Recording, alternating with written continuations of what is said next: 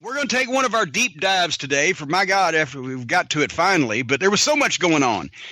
But last week, and it's my show, so I can adjust the dates a little bit, but last week I had realized too late, and we had a great talk with Steve Regal, but it was the 18th anniversary of the June 23rd, 2000, the first major OVW event that we promoted at the Louisville Gardens. And I thought we would kind of talk about it, but then I started thinking it's more of a look at the first year that I was here in Louisville and how we went about establishing not the developmental program, but how we actually established the promotion itself in terms of visibility and being able to run successfully here in the Louisville area. Because during that period of time, I guess ECW went under in April of 2001. So from the mid 2000 until mid 2005-ish or so, we were drawing the biggest non-WWF crowds in the business at either the Gardens or Six Flags. I mean, in this country, right? So it came along at the right time, but we had kind of a wrestling boom a couple of years after the wrestling boom. Theirs kicked off in 98. Ours kicked off in late 2000 and ran a couple years longer because we kept care of our territory better. So I thought we would go through a bit of that. And I do have my original book here. I started at the end of July officially. I think the TV was July 28th or whatever, but I started at the end of July of 1999. And I've told a story, but briefly, they were sending some guys to Memphis at that point to work for Randy Hales, but Randy was running TV on Saturday morning, his deal with Channel 5, and a show on either Friday night or Saturday night, sometimes both. But he didn't really have a school in place, and he didn't have more than one or two shows a week. And they had been training guys with Tom Pritchard, had been working out with guys like Kurt Angle and everything. They had actually trained in the warehouse in Stamford at the Titan studio. So my escape plan for getting the fuck out of Connecticut and not having to work in the WWF office anymore was when I had run into Danny Davis, hadn't seen him in ages, but he showed me the Ohio Valley Wrestling training school that he had here in Louisville when I came home. It was Thanksgiving of 98. And I was like, okay, I had an idea. Here's how I can get the fuck out of Connecticut. And I pitched it to Jim Ross. I said, we need a promotion that has a school in place, has a local television show, and is running, 2 or 3 live events at least a week and to give these guys experience. And I would be more than happy to move to Louisville for half the money you're paying me now and run this, right, before I go to prison or have a stroke. So JR pitched it to Vince, and Vince liked the idea. I think especially part about paying me half, but I need to get the fuck out of there. So Danny had some tremendous assets at that point. The overhead was non-existent because his school and where we shot TV was basically in a condemned building at that point.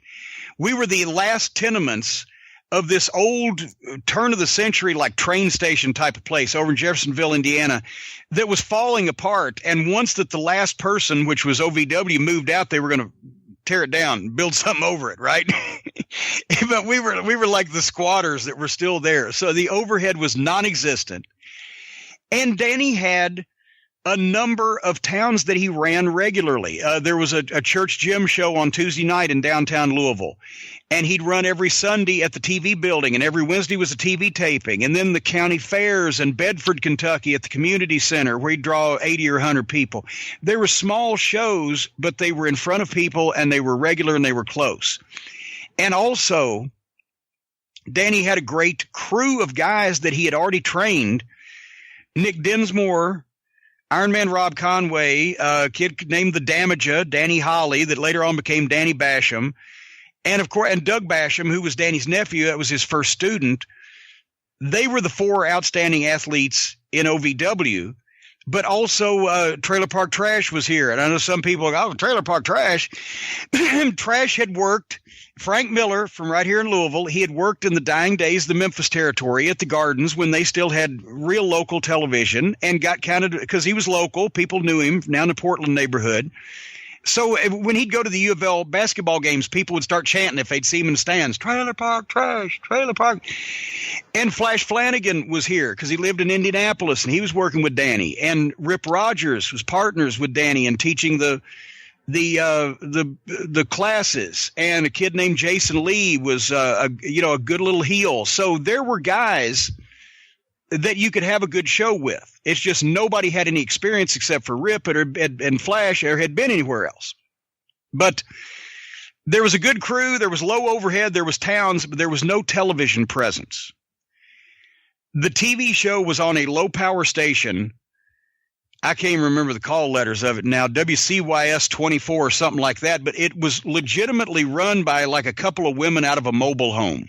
And it wasn't on all the cable systems. It was a low power signal anyway. I used to joke you could get it until you left the parking lot of the station, and then the signal you dropped out. So nobody was watching the TV show except the people that were already going to watch a wrestling TV show that they were going to try real hard to find, right? You know what I'm saying. So we needed visibility, and we needed some name talent. And or some guys that you could make names, but with the proper platform. And another thing Danny had was, at that time, the Louisville Gardens was on its last legs. There weren't any events being run, but still the same management folks and the same ticket lady that had been there since the glory days were still involved. And basically, the Louisville Gardens 6,000-seat arena in downtown Louisville, guess what Danny was getting it for in 1999 for rent? How many seats? 6,000. How much he was getting that for? And I saw the condition of it in 95. 2,500. $800, oh, wow. Ladies and gentlemen, because we need something, because the city was about to close it, and they would on us later on, but it was within a couple of years, and they just needed something in there, and the wrestling had kept that building afloat for 30 years. So anyway, he was running the Gardens, but with no television. It was the 300 people that were going to come to see wrestling in Louisville regardless.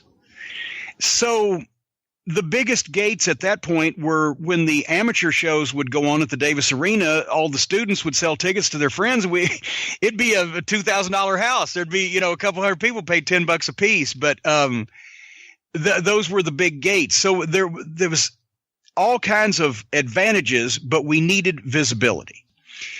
And the first thing I tried to do was take the TV tape around, obviously, to the other stations. And also I'd talk to JR because we were trying to figure out ways to set this up to be more successful. Because at the start, he'd sent us, Stephen Gamblin, who had been an ex-football guy, and Russ McCullough, we've talked about him. Rico Constantino, who was the Jim of the group, was a former American gladiator and Las Vegas, cop and firefighter. My God, what was the German kid's name? He was here for a little while. Brackus, I believe. He was in Memphis and here. Albrecht. Achim Albrecht, yes. Yeah. And a kid named David Nelson that didn't really realize what the fuck business he was in. Big bodybuilder guy. But our first recruits were basically Danny's students were training the WWF contract guys, right? So JR and I are trying to figure out how can we get some exposure down here. And he said, hey, why don't you call the guy that does the WWF syndication? And I can't remember the fucking guy's name. I'd call it if I could because I hate that motherfucker, and I'd like to say fuck you to him personally. I think his last name was Perkins. I cannot remember his first name. But at any rate, he had done the WWF syndication forever. He said, why don't you get a hold of Perkins and maybe he can help you out, because the WWF still had syndicated TV on in Louisville at that point. I don't think WCW had a show at that point, syndicated TV.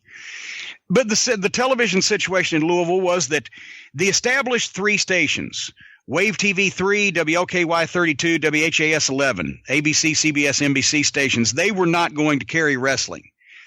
Channel 3 had carried it in the glory days, but that had dropped off in the early 90s, and and it was too expensive. For any money that anybody was going to reasonably pay, you couldn't get on those stations. That left the Fox affiliate and the Big 58 independent, which were kind of run by the same. It was a LMA, a lease management agreement, where Fox 41 programmed the independent 58. So you had to get in with those people. Well, 41 had been the only other station in town to run wrestling over the previous 20 years, since Jarrett. But they didn't have a wrestling show on, and the WWE program was on 58. And the 41 general manager was kind of a hard guy to deal with. So JR suggested to the syndication fellow up there that maybe, since all they cared about for TV syndication in Louisville was for the ad package, that we could put our program on in place of it, run the WWF's ads so they'd get credit in the market, and we would have exposure to run our regular live events because they only plan to come once or twice a year. The syndication guy sent a letter back and shot that down because when we sent him a tape, see, he was used to doing WWF TV, right? He'd never seen a wrestling show. Oh, this show is horrible. No television station would air this, because we're shooting it on Super VHS in a condemned building, right? But I also knew wrestling shows. And as far as wrestling shows I'd seen on real stations, this was far from the worst looking one, right? I knew what they'd run, but he was used to WWF. They won't run this. And also, we're not going to give up our clearance and the blah, blah, blah. I said, okay, motherfucker. So right about that time, we heard the news that there was a little TV station, Channel 34, down in Campbellsville, Kentucky, that I had actually had Smoky Mountain Wrestling on. And it was a little station down there, too. But there was a channel open in the Louisville market. And because that's at the point where they had a UPN network and now the WB network was emerging, this open license for a full power TV station in the Louisville market, old Channel 34 down in Campbellsville gets it. And all of a sudden they become WBKI, and technically over the air was 34, but they got cable 7, right with all the other full power stations here in town. And they also were about to jack up a transmitter until they fine tuned it. You were getting them on channel 33, 34, 35, and 36, right? They had an over the air reach of 1 million fucking people in Metro Louisville, Southern Indiana. As we got to get on there. And when I first had gotten to OVW, I had bowling out, obviously, talking to everybody in town, getting sponsors, somebody to hang a banner in the arena, or somebody to buy an ad in a program if we printed one. And also I'm trying to figure out who are the people at the radio, the local radio stations that are wrestling fans. And we met Charlie Steele at the classic rock station, WQMF. He was a big fan.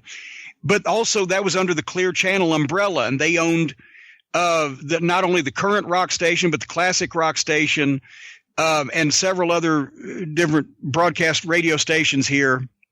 And we started trying to get them involved. And I'll give you an example let's say I'm looking at August 1999 here. The August 17th, the first card that I booked at the Louisville Gardens was for the OVW title against Rob Conway leaving Ohio Valley Wrestling. It was the Damaja versus Iron Man Rob Conway. The Suicide Blondes, Rip Rogers and Jason Lee, against the Rock and Roll Express for the Southern Tag Team title.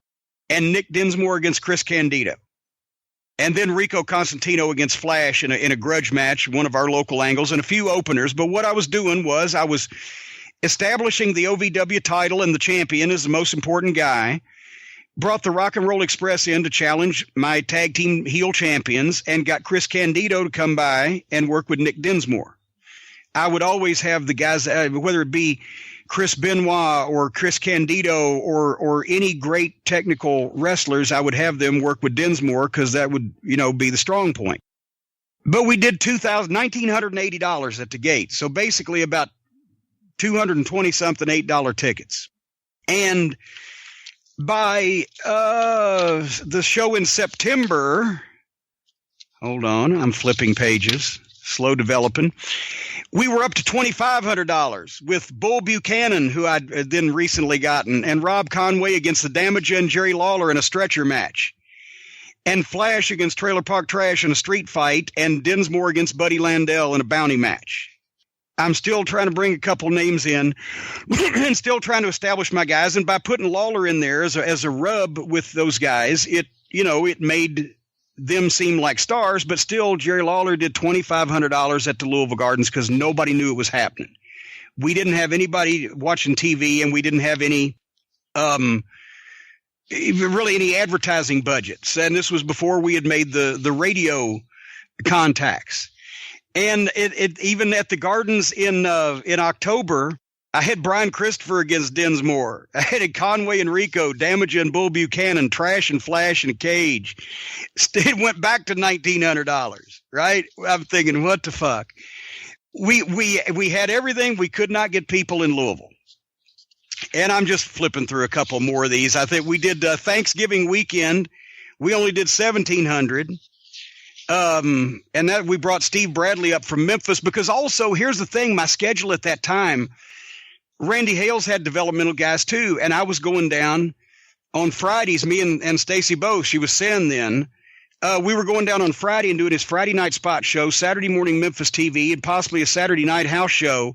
Then coming back on Sunday, I was writing the TV on Monday for OVW, doing a house show on Tuesday, doing the TV taping on Wednesday, and doing the promotional business on Thursday before I left on Friday. And this was for months, right?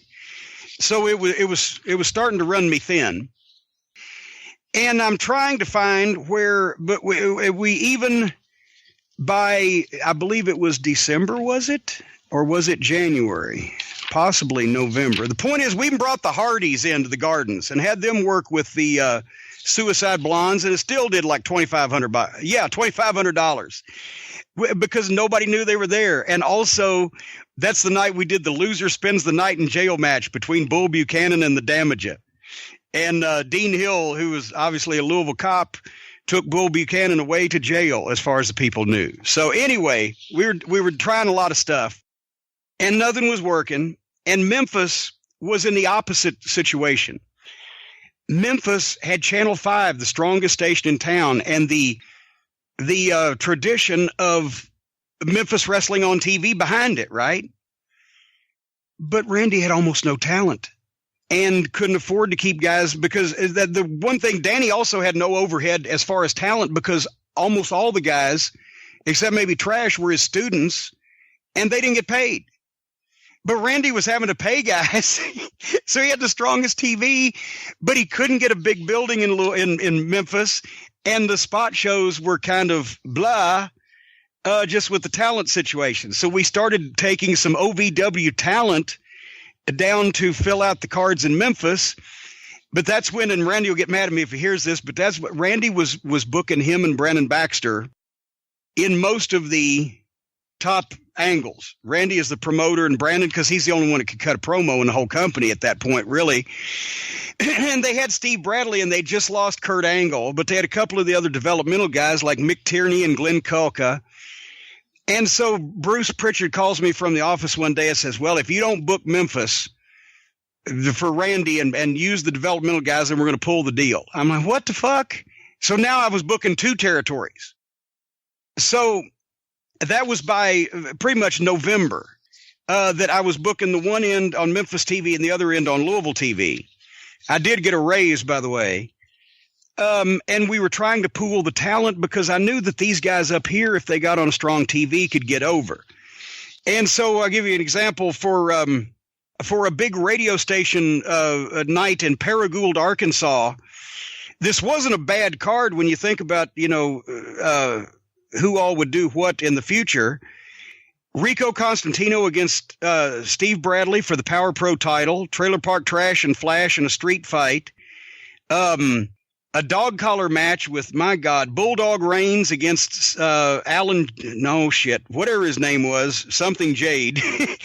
Robbie D and Alan Steele at a loser eats dog food match. Me and Sin against Randy Hales and Brandon Baxter in a mixed tag.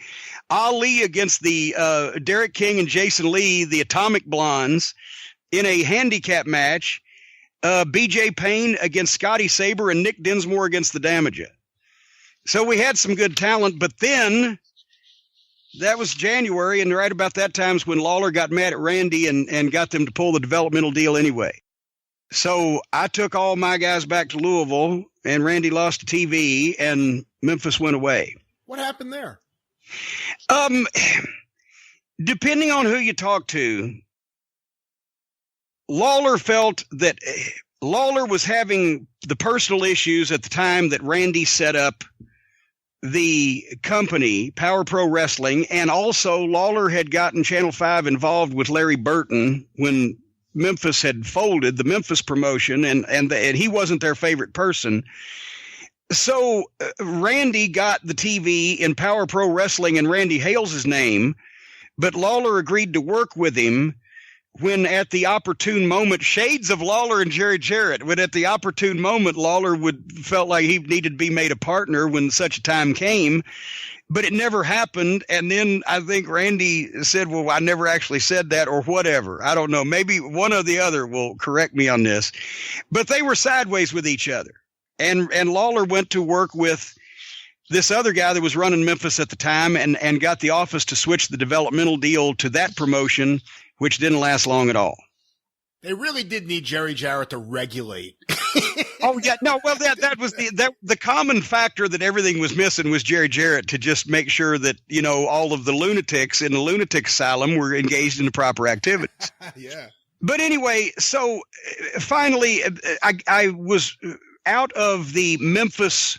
I didn't have that responsibility, but we still couldn't get Louisville going. We were running 3 shows a week, and we were running small spot shows, but we had no visibility. We were drawing no money. So about that time, and a lot of these things happened at the same time, we'd met Charlie Steele at WQMF. It was Clear Channel Radio family. The TV station, we find out, is starting to get on the air up here, WBKI in Louisville, and I start trying to get meetings with everybody, and we get through to we actually had sold the show before we had a TV show on the air, but we sold a show to Clear Channel Broadcasting that their local stations would promote and be the sponsors of and share in all of the advertising of and etc.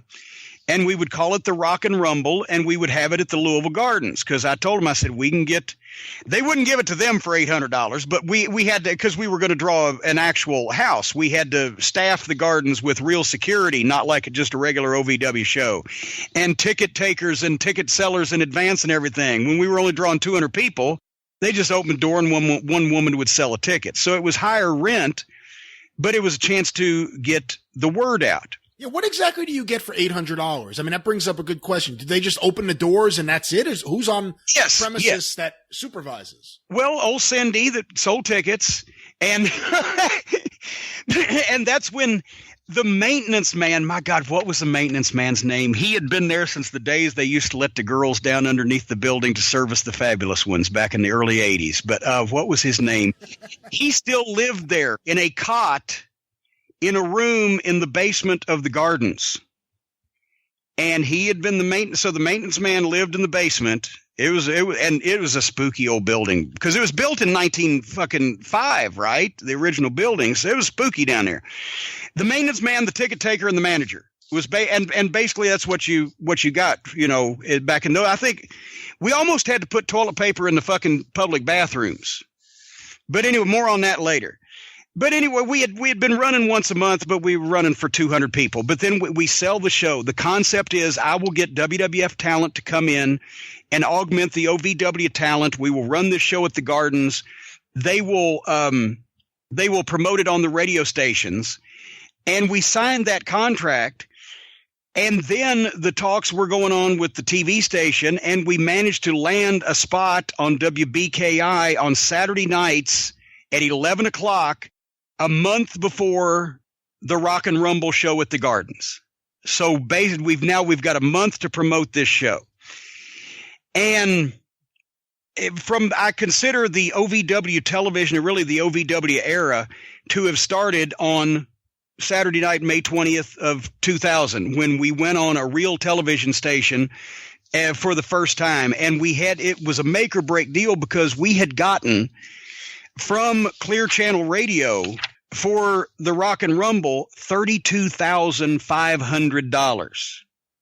to put the show on. And that now that's just the show. They also were paying the rent on the gardens, which we got them a deal on, but they paid the rent on the gardens. They did the advertising, and they bought basically the show from us for $32,500. The ring, the build up, the promotion, the whole night, and the line show. Right. But bear in mind, we'd never drawn more than $2,500 at the gardens on our own, and we sold them the show for $32,500. So I got some fucking pressure, right? Because they were going to sell sponsorships also, and they're getting all this, and especially once we got the full power TV station airing the show, they're getting their guys on, as we'll talk about in a minute. Their people are being promoted, and they're selling sponsorships around town to people for the program and for their air to be a part of it. I don't know exactly what they got for sponsors for this shows, but I know that when we did the next one, the Christmas Chaos that Austin was on, they sold a sponsorship to Thornton's convenience stores, which there has to be 60 of them in the metropolitan Louisville area, and there was a stand-up Steve Austin life-size cardboard cutout in every one of the stores. They paid 5 figures alone to sponsor the event that the radio station got, right? So point is that they had a full sales force and the ability to sell things. And we're having a thunderstorm here, so if you hear me die here in a minute. But anyway, on May 20th, we went on the air, and I still have my voiceover notes, and I still have all the TV formats and everything. But I felt like this was a coming out party. All of a sudden, we're going to have 25 times more people are going to be able to see this television program than have ever before that we've done. And my open, as BJ Payne, the babyface, his music is playing, and he's coming out, and we've got the people, all 150 that would cram into the old building in Jeffersonville, revved up. And I'm on the voiceover. Hello again, everybody. I'm Jim Cornette, and welcome to the Davis Arena in Jeffersonville, Indiana. Welcome to the new WBKI in the Louisville area, and welcome to another exciting hour of Ohio Valley Wrestling, where we are broadcasting from the all-new WB transmitter to over 1 million homes in Kentucky and southern Indiana. And we thank you for inviting us into yours. And tonight, we'll have more huge news on Ohio Valley Wrestling and 100.5 The Fox's Rock and Rumble, June 23rd at the Louisville Gardens, where Mankind and the WWF Superstars, plus the fabulous Jackie Fargo and other Louisville legends, will join forces with Ohio Valley Wrestling. But right now, another elimination match at our OVW title tournament, and Dean Hill to introduce the contestants. Boom. That has come after a cold open of the previous week's show closing brawl with everybody in there. So I hit them with fucking action. Then they get a music entrance. And then I've told them in the open, in the first 30 seconds, we're on a new television station. We are working with a big radio station in town. We're going to be running the historic Louisville Gardens, and we've got WWF Superstars and Jackie Fargo coming. This is something you need to pay attention to, right? That was my theory. And for the next 4 weeks, I fine-tuned these TV programs. Every match, every finish, every promo was built to point to the Rock and Rumble, to expose somebody that was going to be involved in it, to get the angles over, to show old tape of Jackie Fargo and reminisce for the classic fans. Showing footage of Cactus against The Undertaker and Cactus against everybody because he's going to be on the show. We did the Golden Circle ticket, where I think those were, oh God, hold on, where's my ticket prices? We did a Golden Circle ticket, 50 of them, the front row at $50 each, and we had to comp 24 of them to the sponsors for that bought time from the radio stations. But that's like selling the sleeves of your vest, because we couldn't sell in this building a $10 ticket before. Now we put $50 tickets on the front row, and then giving 24 of them away to the fucking radio station that gave us $32,500. You see where this is going, right? So, and then the $25 tickets, we had 250 of those, but we comped 35 of them so they could keep their sponsors happy, and they're sitting up close. But anyway, the point is, after the 4 weeks of television and all of this promotion that we've done, and the radio station is hit, and Meltzer actually was giving us a lot of promotion. I believe that may have been one of the shows that he came, and it was either that or Christmas Chaos. He came and did his old podcast or radio show, a live remote from. But anyway, finally, the Saturday night before the event at the Gardens, because WB had been thrilled since we debuted. We were doing in the high ones, as Mayor Phil, hold on here, on May, didn't have the number the first 2 weeks. They started giving us the number. We did a 1.8 our third week, Saturday night at 11 o'clock. Our fourth week, we did a 1.2. But this is a new station in the market, and we were beating the number. It doesn't sound like a big number, but Saturday night at 11 o'clock, we were beating Big 58. And there was an established independent station. And remember Mad TV on Fox? Yeah. Lowered expectations. We were already jousting with them on Fox at that time of night. The only people watching anything that time of night in Louisville registering was Saturday Night Live, right? And then Channel 11, because it's the oldest station in the state, and its test pattern gets big numbers. But we were already like in third or fourth place and fifth place, a 5-horse race for the ratings. So they said, how would you like to do a primetime special on Saturday, June 17th to publicize your big show that we've been hearing so much about? Well, the deal that we had made with them was that we had to pay something, but we paid them $700 a week for Saturday night at 11 o'clock, and they got 4 minutes of commercial time. We got the rest. I said, well, sure. I said, how about $700 for prime time? Oh, no, it's got to be more than that. We'll give you 9 to 11, but you got to come up with $1,500. Well, fuck, if it's promoting this fucking show we just got $32,000 for, right? It's good anyway, but I sent Bolin out, and he got his friend at the satellite store and somebody else down at the flea market, and we got sponsors. So a month in to being on real television for the first time, we had a 1 hour, the first one was a 1 hour primetime special at 10 o'clock on Saturday night that did an average of a 1.5 with a 2.1 quarter, and then followed it with our regular show at 11 o'clock and did a 1.1. So the TV station is over the moon, and we're getting these shows pretty much on the air. Our sponsors are taking care of them. So finally we go to the Gardens on June 23rd. You ready for the lineup?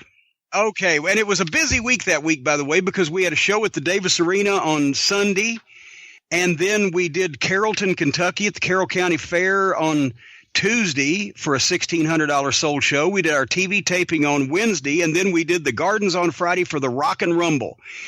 And we advertised it as the 30th anniversary of wrestling at the Louisville Gardens because it had been June 1970 actually found out later on I was a week off. It was like 1st of July. But anyway, that wrestling came back. Memphis wrestling came to the Louisville Gardens. Did you find that out when you were researching your book? Yes. Yeah, I found out I was a week off. I was like, motherfucker. Anyway, the main event was Rob Conway and D'Lo Brown with Star Maker Bolin against the Damaja and Kane with myself in the corner, and the special referee was Mankind Mick Foley. And a lot of people might be wondering, why did you have – this was an unproven thing. OVW was an unproven thing. We thought we were going to do good for this show, but we didn't know what it was going to be. I wanted to bring guys in at first that understood what we were trying to do and what was going on. And I knew D'Lo, obviously, he started with me in Smoky Mountain, and he knew what I was trying to do. And Glenn, same thing. And Cactus has always been about the wrestling business.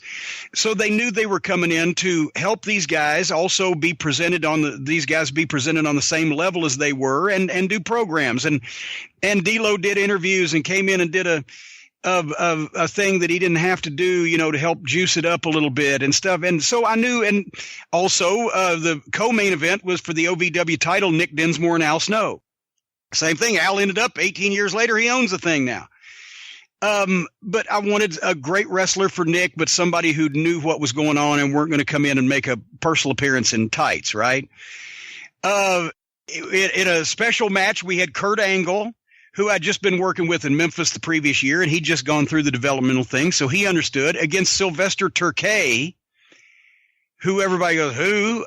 He was the Predator for a while in Japan. We called him, at first he was the Collector, because he came in as Bolin Services hired muscle, right? Because Bolin had kind of a mob thing going on. So all of a sudden he brings the collector in to collect his debts. But Sly looked like Bear, looked like, that was his nickname. He looked like Bruiser Brody, and that's how he got over in Japan later on. But at that point, he had been the NCAA heavyweight champion in 95. So we put him and Kurt together because there was 2 NCAA heavyweight champions. And it was a place for the kid to start because he was very green at that point. Then we had Bull Buchanan and Russ McCullough. What a team there, taking on Mr. Black and Mark Henry. And that's when Mark had been sent down here, and he was a tremendous help once that he figured out what was going on with, the program. Flash and Trash for the hardcore title with Dutch Mantell special referee. The Legends match with Stan Lane and Steve Kern with Jackie Fargo in their corner against Derek King and Jason Lee with Rip Rogers. The tag team title, the Disciples of Sin, Slash and Damien against BJ Payne and Scotty Saber, the Pain Thrillers. And the 12-man battle royal with all the other kids that were in the school at OVW that wanted to be on the card. And the Radio Rumble match. It was Rico Constantino and Charlie Steele from QMF against Slick Robbie D and Tony Vanetti from the Fox. And we even shot an angle where they actually jumped each other and got in a fight, and it looked halfway legitimate because they were always bickering at each other anyway on their radio stations. They got in a fight in the hallway of Clear Channel, and we were there supposedly with the camera filming some promotional material with me when suddenly you see them in the background start jawing at each other and they get in a push and match and take each other down. And people were buying it. Vanetti was a real good heel wrestling performer. He's the one that later on for the Christmas Chaos show, when he interrupted our TV show and I was cussing in the break, the boys thought that he had really screwed up, and I was really mad when I was working for the people. He was a good wrestling performer. He was a good heel. Anyway, we gave special awards to Fargo and the Fabulous Ones. Kevin Kelly was the special guest MC. We had a couple girls there from one of the local gentlemen's establishment to dress the place up. And we ended up doing a gate, which Clear Channel got because they had bought the show, obviously. But our previous best gate was $2,600 in the Gardens. We did $30,277, 2,789 people. Plus, and of course, that went to Clear Channel, but they made their money back there, plus the sponsorships that they got and the promotion. And OVW got to keep our gimmick money, and we made $4,000 that night from gimmicks. So we made twice as much on the gimmicks as we did on a normal show at the Garden. And just the promotion alone is so valuable. Well, and the promotion alone is what led to them saying, oh, now that we did this, let's do a bigger one. How can we sell the place out? And that's when I said, well, you can pay more and then I can sell it out for you. And that is the genesis of Christmas Chaos, where they did pay almost twice as much and where we did sell a sumbitch out, as Ricky Morton would say. And then, as a matter of fact, the following day on Saturday the 24th, we did a $1,000 sold show in Seymour, Indiana, and then did another show that Sunday night at the Davis Arena in front of 27 paying customers because they'd already got their fill at the high ticket prices the previous Friday night. But I want to ask you a question, though, if you don't mind me jumping in, as I always do. Go ahead. Please do. One of the things you kind of really didn't address, but you talked about your intro on the first episode on that big channel. But in OVW is when you really made the switch from being a ringside personality to being strictly a commentator and not a heel slanted commentator, a right down the middle Bill Watson, Mid-South kind of explainer. What went into that decision for you to do that? It was such a big switch from the Jim Cornette so many people, especially in Louisville, were used to. Oh, no, well, but that's the only thing I could do. Because think about this. For one thing, in that environment, I was the only national TV name.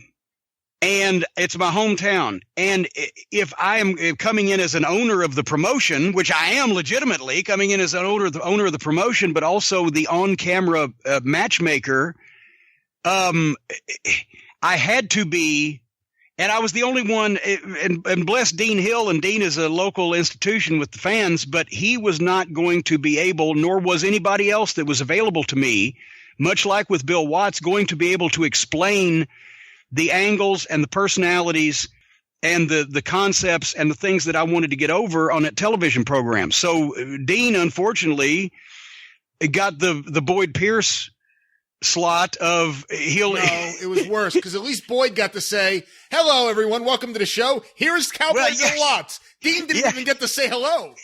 I opened it and I closed it and I did everything in the middle. And Dean, basically, when I had to breathe, Dean talked. And when my nose started bleeding, Dean would do the in-ring interviews on camera. I did one whole show doing commentary with a nosebleed because it was in the old building. It was 115 or 20 degrees in there. And then in the new building, still when we moved to the new place in 2002, and we're putting 500 people in there every Wednesday night, and it was jammed, it was standing, it was hot, and the lights, and I'd get going, and sometimes I'd get a nosebleed, and I'd just pack it, and because we were live to tape and continue doing the goddamn show, but anyway, there was no decision because in that I couldn't be a talent on the roster and make it as legitimate as I wanted to make it and get everybody over. I had to be the announcer, and they had to know that I was the matchmaker, and the promotion needed to be a babyface promotion so that the heels would get the heat, because it was still going to be a training territory, and we were going to be doing, well, I say it's simple stuff.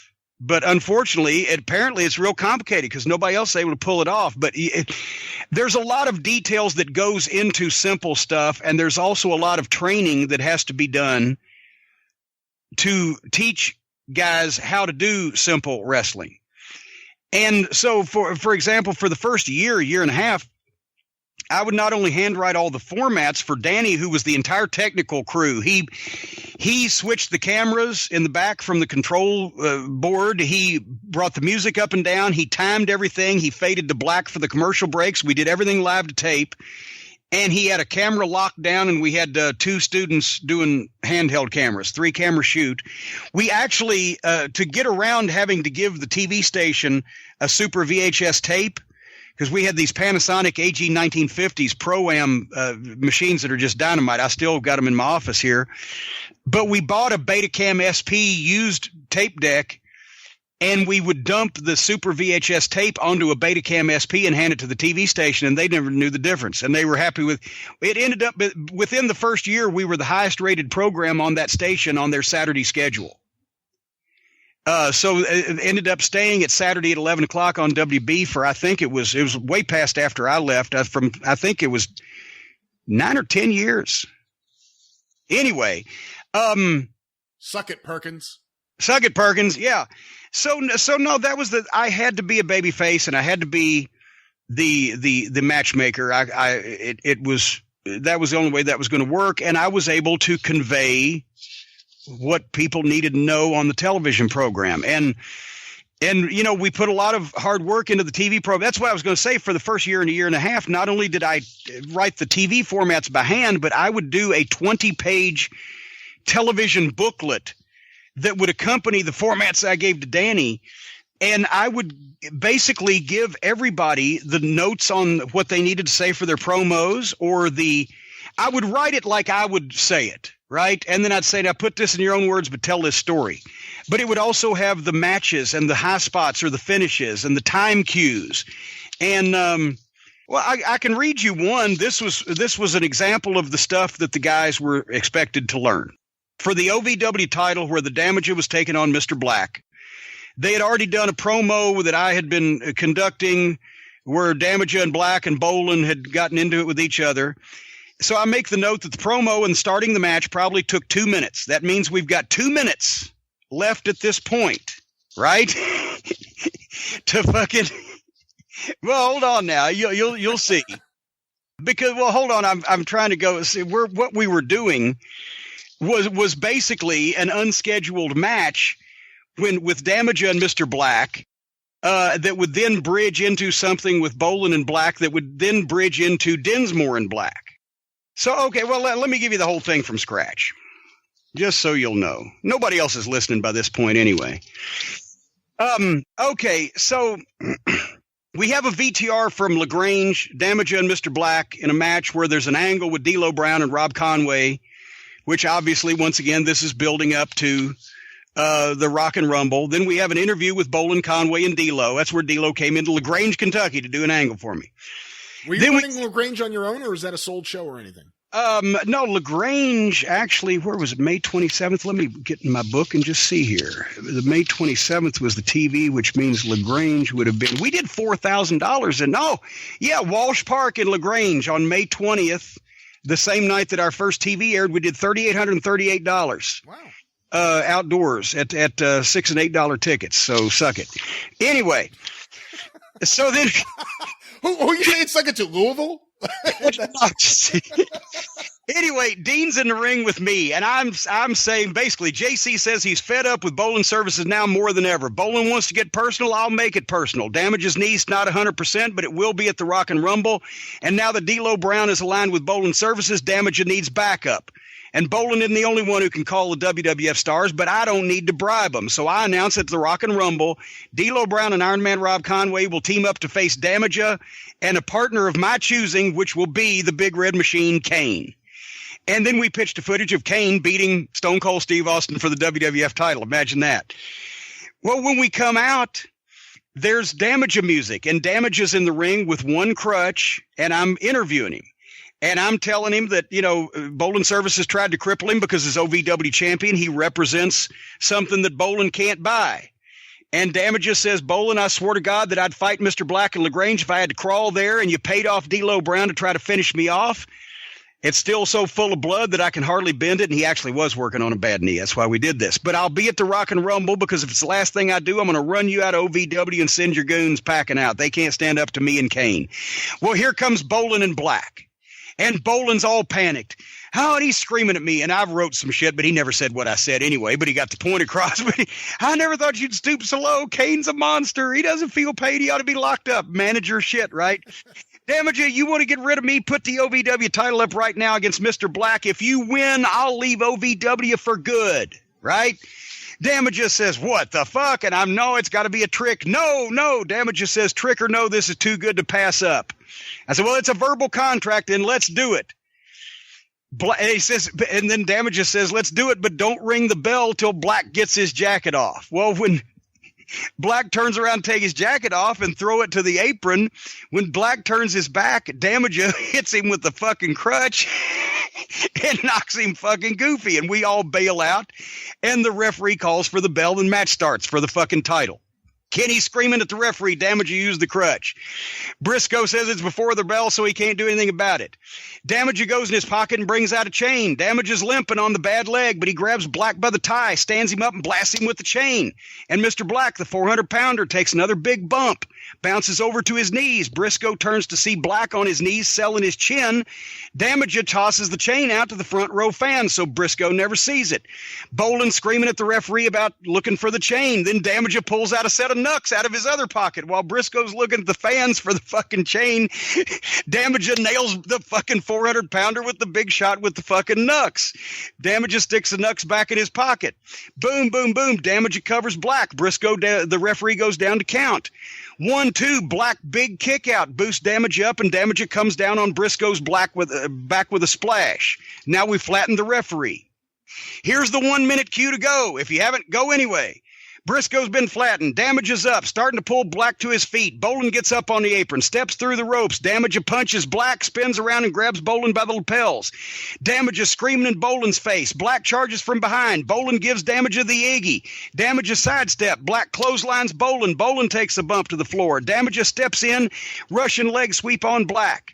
As they land, here comes Conway in the ring with Black's police baton in his hand. Damaja's leg swept Black and starts to get to his feet, selling his bad knee when Conway uses the baton to whack the bad knee from the blind side.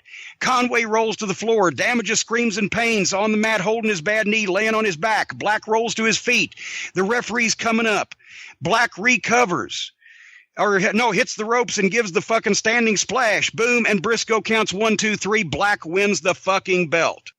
All that, as I've cautioned them, once again, this may read long, but it goes boom, boom, boom, boom, boom. So we had a 2-minute segment, a 1-minute go, blah, blah, blah. Then the segment later, we come back. Bolin and Black are in the ring. Bolin with the microphone, Black with the belt. And they're crowing about being the new champion. And when I interrupt him, wait a minute, there's one problem. Black is the new champion. But there's a man who was contractually entitled to the first title defense against the Damager, and since you made your own match, he didn't get it. So since I'm the matchmaker, I'm giving it to him now. Dinsmore, here comes Dinsmore music, and now the people are going fucking ballistic because they love some Dick Dinsmore. Boland's head explodes. He's fucking waving his heads on a swivel, whatever the fuck. Basically, Dinsmore bursts through, hits the ring like he was shot out of a cannon, fires into fucking Black, makes a big fucking blow comeback. Boland bails. Referee calls for the bell. Now we've got about 4.5 minutes. Here's another title match. Nick's a madman. He's kicking Black's ass for about a minute and a half, but no slams, backdrops, or hip tosses. He's a 400-pound giant, so my note is you have to take to the air or come flying off the ropes or get a running start. But after that, he goes to shoot Black corner to corner. But Black is too big. He reverses it. He wheels Nick back into the corner he started from and follows him in and gives him the Vader splash. Then he beels him out of the corner. And as Nick comes to his feet, Black runs and hits him with a crossbody press. By the way, Mr. Black, he was a local kid that Danny trained here. And he weighed over 400 pounds, and he was only 20 years old. He was as big as Vader, but he was half the age. And I said, if you can get your weight under control and get from 420 to 375, I can get you a contract. He gained weight. I never could get him to lose weight, or he would do top rope splashes. Anyway. Cross body press. Boom. It starts the heat. Nick kicks out at 2.5. Conway comes ringside to start to cheer, looking for an opening to interfere, but Damager limps back ringside and starts swinging his crutch at Conway and runs him out of there. But Black's on Dinsmore for the heat, pounding and stomping him. Finally, after Damager and Conway have disappeared, Black shoots Nick off, goes for a backdrop. Nick sunset flips him. Black won't go over. He jumps up and tries to do the sit down, but Nick moves. Black busts his ass. Nick's up, hits the ropes, drop kick Black in the face. Boom. Now Nick's making his comeback, goes up to the top. Here comes Turkey. Collector sees this from the archway and runs down to the ring. As he tries to reach up to fuck with Nick, McCullough hits ringside and meets fucking Sylvester and starts nailing him and backs him through the archway. Once they're gone, Nick is back up to the ropes. Black staggering up. Nick goes for a missile drop kick. Black sidesteps. Nick crashes and burns. Now we should have about 1.5 minutes left if everybody's doing the right things. Black immediately goes to the top, comes off with the big splash, but Nick moves. Black eats the canvas. Boland pops up. Nick spins and nails him off the apron. And then, if I said to Nick, if you're sure that you can German suplex Mr. Black, do it. If you're sure. If you can't, just dive onto him.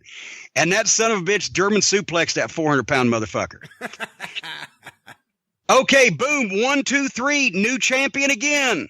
Now there's a minute left in the fucking segment. Not in the match, but in the segment. Briscoe grabs the belt from ringside and presents it to Nick. Mark Henry barrels into the ring from Nick's blind side, hammers fucking Dinsmore. Dinsmore goes down and drops the fucking belt. That's when Mark Henry gives Nick the big backdrop, the big power slam, and a standing splash. Grabs the title belt. But then McCullough hits with Damager limping. Russ nails Mark. He drops the belt. Nails him again. Hits Mark with the big boot. Mark bumps and rolls out. Grabs Boland. They powder. Nick's selling but grabs his belt that Mark had dropped as we went to the break.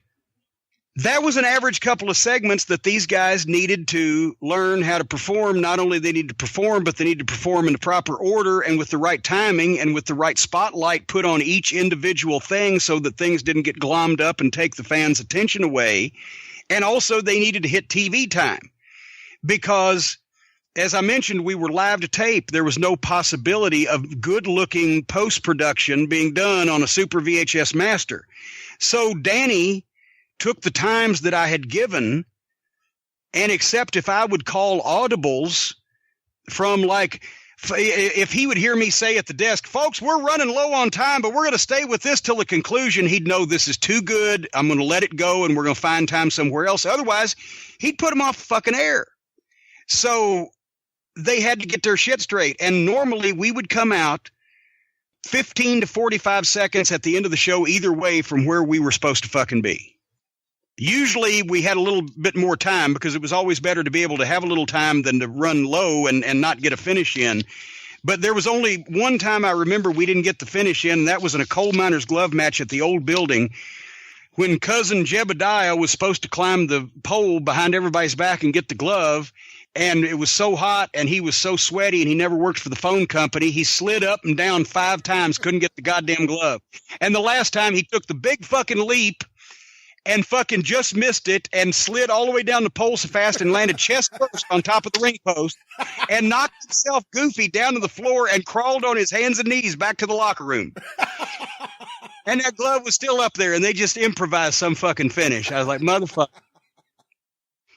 But anyway, that's how, and once I did that for about 1.5 years, maybe 2 years, every week for the guys, then the guys that had been in the program long enough were able to take the new guys and say, okay, this is what you do to listen to your time cues. And when you do get your cue, you go from that point. You don't get everything in and start from, scratch, blah, blah, blah.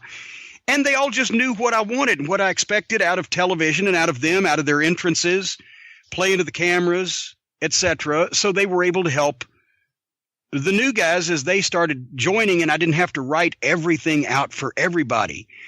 But that's one quality that you have to have when you're given a good finish for television. You have to not only see in your head how that it should unfold, but you have to know how long it's going to take ahead of time.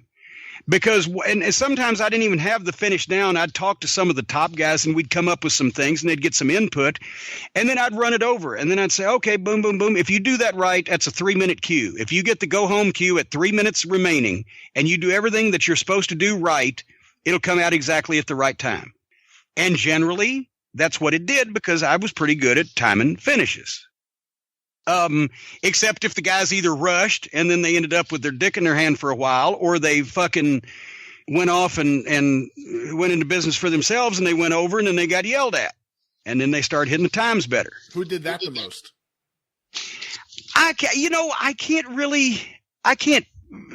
single anybody out. The greener guys it was harder for them for time because they weren't used to figuring it in their head as they went along. But that's why sometimes I would give a guy, if it was an angle, not a match, if it was just an angle or even like a handicap match with a giant or whatever, I'd give them 3 spots and I would say, just do this. Don't do anything else. Then go home. And it would work out perfectly. But anyway, so that was basically how we got the thing kicked off. And from then on, we were in because, as a matter of fact, just right after the garden show on June 23rd, on June 29th, meet Gene Steinberg at WB, and I've got the address written down. They want to talk about more stuff because, as I'm seeing here, you remember Maximum Exposure too? No. It was one of those video shows. Maximum Exposure would have people running into people before they were doing it on purpose when it was all accidental. Yeah. We were beating that on Big 58. So, we were beating syndicated programs that people paid to see. Here's an example. In September, we did a 1.4 and a 1.4 rating and a 2 share. And that was, for 4th place of 6th and the later on 1.5 rating and a 3 share, but we did a 2.0 first quarter. And then eventually, actually, the record that we did that first year that we were on WB was after the goddamn Christmas Chaos show got snowed out. We had already taped the show, but the people thought, well, maybe because Christmas Chaos got snowed out, they'll tell us when we're going to see it again.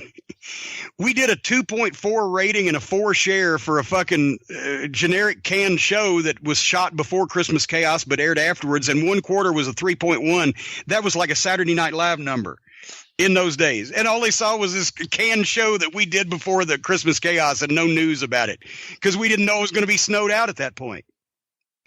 But, and by the way, the Golden Circle, by the time we got to Christmas Chaos, which we'll do on a future program, but by the time we got to Christmas Chaos, we had 4 rows of Golden Circle tickets, which were 300 or so at $50 each, and sold most of them, and et cetera, because now we had been established. And the more work that we did with the radio stations, the more work we did with the TV station, the more, primetime shows that we did, the more guys, got over and people knew that we were here. For example, the special that we did in December before the Christmas chaos, we did a 2-hour primetime special from 7 to 9 p.m. and did a 1.7 rating and a 3 share against network programming on a Saturday night. And still had our regular 11 o'clock show, so we had 3 hours that night. Did you ever have a television station in Smoky Mountain that was as easy to work with as you did at this point? No. Because the whole thing was wrestling was not hot. Even though Smoky Mountain was doing bigger ratings than OVW ever did, and honestly was a more professionally produced television show, wrestling was cold 92 through 95. But now that wrestling had been hot at this point for a couple of years, and they saw these big TV ratings, so the new TV stations were like, oh, shit, yeah, here's our Raw. And meanwhile, we were able to get out farther away from Louisville because of the reach they had with the full cable coverage all over Kentucky and southern Indiana. So, for example, in December, the night that we do a 2-hour primetime special and do those numbers, we were in Hope, Indiana at the Hope Community Center doing 500 people paying $5,288, twice what we used to do at the Louisville Gardens for a spot show in fucking Hope, Indiana. It's exposure. It's a platform for people to get familiar with what you're doing. You can have the greatest show in the world. If nobody knows, they ain't going to come. And if nobody knows who's on it, they ain't going to know it's the greatest show in the world. Well, speaking of exposure, you're dealing with a lot of young wrestlers or wrestling students. How often did you just get frustrated with someone going out there and just doing something that you couldn't imagine why they were doing it? Because again, early exposure. These are people not yet used to working in front of crowds like this. Well, but here's the thing. There were stages to it. First, you had to get out of the amateur class before you were allowed to be on any of the spot shows or anything. Before you were even allowed to do jobs on TV, you had to get out of the amateur class. And then Rip Rogers or Danny Davis or Nick Dinsmore had to say, okay, he could do a job on TV, or okay, you could book him at the flea market or over at Derby Park Expo 5 or whatever. And then nobody would get on television, or certainly get on television in a spot where they actually were going to do anything offensive in any meaning of the word, until they'd been on a few live events and I'd seen, what the fuck. And then, nobody did stupid shit like you see today that just like, and none of these guys were going to dive over the top rope and into the third row or whatever, or set themselves on fire. But it would be more stupid stuff in the terms of, why would you fucking break up the heat there? Or why would you do that sunset flip in the middle of what, stuff like that. There was just honest green mistakes. But nobody was doing just crazy. Obviously, nobody would do anything that exposed the business. They were, by that point, they already knew that whether it be Rip Rogers or Danny Davis or Jim Cornette or Trailer Park Trash, somebody would hit the ring with a kendo stick and just wear the fuck out of them. Nobody did. They did stupid things, but they weren't stupid like you see today. Like, just why would you do something like that in wrestling? It was just not knowing that maybe that was not the best thing to do at that particular time. Does that make any sense? Yes. Maybe not. Yes, but I was thinking, I have to think someone was a wrestler that you would give instruction to over and over again, and they would just ignore it or just forget. Oh, no. Well, like I said, Kenny would forget everything I said, but somehow he was better when he was doing his own thing anyway. But if he got some semblance of the story out, that was okay. But no, if somebody was told twice something and they did it the second time, they were never given a chance to do it fucking again. And they were already much scareder of Danny Davis, and for good reason, than they were of me. I was the good cop. It was like, okay, Cornette will work with you if you do something stupid, but don't let Danny know. Because, he would literally have, there was numerous people, including a couple of WWF employees, that he told the office that he would be choking out and dumping the body in the parking lot if they showed up again. So nobody fucked with Danny. But no, nobody would have thought of doing things they were told not to do then.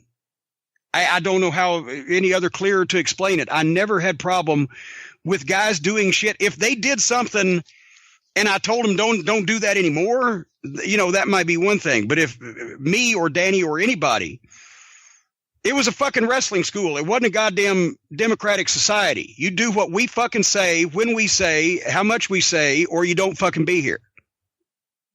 And that's why we produced fucking talent. It was not a democratic society. It was a goddamn dictatorship.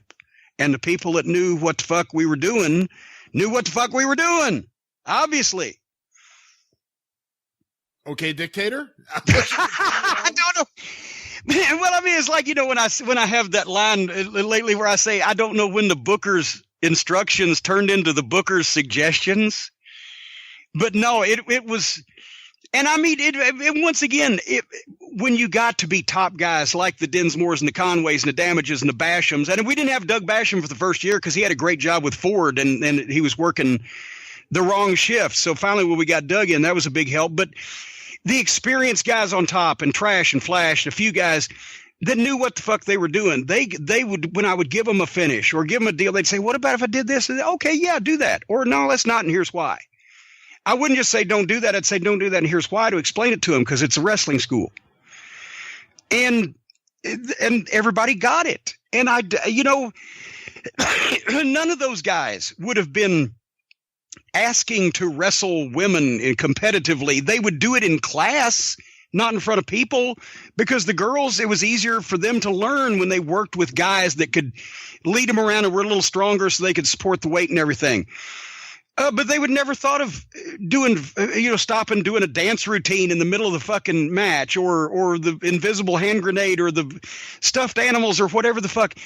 These guys from scratch knew more about the business and knew what it was and wasn't supposed to be than that, and would never even have come up with that. But had any of them done it, they would have been severely ass whipped. I don't know any other way. If somebody had fucking just blatantly exposed Danny Davis's business in the middle of his ring, in the middle of his building with something like that, he would have hit the ring and beat the ever-loving shit out of him.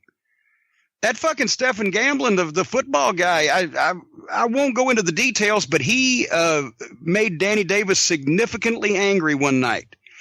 And Danny at the old building over in Jeffersonville waited for him to pull up out back where all the guys parked. And when he got out of the car, and Danny's 5'6" and was probably about 220 at the time, and this Stephen guy was about 6'8" and about 320. And Danny Davis said, "Motherfucker," in front of all the boys, said, "Motherfucker, if you ever fill in the blank of what he did again, I will fucking pull your fucking eyeballs out, skull fuck you, and leave your remains in a fucking ditch. Are we clear on that, motherfucker?" And all that guy could do was say, yes, sir, I'm sorry, sir. And Danny turned around before he decided to do it anyway. What the fuck did he do? What did he do? Well, that won't be bandied about, but it it was not a good thing. It was something he should have known not to fucking do. Okay. Let's put it that way. But no, if anything, no, I can't imagine what the fuck. It wouldn't even have entered any of these guys' minds to do shit like that, because they wanted to be wrestlers in the wrestling business. And that's why so many of them, and like I said, when Dinsmore and Conway and Damage and Basham, when they started training in Flash, they started training all these fucking guys that the WWF was signing.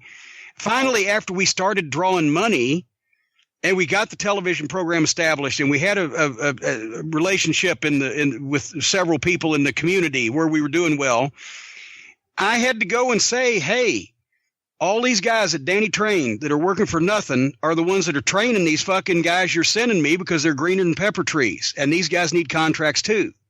So we got a lot of those guys contracts where at least they didn't give them a proper chance, but at least they gave them some money for a while. But for the first year and a half or so, it was because the guys that they were signing to developmental deals were not in any way ready to even be in front of people. So I had to depend on my local crew. And when they had to wait tables at Chili's, I had to get them a contract so they could make the shows to teach these other fucking guys. How much did that drive you crazy when any of the guys who work for you had to have day jobs or do things in public like that, work at Chili's? Well, no, that didn't. I didn't mind that in public, except when it kept them from making shows, and especially TV tapings. It was so important. Well, really, everybody at that point, they made the effort. They quit jobs if they couldn't get off TV, because that's how dedicated that they were to it, and they always showed up for TV. But weekend house shows, it was frustrating. But no, I would tell that on the air. Johnny Jeter, classic example. Should have been a modern day Chris Jericho, but they gave him that stupid gimmick and ran him off, and now he hadn't wrestled, and I think he wrestled once just for fun in the past fucking 10 years or whatever. I told the story on television that Johnny Jeter at the age of 19 left his home in San Diego, California, packed everything he had up in the trunk of his used car and drove across country to train here at Ohio Valley Wrestling with the thought of becoming a superstar in professional wrestling. And ladies and gentlemen, you've seen his progression from the first time he was on television, and now this week he will be challenging after only, I think it was 16 months or whatever as a professional. He'll be challenging for the Ohio Valley Wrestling Heavyweight Championship, a stepping stone to a WWF contract. That's how I got those guys, the people behind these guys. I presented them as the best of tomorrow's stars, not like they were big stars now, but like these are the guys. And the prophecy then was fulfilled with the Cenas and Ortons and et cetera. But these are the guys you're going to see on TV next year nationally. You're seeing them here, and these are the great stories that they have and the dedication they have to their craft. And we made the contracts, we wouldn't even tell when somebody got a contract. Sometimes we wouldn't tell the people because I didn't want it to be just like everybody gets a contract. So we would wait until the right moment, say as a result of their performance against such and such at Six Flags Kentucky Kingdom. Because after we lost the Gardens, when they closed the Gardens, that's when we became the biggest drawing ongoing entertainment event at Six Flags Kentucky Kingdom for those 5 or 6 seasons till they cut that girl's legs off. Anyway, I would say that due to Johnny Jeter's tremendous performance against Chris Jericho this past week at the at Six Flags Super Summer Sizzler Series, the WWE has extended him an offer for a contract or whatever, and it'd be a big deal. And then it worked great for several years, but then unfortunately, especially when JR left Talent Relations, and because he would try to get to Oklahoma more, I don't blame him. But then when they started doing just really stupid shit and they started, the writers really infested the whole thing. You know, I've told a story of how Dinsmore was so over here, and he we talked about the college he graduated here and that he was a teacher at the high school that he graduated, and we'd always run a show there every year. Then he became a Eugene, and he couldn't sell a fucking ticket because people are, what the fuck? And they ruined Matt Morgan when Morgan was so over here. I had a poll. I did a shoot poll of all of our fans, and Morgan was the most popular guy at that period of time by 2-1. So they made me switch him heel, and then they made me put a mask on him and killed him deader than 4 o'clock, and then they put him on TV. So the people were actually leaving the comment cards at TV. Why does the WWF make all of our favorite wrestlers look like idiots?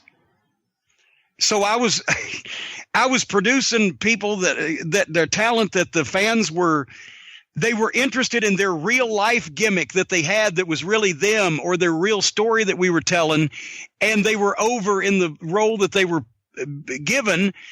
And then they would take them up there and they'd put them on TV and they'd make them look stupid, or they'd change their shit, or they'd give them some goofy name or whatever. And the people would rebel against it.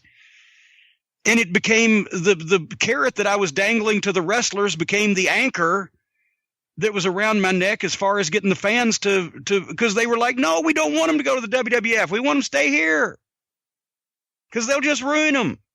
When did that start? When did they realize that they would ruin them? About 2004-ish, I think. Maybe Eugene was a little bit before that. But like the fans in OVW were happy with Lesnar going up and Orton going up, just how they were used. But like Batista, when all of a sudden he became Batista, did you hear that from the fans?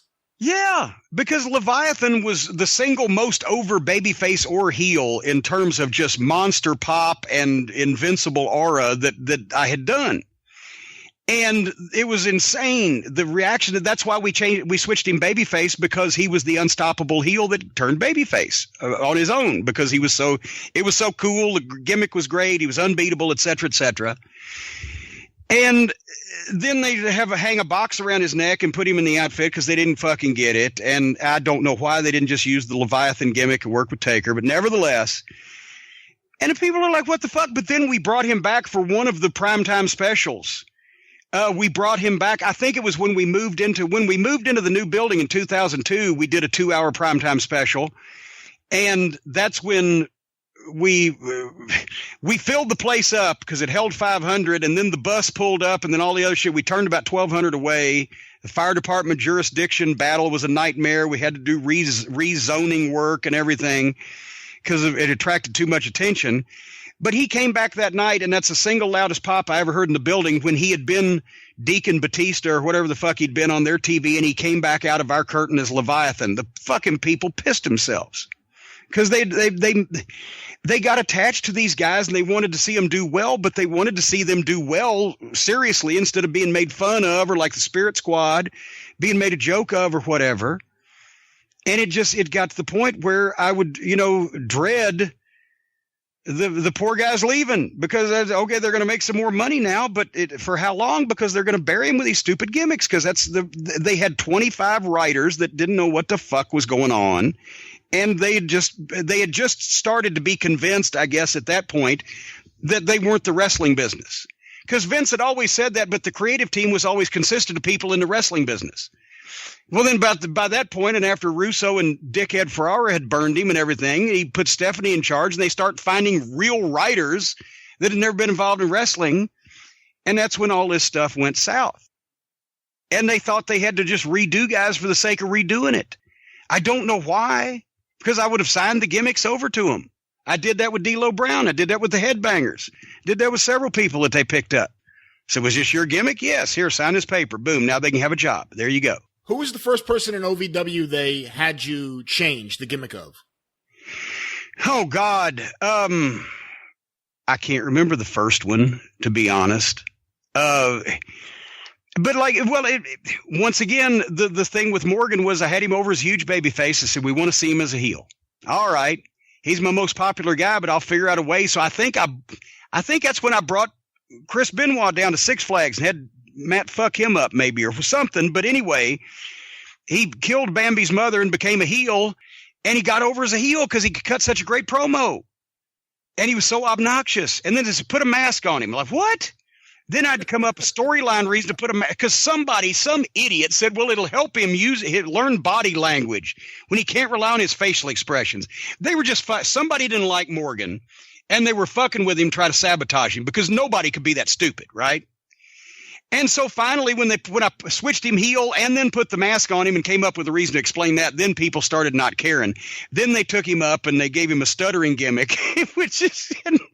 That was the most incredible part. Yeah, and that was the end of that. But it had to be on purpose. But I never had anybody explain to me why. But it was obviously on purpose. Do you have suspects who would have disliked him so much? No, I have no idea. But I mean, and I gave them a lot of credit for being really stupid because one time JR said for the creative team, you've got 21 guys down there.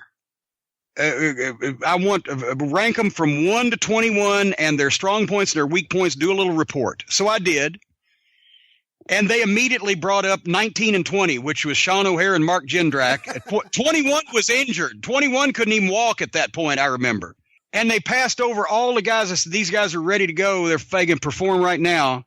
And some of them they never did bring up. But Jindrak and O'Hare, because Johnny Ace, he saw himself in them because they were both big, tall guys that had no idea what fucking business they were in, couldn't work, had 2 left feet, and couldn't cut a fucking promo. And Jindrak was, at least O'Hare had a great look. Jindrak was boring as fuck just all the way around. But it was the old WCW thing. But, there was guys I couldn't wait to get rid of. They wouldn't take. And other times, guys that I cried when they left because I'm like, how am I going to replace these matches? But fucking 7.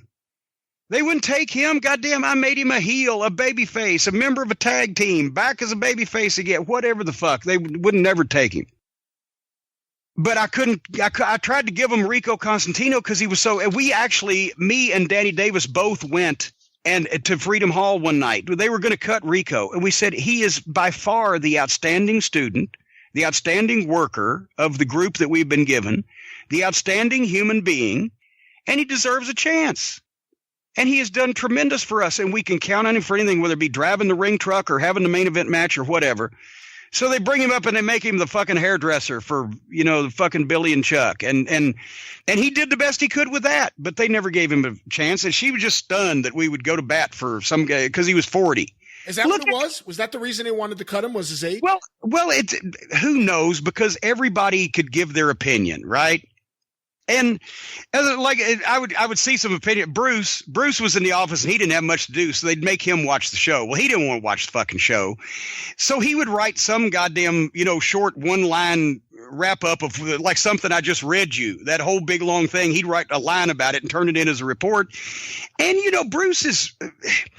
And once again, I've loved him to death for many years, but he sees shit in some fucking talent that I've never figured out. He was the one that wanted to sign Mark Marrow and Sable, so he was picking all the wrong. I think he was picking the guys that he would get points for picking, but I was picking the guys that were good over the guys that were the shits. And I would tell him, it's not my fault you're signing guys that are shits and sending them to me when I've already got guys that are better than this here that didn't cost you anything. What the fuck? JR understood that, but Laurinaitis didn't. None of the other ones didn't, or didn't want to just come out and be honest. Well, with Jindrak and O'Hare, they may have been at the bottom of your list of who was talented in OVW. Where were they on the list in terms of physiques in OVW? Jindrak didn't have a physique either. O'Hare looked great. Jindrak looked just like Johnny Ace. He didn't have a muscle defined on his body. But once again, but here's the thing, O'Hare, okay. It's no secret, I'm not speaking ill of the dead. O'Hare and his brother was a miniature version of O'Hare except a bigger mouth and would start the fights in the bars so that because Sean liked to fight and his brother liked to start them. And they would get in trouble and they'd go out and they'd get in fights and whatever the fuck. And I would tell them, you got a problem here. And they wouldn't listen. And then there was all kinds of problems. He had a number of legal situations over doing shit like that. But me and the guys that wouldn't kayfabe, I'd have to find them. I'd have to send my referees out snooping around to the usual locations, and I'd see the babyface and heel hanging out together, and I'd have to find them. And it was hard sometimes when we weren't paying guys. Now, on these big shows, by the way, especially Christmas Chaos, but the big shows and The Last Dance that we'll cover on a future show also, the big shows at the Gardens, guys got paid, even the OVW guys. I think I believe Dinsmore on the Christmas Chaos show, I think that was where he worked with Benoit. I believe he got a $500 payoff. And that was a lie. We paid all the guys, even if they were on contracts, when we made money like that. For the little shows, they didn't get paid. But that was a lot of the problem was JR would say, look here, I don't care if we don't kayfabe in the WWF. They kayfabe in OVW, and if you can't follow their rules, then you can't follow ours. We need to know this ahead of time. And sometimes if a guy didn't have a check coming to him and I needed to take something out, he'd arrange that. But they thought I was crazy after he left, fining guys for not kayfabing. So I'd have to figure out some other way to impress upon them that they shouldn't be doing that and shitting on my business when they were going to leave and I still had to be here. Okay, you're hearing from various people about who's breaking kayfabe in public. You are the office. Who's your biggest office stooge? Who's telling you what's going on out there? Well, I don't want to finger anybody specifically, but I had a referee staff that was tuned into a lot of goings on. And then in terms of the talent, did you ever at any point consider, and I don't even know if you would have gotten through, just calling Vince ever and just saying, hey, I just wanted to, catch up with you. And, I wanted to mention this too, about trying to protect someone or trying to help someone. Did you ever think about trying to call Vince directly? No. Would you have gotten through if you had tried? Probably. But then, you never know with Vince. He might have been happy to hear from me or he might have been upset. But the reportage was to go through talent relations. And that's what we tried to do. But I've also told this story before, but for the benefit of those without flash photography who might have missed it. There's one time we trained Orton, Cena, Batista, Lesnar, Benjamin, Victoria, guys and girls. The list goes on and on and on. Vince called me to thank me for one person. You remember who it was? I don't. Gene Snitsky. What? Why him? Well, and this is another reason why I didn't call. This is another reason why I didn't call Vince much with my suggestions, because he called me to thank me for Snitsky when they did the fucking angle where they killed the baby. Oh, that's right. He punted the baby into the crowd. Right? No. It was some kind of miscarriage thing or something, right? It must have been a doll that he punted. I don't know, whatever the fuck. But at any rate, It's another one of those miscarriages things or whatever the fuck. But he said, I know it was short notice. They just brought him up on a whim. I know it was short notice, but boy, you guys have really done a good job with him. He called me from his limo to thank me for Gene Snitsky, all the other, and I like Gene Snitsky. But he was not ready at that point for the spot that he was given. He would have been a bigger star had he been allowed to learn a little bit longer. But at the same time, also with that horrible fucking awful angle, because, and I saw Snitsky last year up in Jersey or wherever, and he came in, he's remember that because when he came back to OVW the next week, because he was still living here in Louisville, I wouldn't let him go out in front of the people because they would start chanting baby killer at him. And he was laughing because he said, you said, I'm not going to have people chanting baby killer at my fucking shows just because those fucking assholes up there made you kill a fucking baby. And I didn't. I finished him up almost immediately and kept him out of fucking sight because I didn't want that.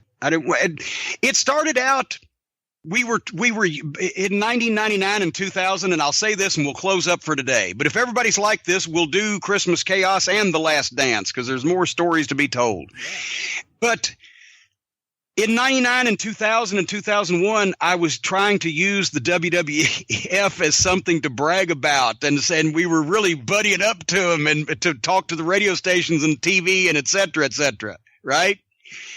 But after a few years, after we'd gotten established, and by the way, our show ended up, before they canceled WWF syndication, our show ended up doing a better number on the WB Saturday nights than theirs did on Big 58 Saturday during the day, by the way. That show that nobody would air, Mr. Perkins. But also, by 2004 and 5, that's when they've done the Katie Vick shit, and that's when they're just doing all that horrible, hogwash, distasteful bullshit. Then now we're doing business with Six Flags Kentucky Kingdom, the family amusement park, and I'm having to tell them, no, we won't have anything like that shit that you say, It went the other way. I had to downplay because the fans were mad because the WWF was burying their fucking favorite wrestlers. And I had to tell the amusement park we won't have shows like they have on that Raw where they cuss and fucking have tits being shook everywhere in just a 5-year period. First it became our leg up, and then it was like the fucking drunk uncle that's trying to mooch a fucking beer off of us at the picnic. It was a bizarre time. Let's put it that way. But Louisville was the last place. I take pride in this. Louisville was the last place in the country, and this is pretty much forever now, that had a local territory with television and regular live events that presented professional wrestling with new guys and new music the way it was always done, and no fucking dramatic ha-ha and kayfabe breaking bullshit, strictly wrestling. And I will always be proud of that. And it'll never happen again, so I've got the record. So many people look at OVW and they just think developmental. They don't think of it necessarily as a territory. You mentioned a bunch of different towns. In terms of actual size, how big was the OVW territory? Well, God, and by the way, for the people who think of it as just developmental, I hope everybody realizes, besides the fact that our friend Mr. Meltzer, after we moved to the new building where it looked a little better, from 2002 to 2005 said that OVW was the best booked hour of television wrestling in the United States.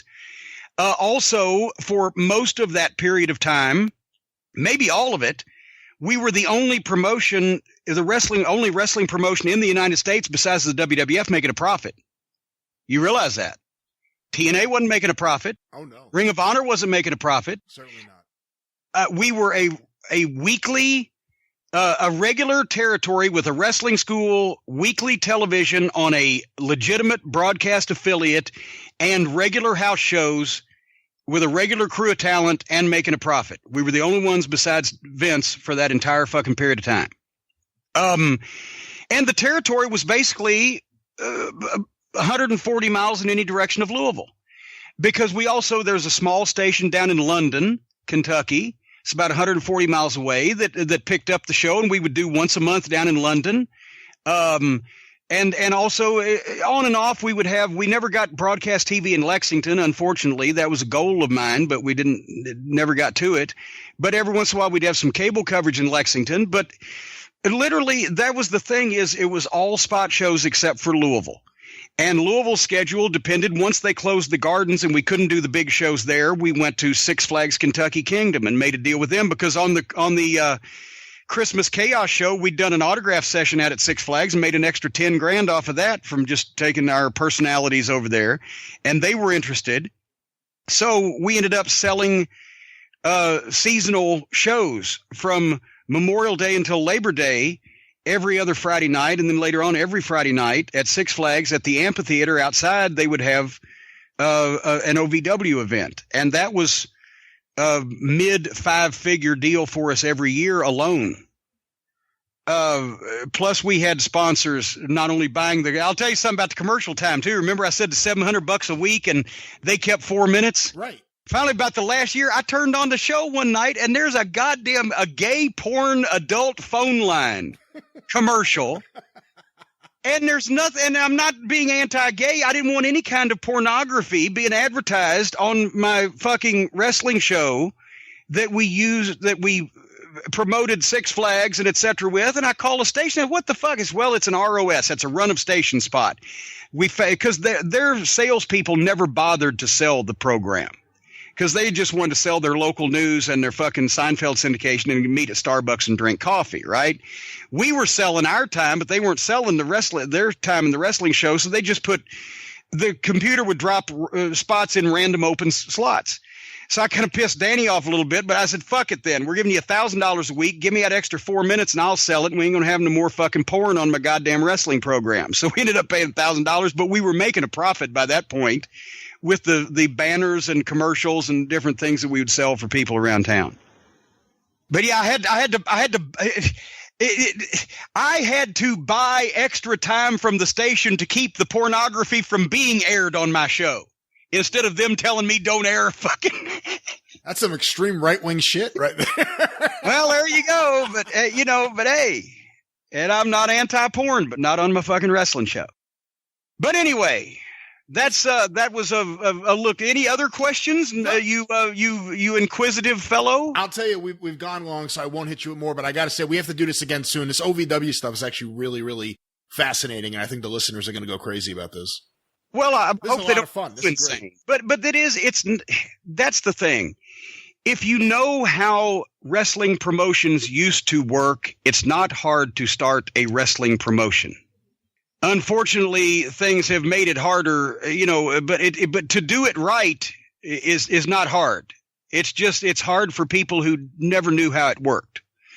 Just making it work is hard, but doing it good and nobody being interested, that's easy. But doing it good and people being interested, that's a little harder. But it's still not impossible, or it used to not be. I don't know. I fucking did it a couple times. I don't know what to say. Goddamn. And and I think in 5 or 10 years, people will start looking at OVW like they look at Smoky Mountain now. It's because not enough time has passed, but they will be fond for it because, to be honest, Smoky Mountain Wrestling was my best product, and it drew bigger houses because we had more area, because I had veteran talent. But my best booking by far that I've ever done in my life was OVW. It's not even close. I'm a huge fan, like you said, of when they changed to the new Davis Arena, and especially that period of time when you had Eminem and you had the Heartbreakers, and it was just, there was so much fun going on that show, and you had so many guys that I thought would have been stars that were chased out of the wrestling. I mean, that Spirit Squad wiped out an entire class. and most of those guys don't want anything to do with fucking wrestling business now. I'm not talking about I'm talking about all the OVW guys, not just the Spirit Squad, but all the OVW guys that got chased out of the business or fucking disillusioned or disenchanted or had the passion bid.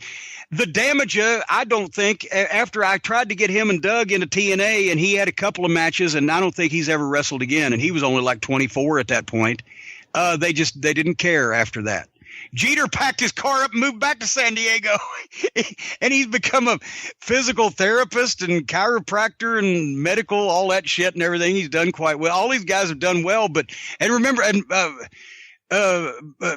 Ali, what was his name? Muhammad Hassan. I just saw he's wrestling again. Magnus. Yeah. Well, it's the first time he's wrestled in 10 years, but he's the only wrestler that was ever canceled by the network in history. They ran him out of the fucking business. It was we went through a lot of talent. There are a lot of territories could have prospered from just that amount of talent. Anyway, nevertheless, we're going to close this one up, but hell, we may just pick it up again next week if nothing more important happens. And July 4th, since, of course, that's this week, and happy 4th of July, everybody. After the Rock and Rumble, we're starting in July we did a Tuesday night show at St. Teresa's Gym in a neighborhood area of downtown Louisville. And it was a little small church gym. And I don't think, because it was all chairs, it was just a gym with, folding chairs. And I think they had like 250 chairs. And every once in a while we needed all the chairs, but sometimes we only needed about 60 or 70 of them. But even though we don't have a ton of visibility at this point, and we're still a new company, and these guys are not known to the mainstream public in Louisville, I want to program them just like we're doing the Louisville Gardens on Tuesday nights in the old days, because this is also a wrestling school, and they need to learn. They need a weekly show in front of people, regardless of how many people, to learn how to do programs and angles and returns and etc. You follow me? So I would always book a ridiculous card at St. Therese, knowing that we were only going to do, 80 or 100 or 120 or 150 people or whatever, because it was training for the guys, and it was a good quality wrestling show, and we didn't do anything to get kicked out of the church gym, and it was over in 2 hours. Nobody came to it from anywhere outside the neighborhood, because nobody is going to – you're going to go downtown to the Louisville Gardens, or you're going to go downtown to some decent venue, but nobody is going to leave Middletown and drive down to the church gym, down on East Kentucky or wherever the fuck it was. I can't. Anyway, but on July 4th, I did a War Games match. We just didn't do a cage because there was no room and we didn't have the budget. But basically, it was a 10-man tag with War Games rules. 2 guys start for 2 minutes, and then one at a time, they enter every 2 minutes, submission or surrender. One ring? And one ring, of course. Are you fucking out of your mind? But it was basically, it was the Team OVW versus Team Bowling Services. OVW's team was the Damager, Trailer Park Trash, Rico Constantino, Russ McCullough, who was still a babyface, and Shelton Benjamin. And the Bowling Services team was all the heels in his group: Iron Man Rob Conway, Mr. Black, Mark Henry, Sylvester Turkai, who was the collector, and Jerome Croney, who was the flunky and Bowling in the corner.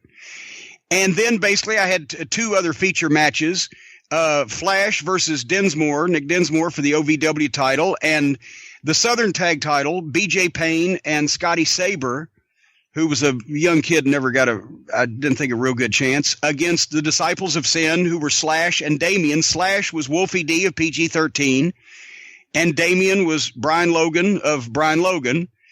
And they were the only guys that were not either training in OVW or sent on contract, because I wanted a couple of guys that, at that time, Rip Rogers was wrestling maybe on some big shows, but he was mostly training. And Danny Davis was not in the ring anymore, even though he was training some guys. But I had Flash. Trash had some experience, but I wanted another couple of guys that were experienced in old-fashioned Southern Territory wrestling. Logan from Smoky Mountain and Wolfie from goddamn Memphis, obviously. And that way they could establish the heel group and send with them. They looked like they fit. They were all freaky looking. And I established a heel team that I can then turn around and do some programs with my inexperienced babyface team. And Nick Dinsmore and Flash, in the title picture, along with Conway, they already had a good amount of experience, just hadn't worked. And Flash had worked a few territories, but the other guys hadn't. So I was trying to get some experience, and then by a year or 2 later, we had so many guys, I wouldn't have been able to book one of these shows because I'd had to leave half the crew off. But anyway, and then there was 2 other opening matches with some of the guys. But that's the kind of thing we did every Tuesday night there at the church gym. It didn't make any money, but it was a regular training thing. And then every Sunday at the old arena where we were doing TV on Wednesday nights, we would also have more of a training show where we just put matches together with guys. It was training in name only, in that we allowed people to come in and maybe sold, 30, 40 tickets. they had to be straight and go through matches, but it wasn't full speed. Nobody was expected to do anything dangerous, but it was to work on moves, try your timing out, and get more experience in front of people. So that was like class that day, but nobody broke kayfabe. So we were in Louisville that pretty much 3 times a week on that schedule, and still, you know, the diehards were coming. And then also every once in a while, as we mentioned last week, we would run spot shows, but it was still in the early days of those because the low power TV show, the station that we had previously, didn't get out of town. So there was no TV signal anywhere. But now that we're on WBKI and the signal either through cable or over the air is going more than 100 miles in every direction, we started getting more inquiries from more towns than just the ones that Rip could go find that he had a relationship with the coaches or whatever. And that brought us some more income eventually. But we went back to the Gardens on August the 4th after the big success of the Rock and Rumble, right? Was still with our new TV. We started on May the 20th, so we'd been on, you know, a couple months. And I thought, well, the Gardens will be up significantly, right? Because now they've had a taste of it. And this is where I got my balls kicked in. I do Summer Blast at the Gardens on August 4th, 2000. The main event is the OVW title versus Dinsmore's contract. And I can't even remember something. This is, by the way, I was going to prepare more for this last night, but I got stuck after the electricians left the castle, watching the deer in the backyard. And it was actually relaxing me. So I watched them frolic a little bit. So I'm seeing a lot of this stuff for the first time in years. And I might not be able to remember all this shit unless I watch the TV backs. But OVW title versus Dinsmore's contract, Dinsmore against Flash, a grudge 6-man tag with Mark Henry, Rob Conway, and Mr. Black with Bolin against Slick Robbie D, the Damager, and the Big Boss Man, who they had sent Bubba down to work with, check a few of the guys out, right? The OVW hardcore title match with Trailer Park Trash against Crash Holly, and I had Steele and Vanetti in the corners from the radio stations. And put the tag title up versus Sin's hair to see if they would want to see Sin get her head shaved with the BJ Payne and Scotty Saber, the Pain Thrillers, against the Disciples of Sin. And then 4 other matches, and the other matches included Shelton Benjamin and Randy Orton as a team, and Leviathan in a preliminary match, Batista. We drew $2,558. And I was like, motherfucker, we're back down right where we were. But I said, okay, because it was still, we were doing a good number on the TV show amongst the wrestling fans, but that didn't mean they were all going to come. And that radio advertising had been priceless, right? So, and that's not me farting, by the way, but the electricians are back today drilling more holes in the castle, getting some more security lighting put in around here.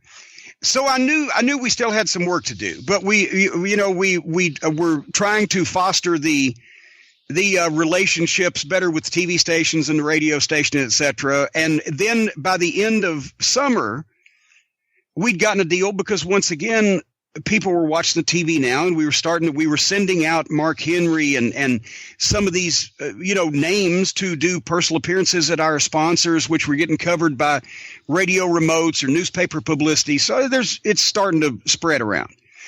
So we got a deal, and I think this probably was a Bolin project, to do a live event at Louisville Slugger Field, and they were going to show SummerSlam on the big video screen. And also, Tony Vanetti was there from the radio station. It was a big promotion. So we had 3 tag matches, and then they watched SummerSlam on the big screen, and that was a $5,000 payoff. So this is the kind of stuff you could get when you were working with halfway reputable people in the town. These opportunities would come up. You didn't have to sell tickets. So we were kind of selling the sleeves off our vest at that point. When we didn't really have a great established product, we had to sell what we kind of can do for you, not what we've done in the past.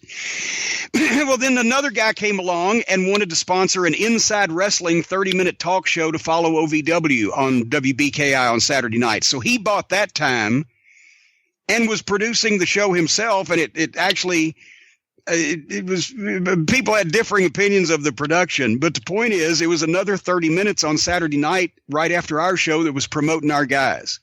And he was shooting vignettes and on location stuff and blah, blah, blah. And when that show started, we're doing between a 1.2 and a 1.5 rating on Saturday nights usually, which is, as I said, in fourth or fifth out of seven stations, and probably already what the numbers were there, around 15,000 homes, give or take, on a Saturday night at 11 o'clock, which ain't bad. Then we shoot the Inside Wrestling at Hooters over on Preston Highway. That was a fun one.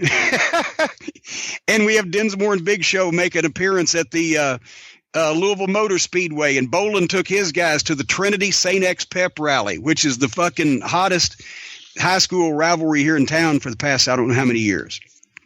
By September, that's when they sent Big Show to us. And because they wanted him to lose weight and go on a conditioning program. And I'll give him credit.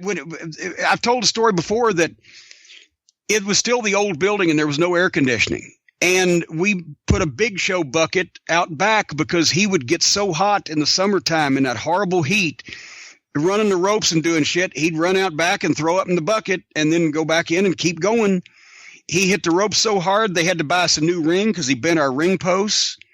And I think he dropped like 50 or 60 pounds while he was here that period. And was, anyway, he dedicated himself. And before he left, it was either him and Mark Henry, or one of them bought a fan, one of them bought an air conditioner for the guys' locker room before they left. But we had Big Show able to make his St. Therese school gym debut at the Super Spectacular, and we did like 175 people to see Big Show against Mr. Black, plus Conway against Damaja, Dinsmore against Slick Robbie D, Mark Henry against a kid named David Nelson that didn't make it, Leviathan against Shelton Benjamin, Sylvester Turkey against Randy Orton, and Brock Lesnar and Ron Waterman against Derek King and Jason Lee. You got to see it at Church Gym. Anyway, so then we are building. I'm not boring you, am I, Brian? No, but real quick, I just got to ask. PG-13 had been in Louisville for years. What was with the idea of changing Wolfie D into a new character? Well, he had already done it because he had called me and sent me pictures, and he's got the scar down across the eye and the eye patch and the fucking freaky outfit and the name. He had a last name, and I can't remember what it was, but Slash something. I said, just Slash. Edge did Edge, right? Why can't you be Slash? He had already, and I think that's at the period of time where he possibly needed to separate himself from his previous tag team partner. Oh, right. Yeah. Smell what I'm cooking? Yeah. Anyway, so, but we had Big Show in now, so I said, let's try the Gardens again. Because I had faith in Leviathan, once again, and I've talked a million times, I'm not going to dwell on it now, but as I assessed Dave Bautista, I thought this is a gimmick that it can work with Undertaker and Big Show, and I've done this before. I came up with Unabomb, and he worked with Undertaker, and they liked him, but they made him Kane. Well, I'm coming up with something that can work with Undertaker and Big Show and Kane and Monsters, right? So I come up with Leviathan. And I wanted, obviously, to see if there was not only interest in that amongst the people, but also how it would work at that point. It wasn't a make or break thing because Dave was real new and was still going to be in developmental for a while. But I said, let's fucking see what we can get out of this, and let's do Big Show and Leviathan. So by October, and plus our TV was starting to sink in a little bit because we did a week in OVW where we didn't have a Tuesday night show, but we did a TV that Wednesday night, and then Scottsburg, Indiana, with 400 people on Friday, Seymour, Indiana, with about 400 people on Saturday, and then the training show at the Davis Arena on Sunday, and then we were back at St. Therese that Tuesday, a TV again on Wednesday, and Inside Wrestling taping on Thursday, and then we come to the Gardens on Friday the 13th of October. Friday the 13th, the Night of the Demon, we did this cool music video set to Voodoo, I think it was Godsmack, with Leviathan coming out of the fucking graveyard and Sins throwing fire and all the spooky old shit and everything. Had the TV station guy come over and do that. We did that for $125. And Show was all into it, trying to see if he could make an opponent for himself. And we had done a deal where Show, I can't remember what he hit him with, but he choke slammed Leviathan and fucking at the previous show, and Leviathan popped right back up and speared Show, and Show sold it like $1 million. And we'd done all this build up to see who's, the most dominant force in wrestling, right? We're smashing Leviathan over. So that was the main event.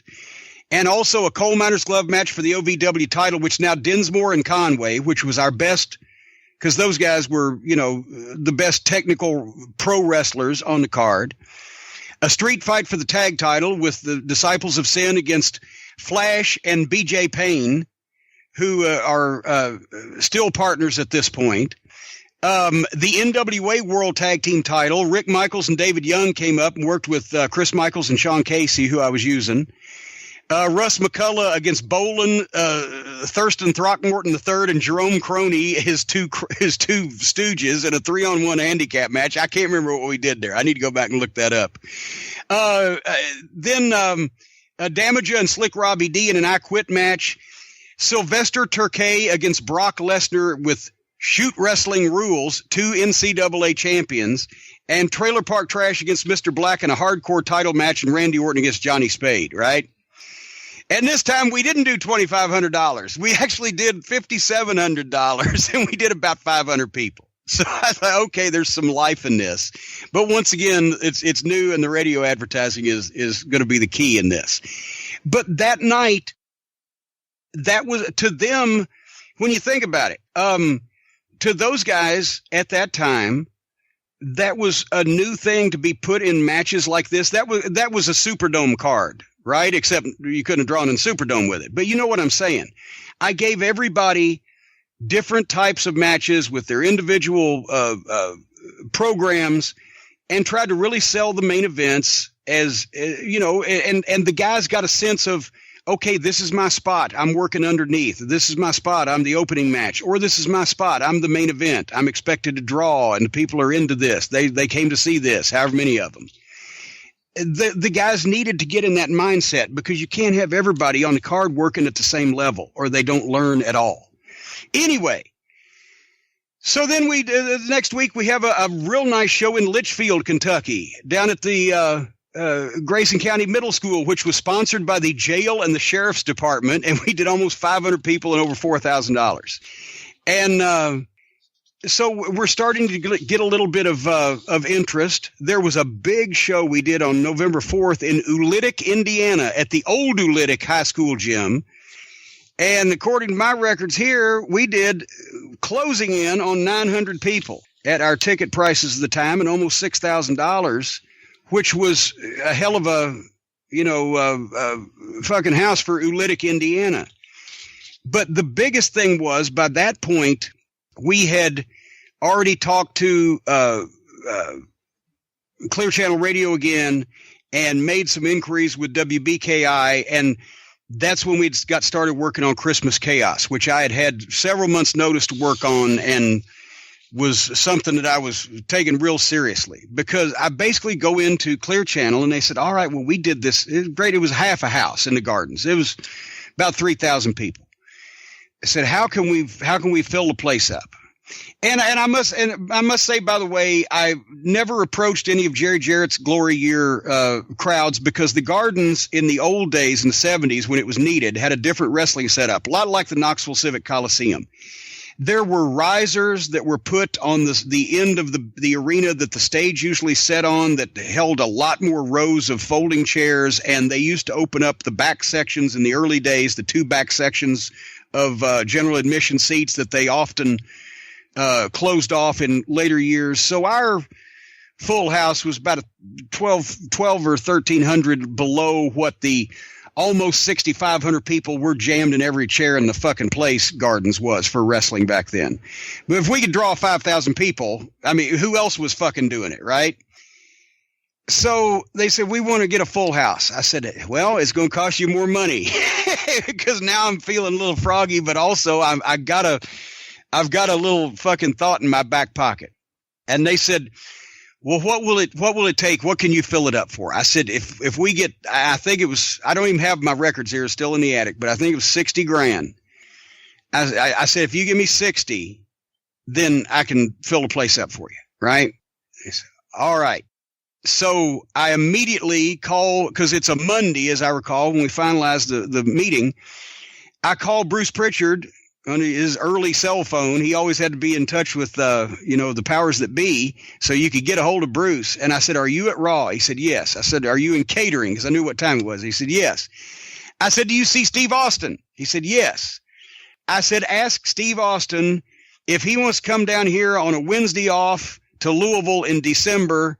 And it was a Wednesday night because that's when I knew I could get this level of talent, because they would be on the road Tuesday night at TV, right? See if he wants to come down to Louisville and do Danny Davis a favor and make $25,000 in a brown paper bag and all the fucking beer he can drink. Good deal. And Bruce came back about 30 seconds later and he said, yeah, he said he'll do it. Because you know that if not for Danny, Steve would have quit the business, right?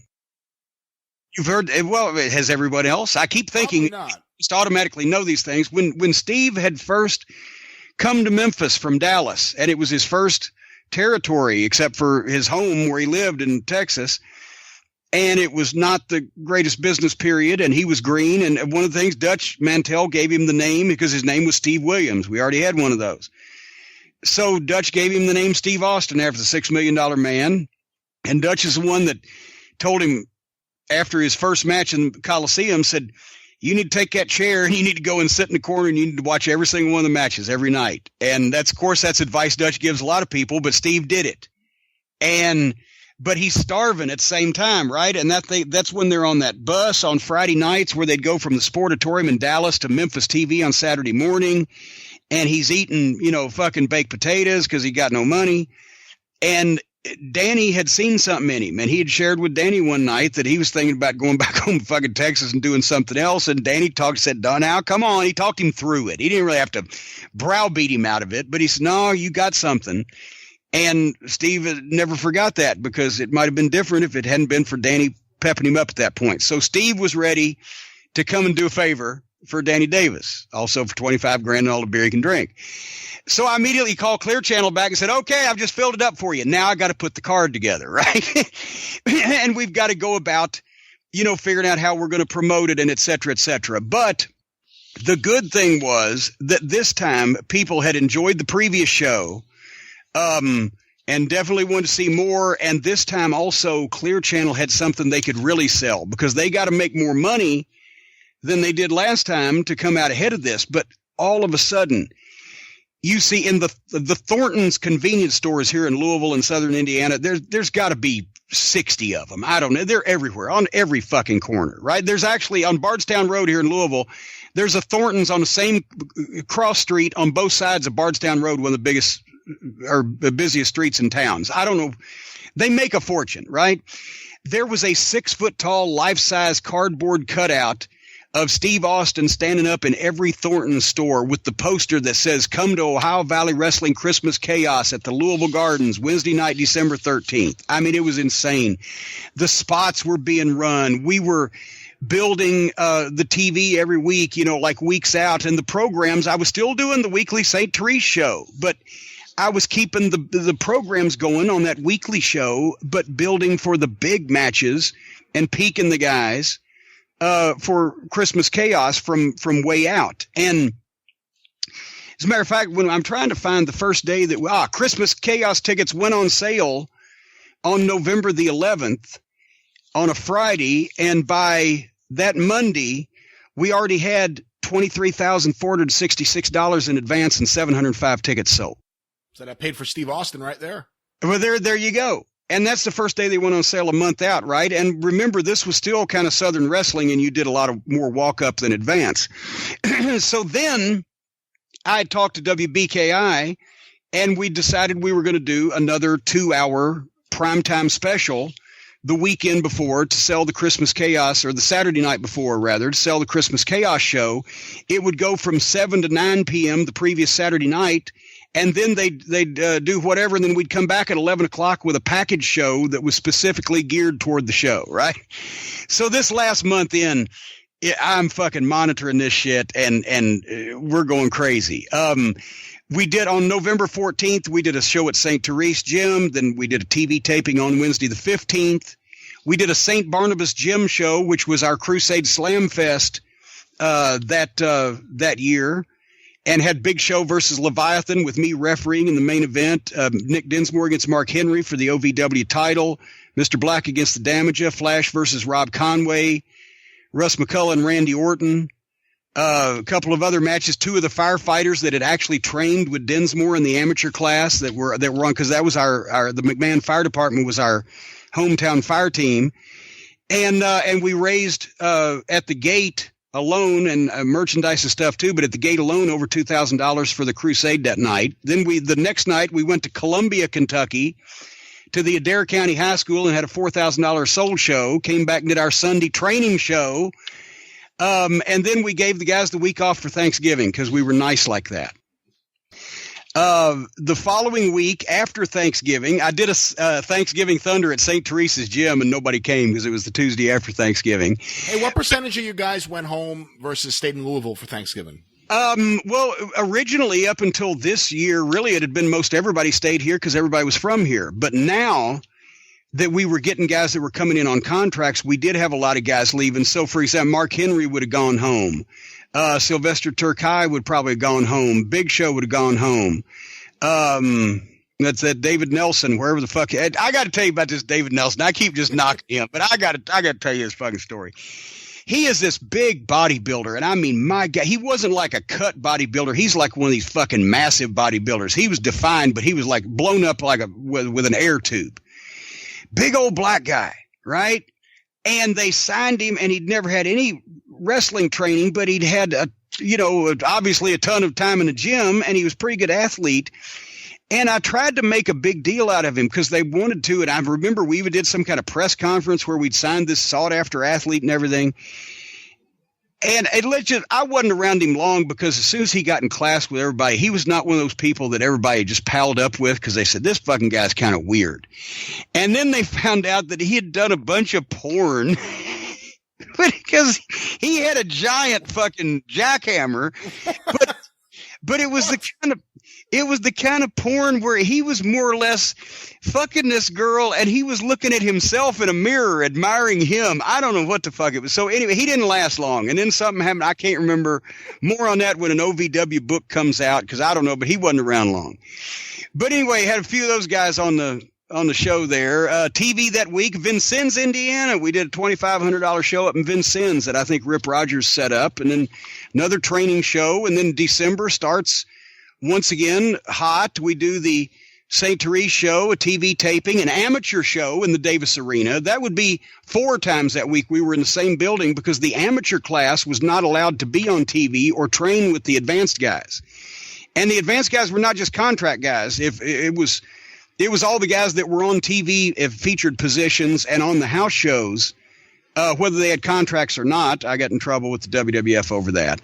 But there was an entire subclass of an amateur class that Rip would break in, and they got to have a show in front of people once a month, and they would sell tickets to their own show to their friends and family to see them come. So we'd do a $2,000 gate at a deserted warehouse in Jeffersonville, Indiana. We had previously been doing $2,500 at the Louisville Gardens. And then we did Hope, Indiana with $500 paid for $52.88 that Saturday night and another training show that Sunday. But that was the week before Christmas Chaos. Our primetime special aired that night on WBKI and did a 1.7 rating and a 3 share, which tied us for 4th out of 7. So basically we were behind, I believe, ABC, CBS, and NBC, and we were tied with the Fox affiliate that was doing Mad TV at that point in time. On our little show that we were still mastering on Super VHS and was shot in a goddamn deserted warehouse in Jeffersonville. Our biggest quarter hour was a 2.2. And so that basically we were in about 20,000 homes and, 1 point whatever people per home that night from 7 to 9. And then again, we did almost a 1 for a package show at 11 o'clock. And that was between the radio advertising the obviously all the TV gear into it, and the TV's the final primetime TV show by 1 o'clock on Monday, December 11th. Our advance for Christmas Chaos was 3,106 tickets. 2,325 of them sold. The comps were out, which I'll explain that in a little while, and $50,000 at the gate 2 days beforehand, right? Now, in the old days, and this was not the old days, but when Miss Jarrett ran that building every Tuesday night, it was a rule of thumb back in the old days, especially in the Southern Territories, whatever your advance was, 5 o'clock day of show, you would do 3 to 4 times. So if you had $5,000 at 5 o'clock, your house is going to be between $15,000 and $20,000. Well, obviously, this was not going to apply here because all the fucking expensive tickets were already sold out. However, that's a hell of a fucking advance, and it's already the biggest house we've ever done, and it's already bigger than any house I ever drew with Smoky Mountain Wrestling. So I'm very pleased, right? And I'll give you the card, and then I will walk you through the TV show that we did to promote it the previous Saturday. But I'll give you my thinking here first. Obviously, we knew that what had instigated all this, what caused all this, as Arn Anderson used to say, was Stone Cold Steve Austin being there live. Now, they would not let him wrestle, and I never wanted him to wrestle. I was asking him if he wanted to make $25,000 to come down, because that was what I was going to promote. And I knew that Jim Ross would come down because, as one of the originators of the developmental program, we're about to do a fucking crowd like this. He's not going to come. Of course, it's Jim Ross. He wants to see this show. So I basically sold that Jim Ross would be live in the ring interviewing Stone Cold Steve Austin about his plans for the WWF Championship. That was one of my main events, and that was the main event, actually. But the main event wrestling match was the match made in hell, Kane versus the Demon of the Deep, Leviathan. Because not only was Kane red hot at that point, and he was part of the Millionaires Club, it was making over $1 million a year in the WWF for those years, but he had been in the same position. This is 2000. He'd been in the same position in 1995 when he didn't have a pot to piss in or a window to throw it out of, and I booked him against The Undertaker in one of the main events at Super Bowl of Wrestling in Knoxville.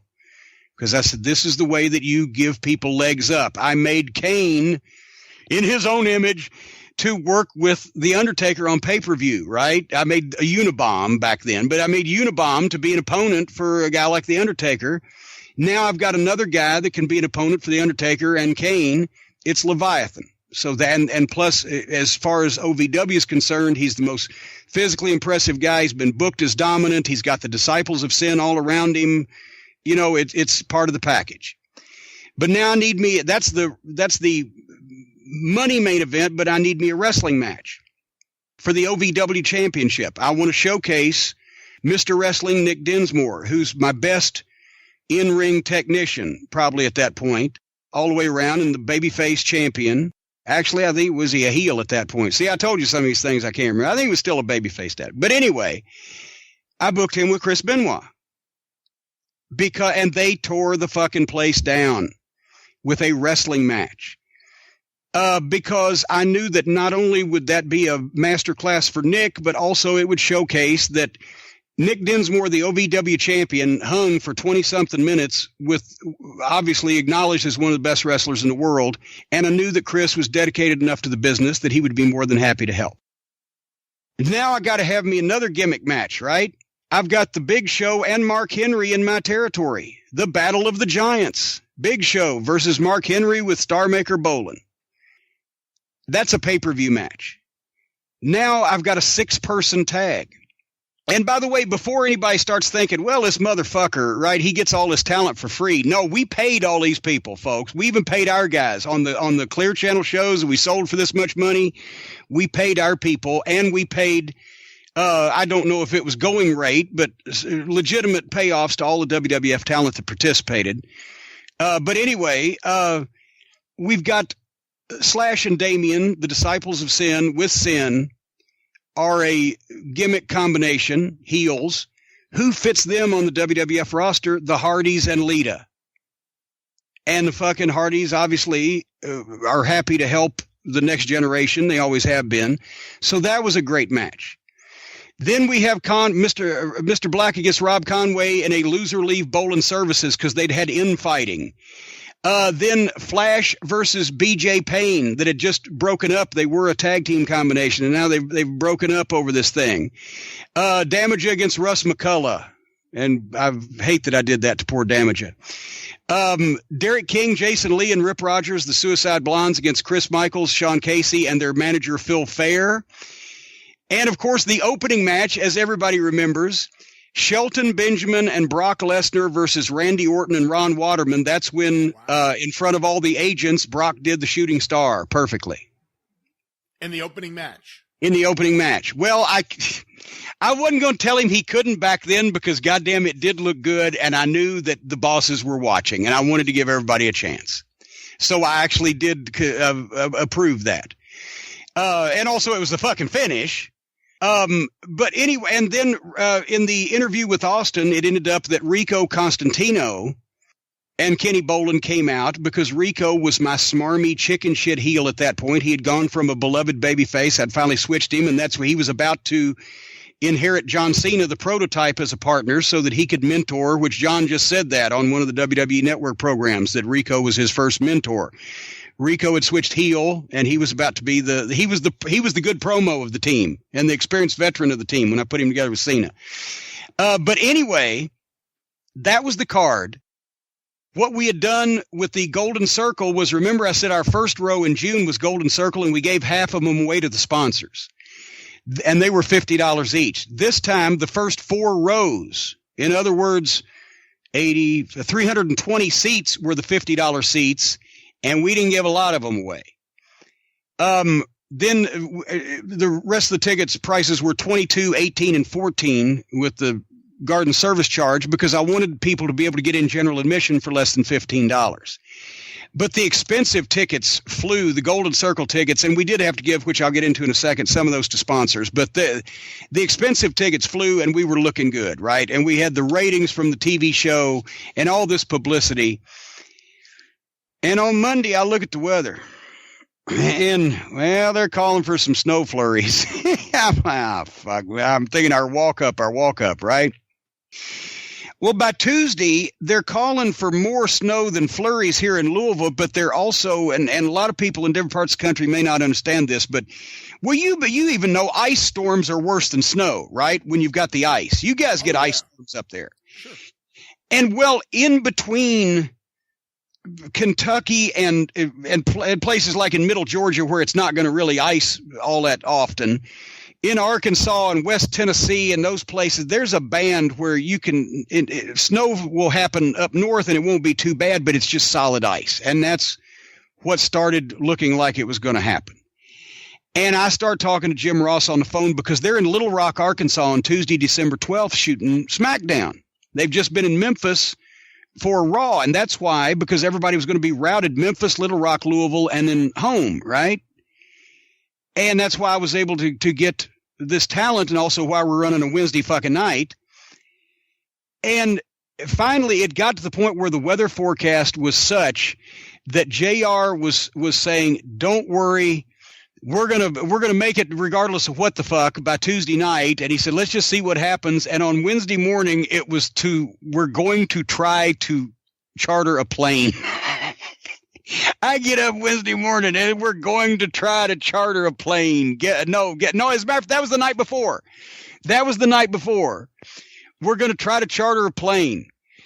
And that's what and then of course I'm up early the next morning. And by this point, it's like, oh my God, I'm going to cut my throat. Right. And we've got the sponsorships for the satellite store and et cetera. And anyway, that morning, they are completely iced into Little Rock. They can't charter a plane. Nothing will take off. None of them are able to leave home. They had to stay in Little Rock. And imagine that fate.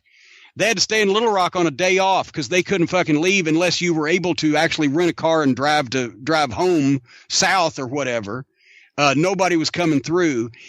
And I have to call Clear Channel. And we had to put it on the news. Because don't go to the Louisville Gardens for Christmas chaos. It's been postponed. But it was postponed by 11 o'clock that morning, and I'm on the phone in tears with JR, but he's like, Corny, there's nothing, we can't leave. So after I made those phone calls, I got in my car because we had 4 or 5 inches of snow, right? Everybody in town could have got to the gardens, and there's precedent, which I'll mention in a second. But fucking...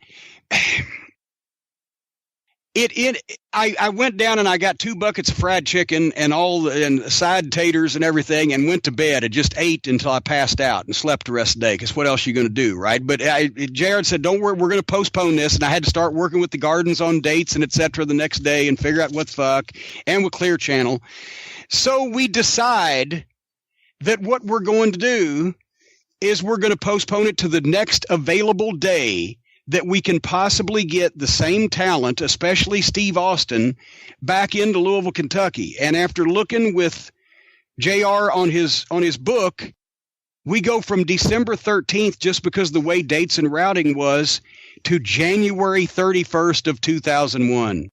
Christmas Chaos 2000, the show's so nice we had to promote it twice, right? So we're saying, ladies and gentlemen, keep your fucking tickets, right? Keep your tickets. They are all good. Plus, tickets are still on sale. If you want a refund, you can get one, but we're going to do this show. And here, I mentioned it last week, but the goddamn thing of it all is, the Saturday night after Christmas Chaos in December was supposed to happen. We did our record rating ever on television, a 2.4, well, not ever, but to that point, a 2.4 rating and a 4 share. It was like closing in on 25 or to 30,000 homes, I believe, to find out what we were going to do about this shit, right? And we didn't know, because we had pre-taped that TV before we knew Christmas Chaos was going to get postponed. So they got nothing, right? But then we made the announcements and everything. And if you'll recall, it was one of the most famous matches in Louisville wrestling history that sold the same arena, the Louisville Gardens, out twice because of an ice storm. Jerry Lawler versus wacky radio DJ Coyote Calhoun in November and December 1976. They had built that matchup on and Coyote wasn't 140 pounds soaking wet with a rock in his pocket, right? But he was a personality in town, and they had built it up, and Lawler was a heel at the time, and they built it up on the radio, and they put a big card in. It's the week after Thanksgiving, as I recall, or week 4 or whatever. And literally sold the place out. The Gardens, I'd never seen it that full before, and I don't recall, except for the next week, seeing it that full again. Even with snow, there was like 3 or 4 inches of snow in Louisville, but in between here and Nashville, same area, had been an ice storm, and none of the guys could get up from Memphis the night before.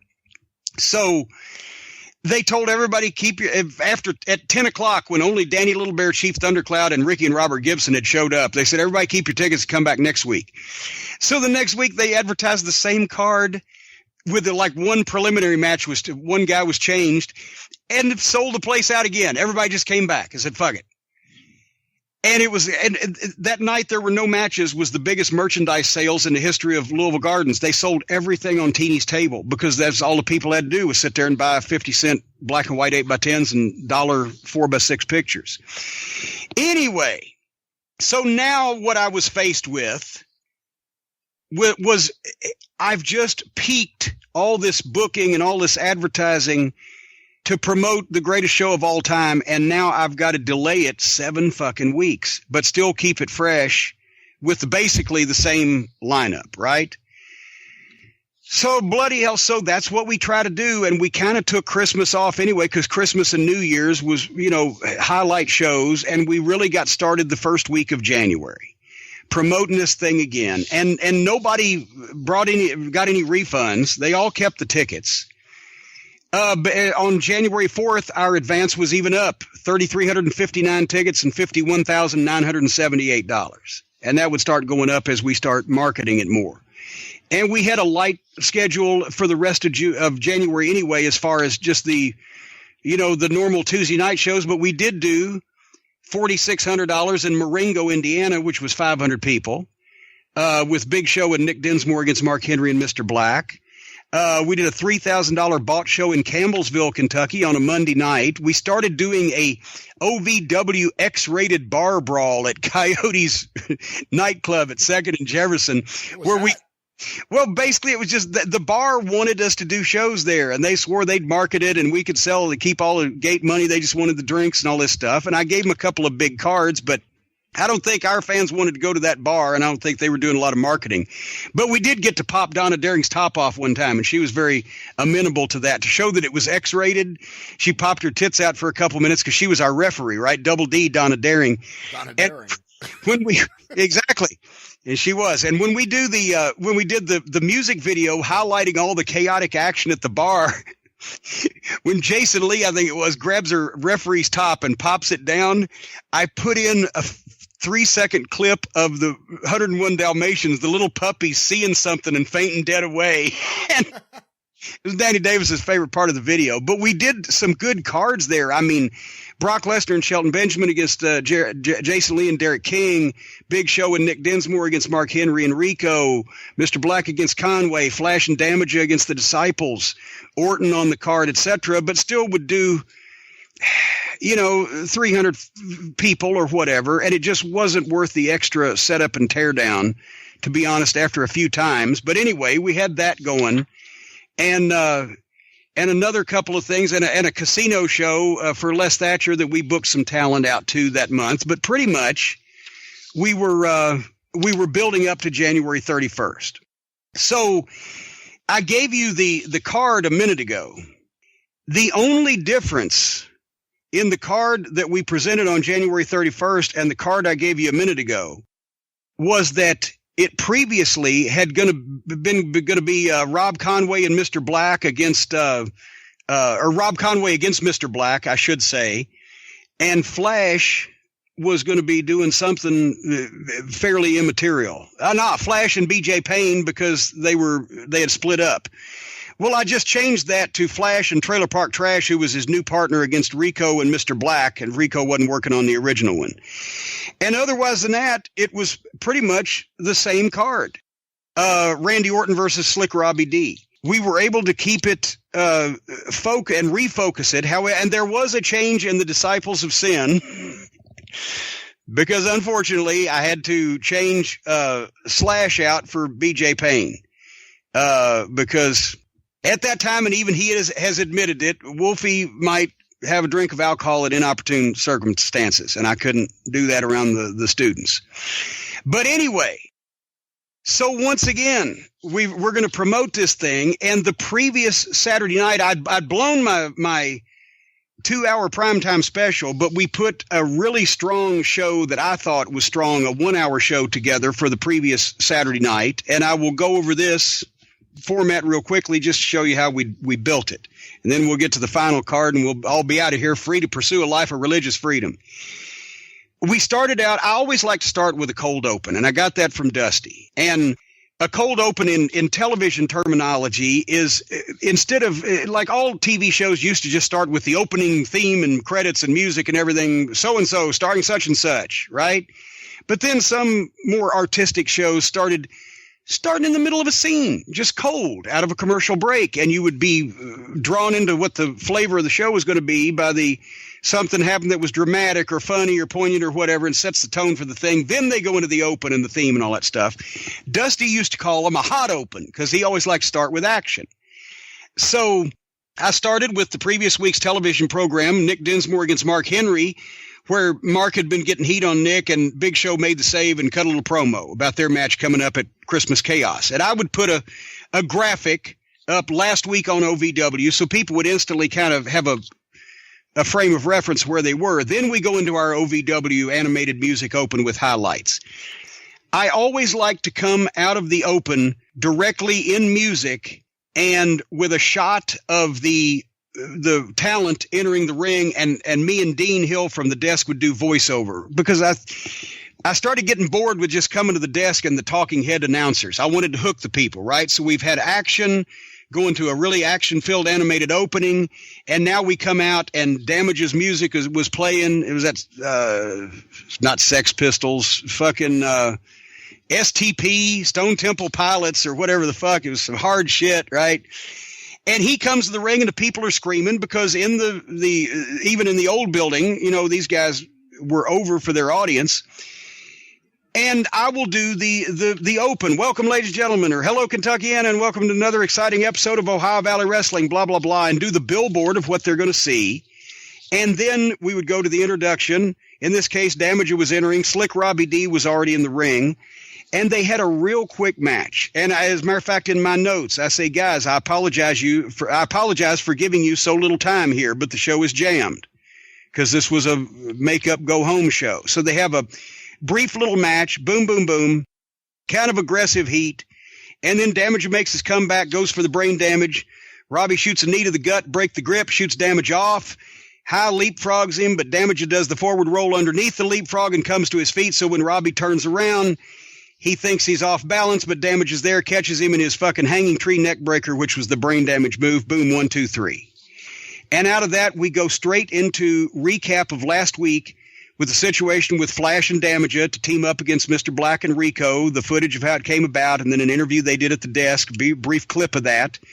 Come back out with Flash music, and I interview Flash where he introduces his mystery partner who ends up being Trailer Park Trash.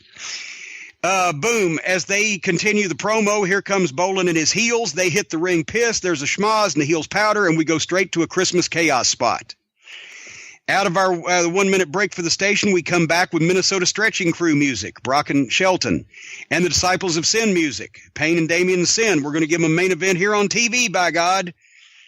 And we do for a brief period of time. As a matter of fact, I will tell you how long here in a second, based on my notes are stuck together. Hopefully that's just from sweat at the table. But what I wanted to do here was give these guys a chance to have kind of a brief main event match. The Disciples to put over all of Shelton's acrobatics and then fly for Brock's power moves. And then Sin's going berserk, right? They're getting their asses kicked. And about a couple minutes in, I gave him a little heat spot.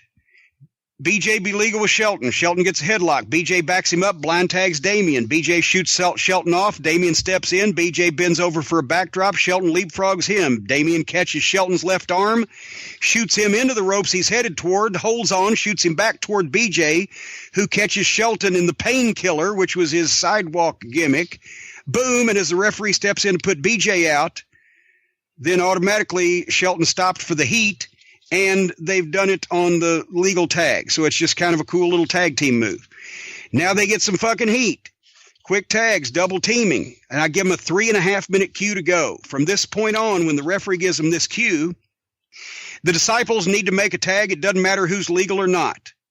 They just need to make a tag, and BJ sets up in the middle of the ring, and Damien takes Shelton and shoots him toward BJ. BJ goes for the clothesline. Shelton ducks, hits the ropes. Damien steps up next to BJ.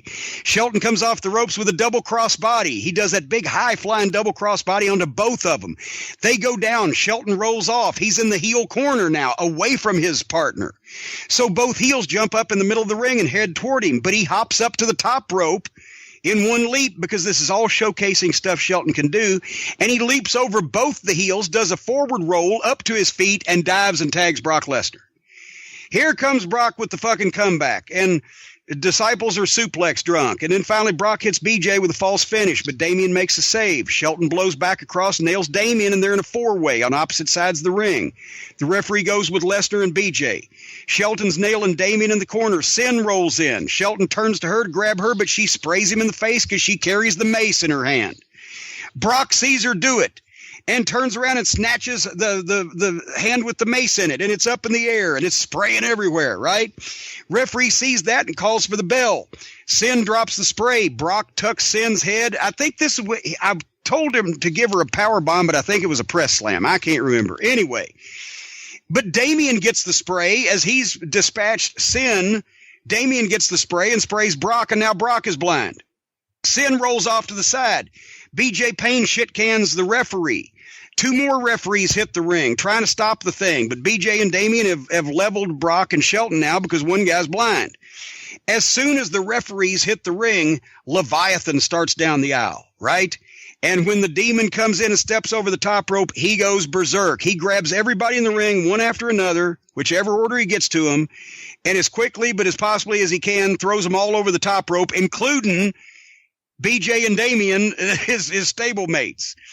And that as soon as the last guy's thrown out, OVW security is climbing into the ring. There's going to be 4 security guards I've picked from the amateur class, and they come in one by one. Boot and DDT, full Nelson slam, shoots one off for a big clothesline, and top ropes the last one. And as soon as each security guy takes his bump, I make sure to give them the note that they should start rolling to the apron to make room for the next guy. Sin is selling from whatever the fuck has been done to her. She's rolled out to one side, and when the demon throws her guys out, BJ and Damien, or Payne and Damien, then they should go get together with her. As soon as the last security guard gets chucked, Sin rolls in selling her back and has the microphone but screaming, "When are you going to learn? Nobody can stop my demon, not even the Undertaker, right? Or not even Kane."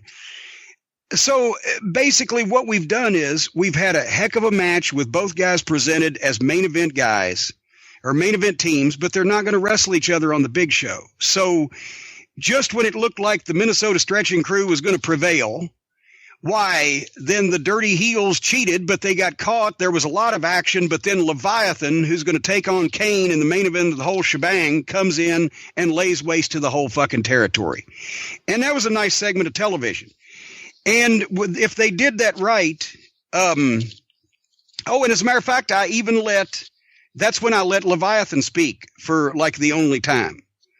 And then I found out why, because it was like when the Stomper spoke. It killed him, Mongolian Stomper. But anyway, if they did that right, that was a 9-minute segment of television. Actually 10 minutes. And going to another Christmas Chaos spot. Then we go to Seg 3. We come back to the desk for the announcers so that we can calm things down, react to what has gone on, and pitch to a situation from last week for a minute where Rob Conway had attacked Ron Waterman. And then a 30-second interview with Waterman with his arm in a sling saying that he was going to do something about it. And then Conway's music starts, and he is coming to the ring to face Randy Orton, but he does a brief promo first. Then he does his match with Randy Orton, which I gave them 3 minutes, because bear in mind, this was an early Randy Orton match, and also we were jammed. But basically, I told Conway to captain it. I'm looking at my notes here, and come up with 3 simple spots that he could foil Randy and come out on top of. In other words, not shine the babyface first and then the heel get heat. Do it the other way. Because then after each one, Rob gets cockier and starts strutting a little more, like the Punk isn't in his league. And then finally, Rob would lock up with Randy and back him up to the ropes, and on the break, Rob would slap him in the face. Randy would snatch Rob, spin him around, nail him twice, shoot him off, and give him a big backdrop. And from that point until the go-home cue, which wouldn't be long, it was supposed to be a comeback. So like for a 45 seconds or a minute, Randy Orton kicks Rob's ass in an extended comeback, right? But at the minute cue to go, Rob figures out a spot where he can ball shot Randy without the referee seeing it or burying the referee. But when Randy goes down selling and Conway gets on him, H2O, Conway's opponent, coming up at the big show in a submission match, because H2O is a mixed martial artist. Here comes H2O. He's wearing the sling where Conway's hurt his arm, but he's pissed off and he's trying to get in the ring. The referees are holding him back. Conway sees H2O and spits at him. H2O tries harder to get in, which distracts the referee, and Rob loads his glove and nails Randy as he's staggering to his feet. Orton goes down. Conway covers, 1, 2, 3. Conway's gloating. They're dragging Waterman out. Randy Orton got his ass kicked because it was just Randy then. That was another segment. Then we go to another break. We come back. We're reacting to what's gone on. I had a confrontation with Johnny Spade the previous week, who is one of the cohorts of Sylvester Turkai, the collector, who's involved with all of this shit. We thought he was with Bolin Services, but now he's with Spade.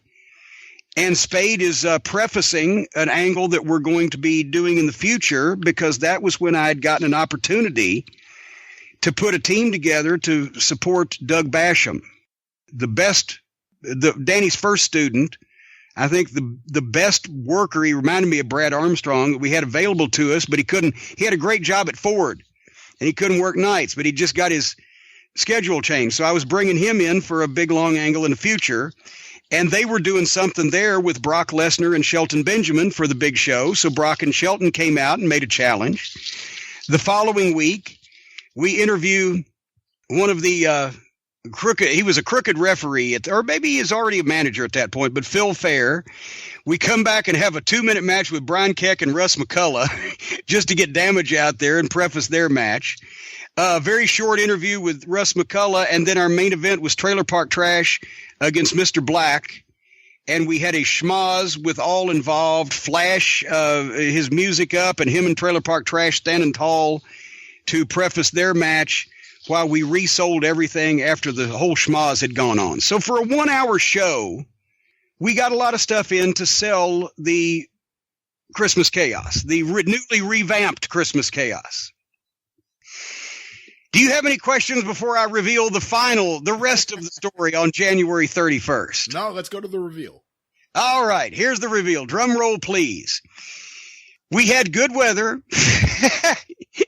The final total, we sold 316 of the Golden Circle tickets. It actually had $52 with the ticket charge. We gave out 64 comps because those were all the high dollar sponsors, because once again, Clear Channel Radio had paid $60,000 for this show. Plus, this was where we got involved, I believe, with Six Flags, where we did a personal appearance with them and made another $8,000 or $10,000 profit out of it that led to our Six Flags deals starting as a result of all this talent we had in. Anyway, we sold 478 of the $22 regular ringside seats, 346 of the reserved $18 seats, and 83 comps out of there to the radio station folks. And I'd insisted that we get everybody in general admission for under $15, and that seems to work because we sold 2,800 of those at $14 each, and then gave out another 928 of them as comps because we had our sponsors, the people who were buying banners and spots on the TV program at that point, or the satellite store that was with Inside Wrestling or whatever. So we were getting money from a variety of sources. So we obviously let go of these tickets, but we ended up 3,933 people paid, 1,077 comps for 5,010 people, paying $72,166 for the promotion that pretty much 18 months ago had been on low-power television, drawing 200 people to the Louisville Gardens. And yes, obviously we had some big-time talent on there, but we paid them too. And the idea that at this point, that's where we'd gotten the visibility. And that's where I realized that we could. And bear in mind, this is January 2001. Wrestling is about to face a drop-off, but we were hot and doing well.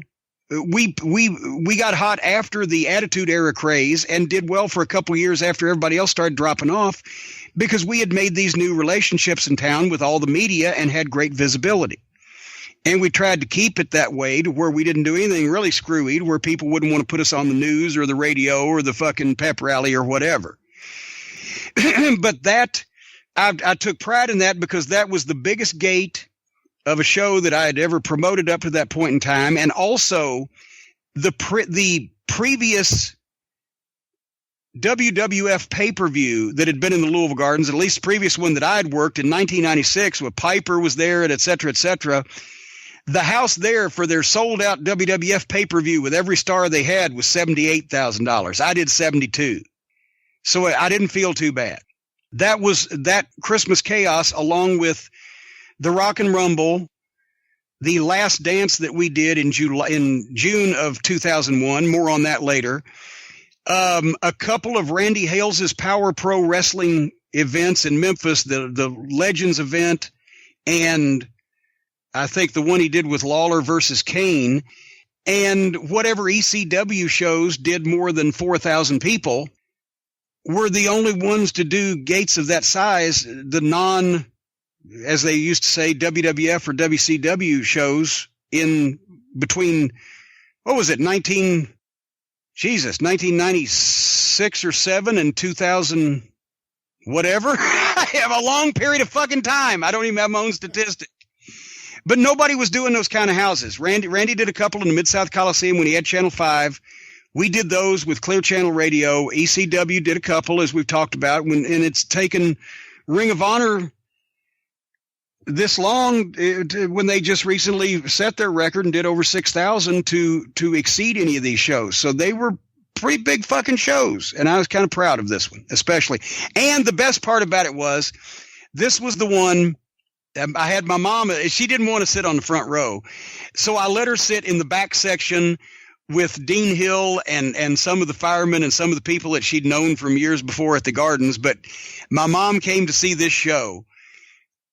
27 years before that, she had taken me to my first match at the Gardens, and we'd paid $4 each to get in. And 27 years later, I'm co-owner of the company and I just booked this card that sold it out, and she gets to be there and get in free. So it was a good deal. Nice. I was happy about that. But anyway, that is what I had to, and that's another reason why I can't believe I haven't shortened my life at this point, because of fucking mental stress like that kind of shit. But at that point, we were left with a good feeling overall. It was, a great house, and they wanted to do more. And since we've been having so much fun, and we're already at February 2001 anyway, on the next program, maybe we'll just continue on till the end of June and talk about The Last Dance, because now I was faced somewhat with topping the untoppable, and I was running out of those automatic sellout stars, and I had my eye on The Undertaker and The Rock. And we'll talk about how that turned out on the next episode, I suppose. Yeah. You're just anxious to get the fuck out of here at this point, aren't you? No, this is cool. It's like the OVW trilogy. Last week, this week, and next week. But I mean, and see, once again, when people don't understand what goes into it to build and put together a territory and the talent roster and establish the pecking order of the talent in people's eyes, they know who's supposed to be a top guy and who's not. A lot of stuff springs off of that. It was a valuable learning tool to get these guys in front of people, yes, every time you could, to give them timing and practice and things to do. But also, I think it was as important to all these guys training, and they got a real well-rounded education because a lot of them did well, to be presented in a territory where it is run like it would have been in the days when you had to keep your spot by performing and excelling, and guys were rotated in and out of top spots depending on, what was working, or at least what was fresh on television. And everybody, a lot of the times we would get guys in the amateur class, and this happened with Johnny Jeter, I mentioned, and with, Chris Cage and a lot of those guys. You get them in the amateur class, then somebody I wouldn't even go to those shows. It was, how much rice can a Chinaman eat, as they used to say. I would let Rip Rogers and people, Nick Dinsmore and people whose opinions that I valued that were working with them every day, say, okay, these guys are ready to do dark matches at the TV tapings and let the better audience see them. And these guys might be ready to do a job on TV. And then that's what they do. And some of these guys went from making their first appearance on OVW TV in a squash match doing a job to getting WWF contracts. Because eventually, if there was something to them, I started using them more, gave them a little bit of a gimmick. They got a little attention. Then somebody came down and said, well, we'll give him one too. And that was the way that you brought people into business. You don't just put everybody at the same level and start training everybody to be a star right off the bat. You bring them in slowly. That was my thing. And it seemed to work. And we were having to do the same thing. We brought in our television exposure slowly, our crowds and houses and business relationships slowly as well. But when you do things slowly, you also build a better foundation, because, as I said, we ran for a little longer than the wrestling boom lasted, because we were heading up when it was starting to head down. So next week we will do The Last Dance, because by gum and by cracky, it'll keep me from talking about shit that makes me cranky. Anyway, so February of 2001, we're just coming off the Christmas Chaos show. We did that, which warmed the cockles of my heart and almost every other part of my body. That we were able to do that house in the Louisville Gardens. As I said, my mom was there to see it. But we needed to do something from there. And still remember at the time, and this is important, we were getting these, we were starting to be really establish ourselves and make some decent money in town, but we were still, our headquarters was the old Davis Arena over on off of 10th Street on Mechanic Street in Jeffersonville, Indiana, in this basically condemned series of brick turn of the 19th to 20th century warehouses. And we were the last tenants, and they called it the Quadrangle. And we were the last tenants in this thing. And when we left, they ended up tearing the whole thing down and paving it over. So we're in this shitty building in Jeffersonville that Danny had first established for the reason that the rent was ridiculous. It was hundreds of dollars a month for our headquarters, where we're training the WWE guys, right? Now, our headquarters is still this, this shithole over in Jeffersonville. We could get 150 fans in if we shoehorned them, but there was not only no air, there was no heat. In the wintertime, it was horribly cold. Sometimes the toilets didn't work, and we had to have porta potties set up in the parking lot outside, which wasn't really a bad thing, because on Wednesday nights when we taped, the only cars that were parked in like a 100-foot area were to come see the wrestling. So this was not, but that was the gym, that was the school, that was where we taped TV. The lights were hung, the whole 9 yards wired in, and it was affordable. So we still needed to make some improvements. The WB television show was doing fairly well. I said usually about a 1 rating on Saturday night, occasionally a little bit better, which was probably around the 10,000 home mark in Louisville in those days on a Saturday night. And we were usually either 4th or 5th of 7 stations on the air. We continued in February to do our church show on Tuesday nights, which is what I use to teach the guys to do programs and work stipulations. And they would draw anywhere from 40 to 120 people, depending on, what was there. And we did our Davis Arena shows on Sunday, which was really a training show in front of people.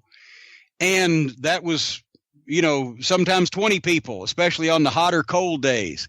But at the same time, we were also doing our spot shows around the area. We did another, the Coyotes, the bar downtown that wanted the OVW X-rated shows. We had agreed to do 3 of them. And the first one, it was not, to me, the greatest thing we've ever done, but it was making some good television footage that we could get by with putting on TV, and looked in a kind of a cool place. But it was doing, 150 or 200 people or whatever, if that. But just as an example, in a bar on downtown Louisville on Tuesday night, February 13th, 2001, you could have seen Nick Dinsmore versus Rico Constantino for the OVW title, Flash against Mr. Black in a hardcore match, and Brock Lesnar and Shelton Benjamin against the Disciples of Sin for the Southern Tag Team title, plus Mark Henry doing feats of strength, and Randy Orton in a mixed tag with Slick Robbie D and 2 girls from the beginners class, and plus a couple of other things. But it was fun shows, so the guys could do different things and work stipulations. With Mark Henry, we did the Joe LeDuc try to pull my bear hug apart, with 3 guys on each side trying to pull his bear hug grip apart. And then I think we also had him drive nails through a board with his hand. And he did one that he came up with was, I can't remember what it was, but it's it was a steel bar or whatever that he bent. And we challenged anybody else to do it, and I'll be a motherfucker if one of those big raw bone hillbilly fuckers didn't get up and bend that bar. So, but we didn't show that on TV. Well, maybe we might have, but it was all in good fun, folks. Anyway, so then the following night, we did TV on Valentine's Day. We did TV in a toilet in Jeffersonville. My future programs were looking like Nick Dinsmore against Rico, who had been a big baby face for us, but was the star of Bowling Services. And Flash was kind of bitter about the whole title situation, so he was he was in between. It was good. If it was Smoky Mountain, it would have been Tracy Smothers, Dirty White Boy, and Brian Lee. And the Disciples of Sin with the Wicked Witch of Kentuckiana herself were at a program for the title with Brock Lesnar and Shelton Benjamin. Damaja was working a program with Rob Conway. Trailer Park Trash had a thing going with Mark Henry. Tell you more on that in a second. Randy Orton and Mr. Black had issues. So I had a few of the guys setting some programs up. We did a deal with Mark Henry doing a feat of strength on TV one night where he drove the nails through a board with his bare hands. And she'll see me. Not to say that Mark couldn't do it anyway, but there's a little bit of a trick to it. And when I was showing Mark, he was like, "Oh, okay." But then we had Trailer Park Trash run in because of something that Bolin had said about his mother, and he surprised Mark with one of the nails in his hand, and Mark turns and accidentally, a la the Freebird hair cream, punches Trailer Park Trash with the nail in his hand near his eye, and Trash's eye bleeds, and he wears the eye patch, and blah, blah, blah. Anyway, that same week we did an amateur show at the Davis Arena for our amateur class that was quite successful, and then did another training show that Sunday night. And the following week, basically the same thing, a little spot show in Litchfield. This is the first time I've opened this book and looked through it in a while, so I enjoy these opportunities to reminisce. But anyway, coming off of and one more thing, we did the Grand Victoria Casino for Uncle Les Thatcher on March 16th. That was out of Cincinnati, where Les was running the HWA at that point, because we were working with him, and actually were at some points did, until he was ready to do them at his building, did Les's HWA TV tapings at the Davis Arena in Jeffersonville. So that was about 6 months where we doing 3 shows a week in the same building. But he got a casino show up there, and of course, he was having a developmental program affiliation as well, so he was entitled to get WWF guys. So he had asked Kane to come down and asked me to bring Leviathan and Sin up to work with him.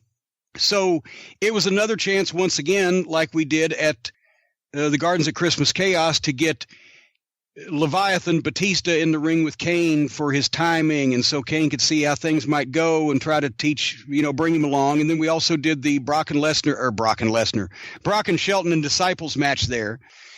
And that was, once again, opportunities that we were trying to create in the metropolitan Cincinnati area and the metropolitan Louisville area, with 2 programs tied together to the WWE, but able to trade talent and et cetera.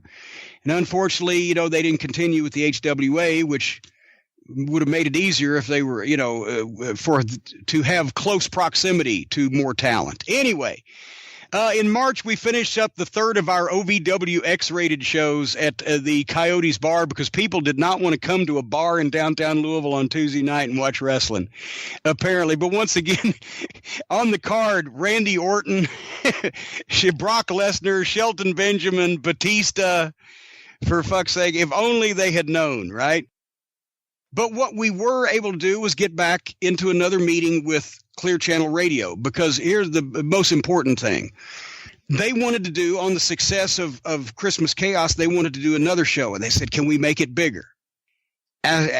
We were almost at the point where the only way to do with Christmas Chaos, if we'd have brought in risers for more seats on the floor, we could have got more people in. And if they'd opened up the back 2 general admission sections in the far end of the building that they didn't really use anymore, we could have got a few people in. But at that point, we would have had to increase the gate more than several $1,000s. We'd have had to raise ticket prices.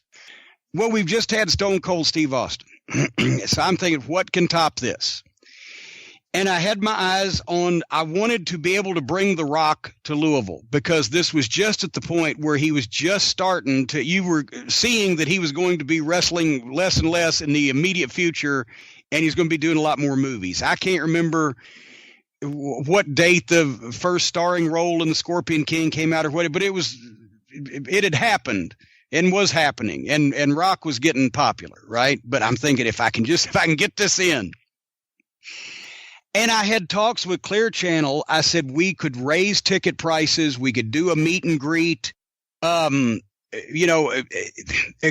had done Christmas Chaos. I knew from booking him for appearances when I was in Connecticut that the least he would take at that point was $25,000 for anything. But also, he didn't do a lot of outside wrestling. He didn't do any outside wrestling shows, but he had respect for and owed Danny Davis a debt of gratitude. So $25,000 and to pay Danny Davis a favor back, that enticed him.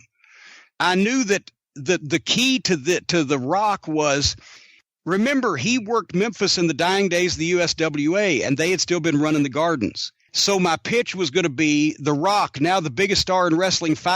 Now The Rock, finally, The Rock has returned to the Louisville Gardens where he wrestled as Flex Cavana in his rookie matches 5 years before, right? And the local publicity would have been off the charts, and we could have got every TV station down there. And, you know, the whole fucking deal, right?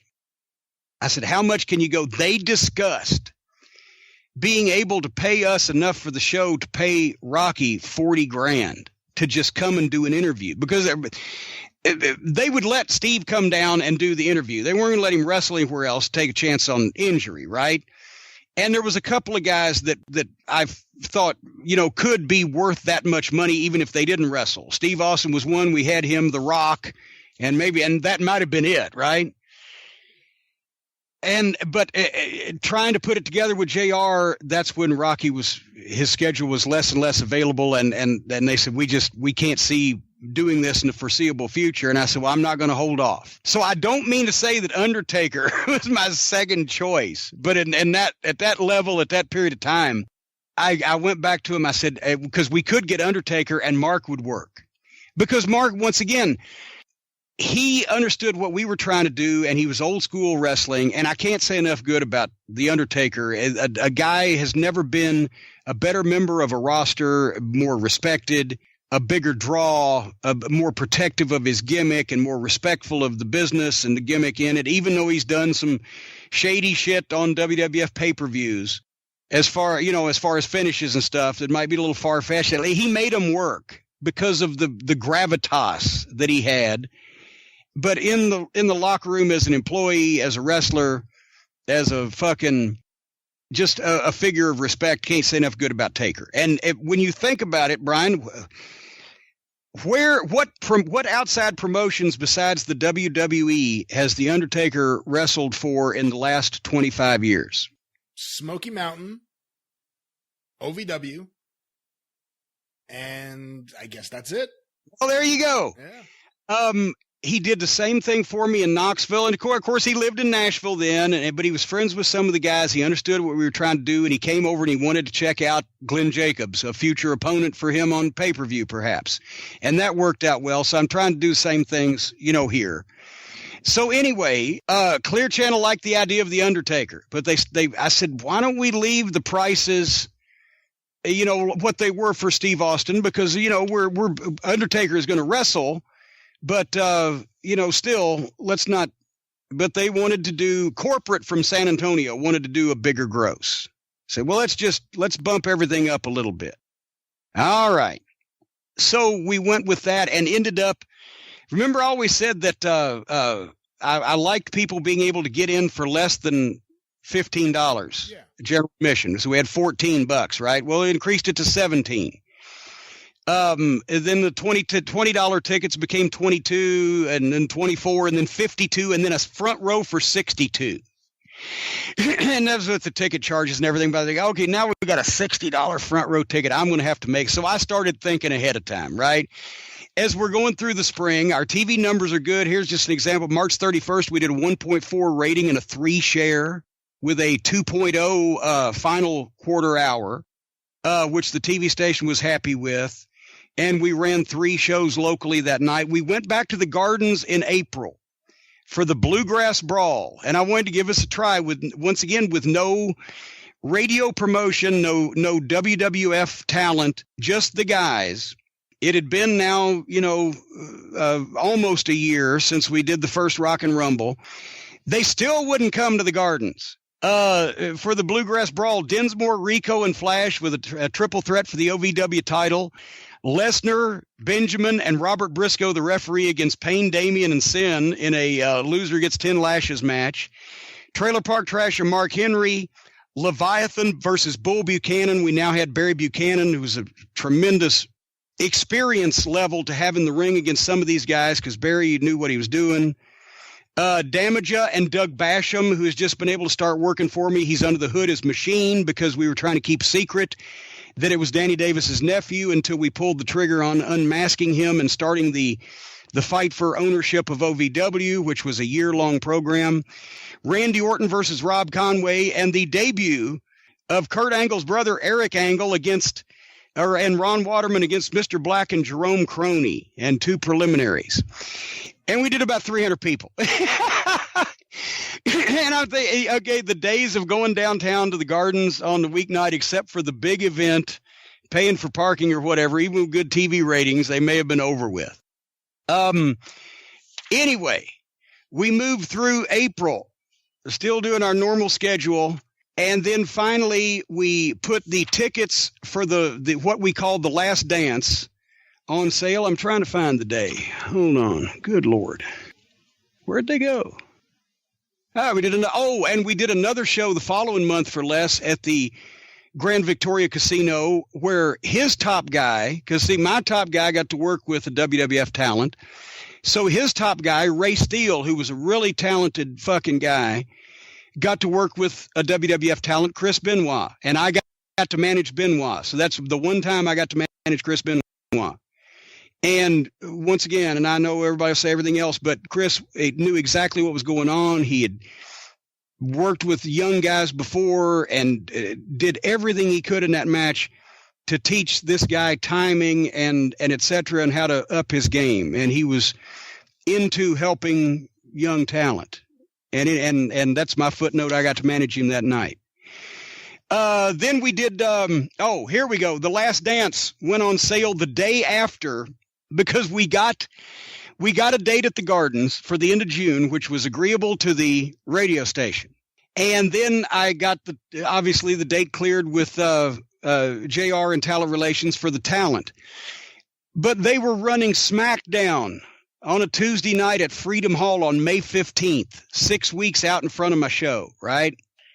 And a lot of publicity in town was going to that. So I said, all right, I don't want to put tickets on sale until the day after that show. But that night, what we did was, not only did we get Brock and Shelton against the Disciples of Sin on as a dark match, but we were able to have them tape it with their equipment. And we did an OVW tag title match and switched the belts, and it was shot for OVW television. So the next week, on our TV taping done from a condemned warehouse and mastered on Super VHS, we pitched to a fucking tape of a 6-camera shoot at a WWF show at Freedom Hall. It had 16,000 people there, where our tag team title changed hands. And our TV station just loved that shit. They were ape shit. They really were. They were ape shit over that. They were like, oh, this is so cool. And that night also, we did an angle where Leviathan and Sin burst into the locker room and confronted The Undertaker. And I believe, yes, and that's where Sin threw a fireball at Taker. And we shot an angle for their match at the Last Dance. So that was on May 15th. And they had been in Cincinnati the night before. We had some guys, Rico versus Orton and Dinsmore versus Leviathan, and dark matches on that card, and some other guys. Then we did our TV taping on Wednesday the 16th that put Last Dance tickets on sale for June 27th. And they were on sale at 11 o'clock, and 3.5 hours later, we had $12,000 in. So I was starting to feel good. And then by Friday, that was up to $17,000, and that's still well over a month off. So we got a good start going. A few more spot shows that week, same as next week, etc. Our TV numbers still doing good. Here's a 1.3 rating and a 3 share on Saturday, June the 9th. We also did a few extra spot shows that week in addition to our training shows. And then we come to June 11th, and I'll give you another one. Wait a minute. Hold on. This is too good. I saw this a minute ago. I got to back up a second. The matches that we had at St. Teresa's Gym on Tuesday night, June 12th, and it was not air conditioned, so it was hotter than balls in there. Brock Lesnar, Shelton Benjamin, and Ron H2O Waterman against the Disciples of Sin and Leviathan in a 6-man. Bobby Eaton and Randy Orton versus Rico Constantino and the prototype John Cena with Kenny Bolin. So, yes, there is an answer to the trivia question. Did Bobby Eaton ever team with Randy Orton and face John Cena? Mark Henry versus Mr. Black and Nick Dinsmore in the damage against Sylvester Terkay, who was Sly Scraper by that point, and his partner Mike Howell. But yeah, and then as a matter of fact, at the Carroll County Fair in Carrollton, Kentucky on June 15th, it was a sold show for $3,500. Leviathan, Batista, and BJ Payne teamed up against Randy Orton and Nick Dinsmore, and the semifinal was Bobby Eaton versus John Cena. So we were having some cool matches at that point in time. Anyway, so we go to and we go June 13th. We went to Madison because look at this schedule for a training school. On Tuesday, June 12th, we did St. Teresa's Gym. On Wednesday, June 13th, Madison, Indiana at the Shaw Memorial High School. Thursday, the 14th, we did our TV taping in Jeffersonville. Friday, the 15th, we did the fair show in Carrollton, Kentucky. We did an amateur show at the Davis Arena on the 16th, and then our training show at the Davis Arena on the 17th. So we ran 6 out of 7 days that week. We ran 5 out of 7 because in Madison, Indiana, I remember this show. Rip Rogers obviously, knew all the people in Indiana, and he got the Shaw High School Athletic Department to sponsor this show because they had a big festival in town that week. And the athletic department said, oh, my God, there's going to be thousands of people in town. We want to have this big event. We're going to push it as hard as we can. All these people, okay, give me a big card. So Brock Lesnar, Shelton Benjamin, and Bobby Eaton with Jim Cornette in the corner against the Disciples, Damien and BJ Payne and Leviathan with Sin. Flash versus Nick Dinsmore. Mark Henry and Randy Orton versus Cena and Rico with Bolin. Damage and Conway versus Doug Basham and Mike Howell. Ron Waterman and Brian Keck against Sly Scraper and Smooth Johnny Spade, and Jason Lee against Mr. Black. We get there. There was a big festival in town. Big festival was in town down on the river about 3 miles away. The fucking high school set back on dry land, and it was vacant. There was not a motherfucker inside. There was hardly even anybody there from the athletic department. And I said, what the fuck's going to... It wasn't air conditioned as I remember. I thought, well, maybe the people just don't want to come in the hot building.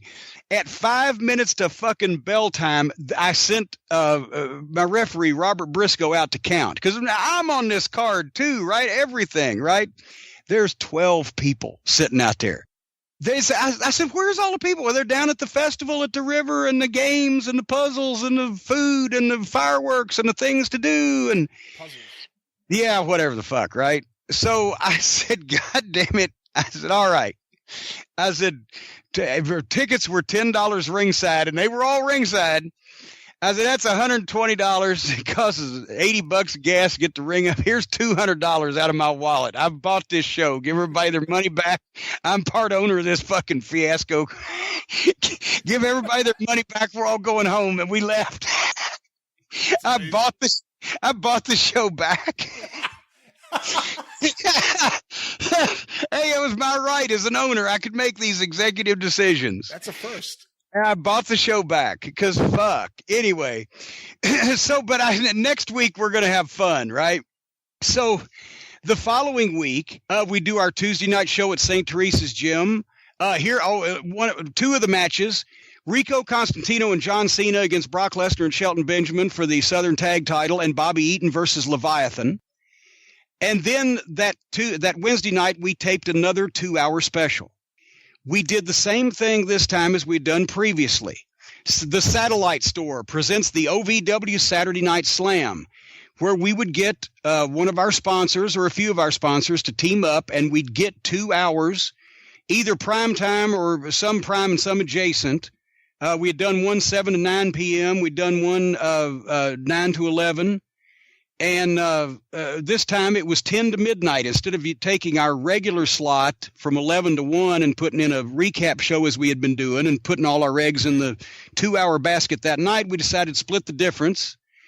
And the first hour, we did an 8 and 4 minute commercial split. And the second hour, we did a 6 and 6 split. And the Satellite Store paid the $1,500 fee to the WB. So we had a 2-hour block from 10 to midnight. Beautiful. And on that show, we ran a lot of tape because I'll tell you the card here in a second first for the Last Dance, and then I'll explain some of the tape that we ran. But this is also the night where Tony Vanetti, who was with 100.5 The Fox, the current rock station, and then Charlie Steele, our friend at QMF was the classic rock station. They had done a mixed tag the previous summer with, two wrestlers. I don't mean to say two people of different sexes. But this time what we had done is we had Vanetti come to do the TV taping.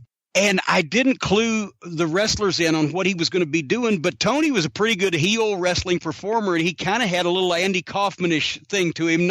He wasn't like a meek, mild milquetoast guy, except he'd come out and play. He was kind of that, hey, I'm Tony Vanetti kind of. And he could be a heel, right? And he's a big personality around town. So, and there wasn't, by the way, the Me Too movement going on yet, or we couldn't have got away with this. But as it was kind of fun.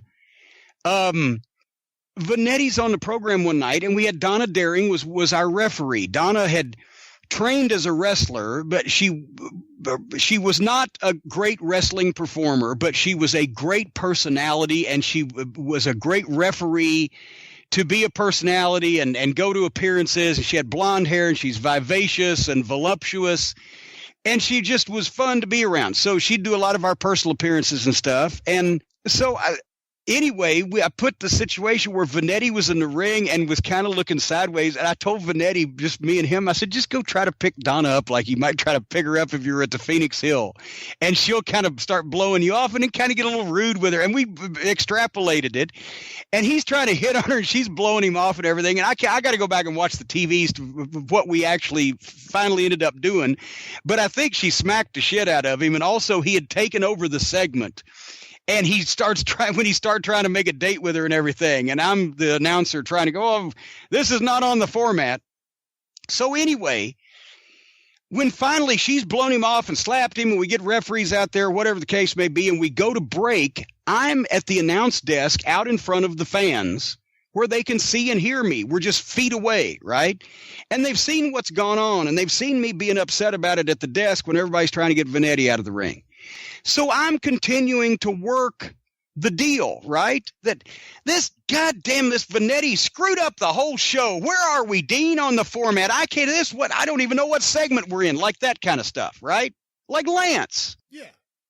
Well, my fucking boys in the locker room, they're still in wrestling school, and apparently they couldn't understand the concept that I was working for the people out and they thought, well, it's not on TV. He's really mad. So Vanetti comes back around the corner, all smiles, like, hey, how'd I do? And everybody's turned away from him like he's leprosy. Getting away from him because they know I'm going to scream and yell at him, right? And he's like, and they said, oh, fucking Cornette hated that. He's like, well, fuck. And he leaves all upset because he thinks he fucked something up, but he did exactly what I told him to do. So I had to call him the next day and say, no, Tony, you were so good. You fooled the wrestlers, and they're supposed to be smart. But anyway, so we had the Battle of the Sexes coming up is what we had with Tony Vanetti, the local radio DJ, against Donna Daring, the OVW referee. And for anybody once again say, oh, intergender, well, that's the whole point. This fucking guy on the radio is a DJ. He's not a trained athlete, and he has offended this girl, and she says she's going to kick his ass, and they're going to talk about it on the radio. And Donna was... I don't know if this is insulting to a lady to reveal her height, but she was tall as I am, and I'm 6 feet tall. And she was in great shape. So she was actually pretty much legitimately able to kick Tony Vanetti's ass, which we'll get to here shortly. So anyway, that week we did the 2-hour taping, and I'm not going to run through the whole show because a lot of it was we were starting to do the Nick Dinsmore and Machine angle full-fledged, where Dinsmore was trying to reveal who Machine is. And I guess I should go ahead and give you the card for The Last Dance.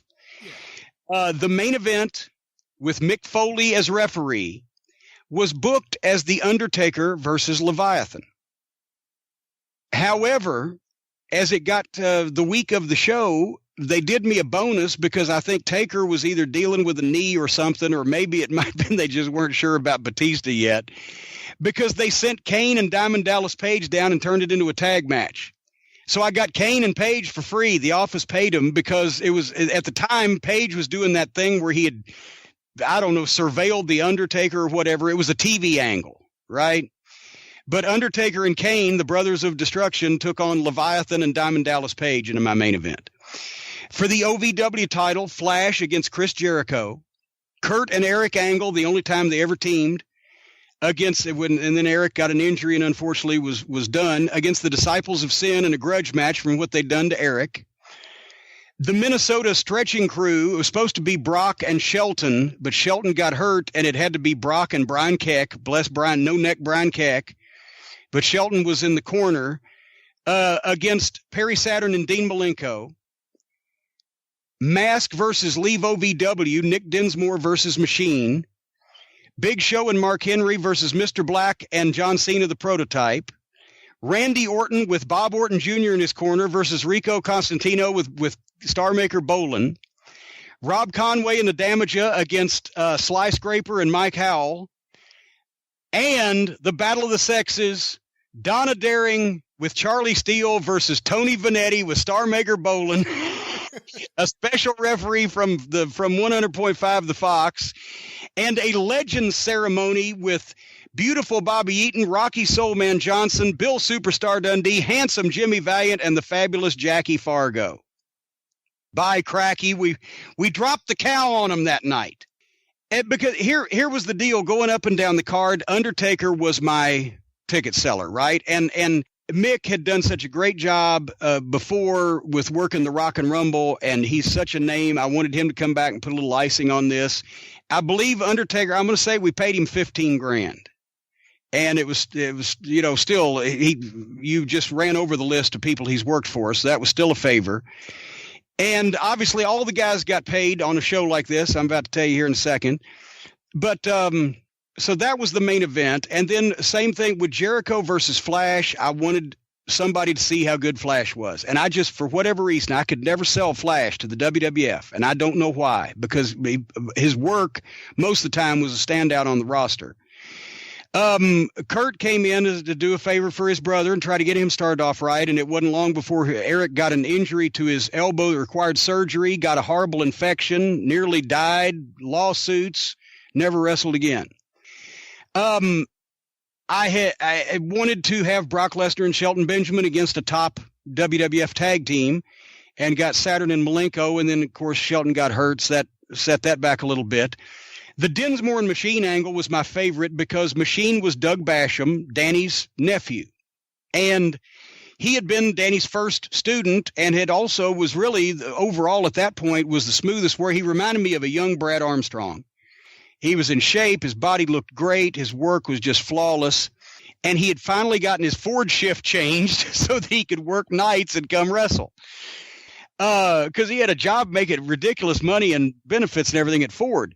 And, of course, Nick was student number 2. And what we did was we told the story when Machine, who was wearing a black leather pants and a black S&M mask, came into OVW.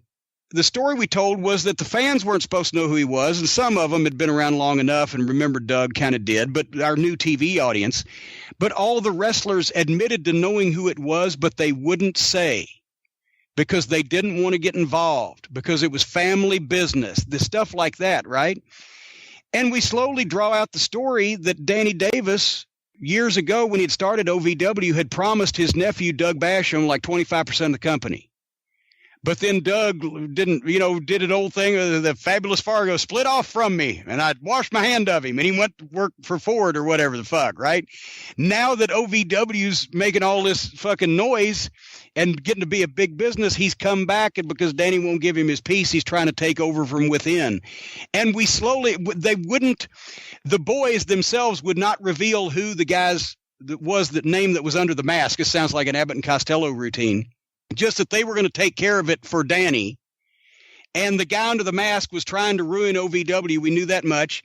And what was supposed to be the blow-off match, Dinsmore would leave if he couldn't beat Machine. Machine would unmask, was really the start of the program, because that's when we started telling the story to the fans.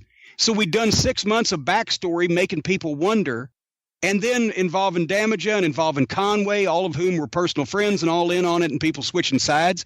We ran this another year and a half, and it was fucking great. People didn't get tired of it because those guys could go all day. Dinsmore, Basham, Damaja, and Conway, you could have any combination, and they could get any amount of time, and the matches were great, and they nailed the finishes. And anyway, then, of course, Black and Prototype were involved with Bowling Services, and Big Show and Mark Henry at the time were both baby faces and forming the world's largest tag team. And Randy was still a young baby face, so we put him against Rico, who was an experienced veteran that could lead him, and had his father come in and be in his corner, at which that was cool. And then the Battle of the Sexes, real quick, Vanetti comes to me that day. Tony, if you're listening, I love you. And he's on television now here in this town all over the place. But he comes to me that day and he's like, well, maybe we shouldn't have the match. What do you mean, Tony? Well, we've advertised it. Well, maybe let's do something else and bring it back next time. What they come to find out, he was nervous that Donna was going to get carried away with that arena full of people and beat the shit out of him.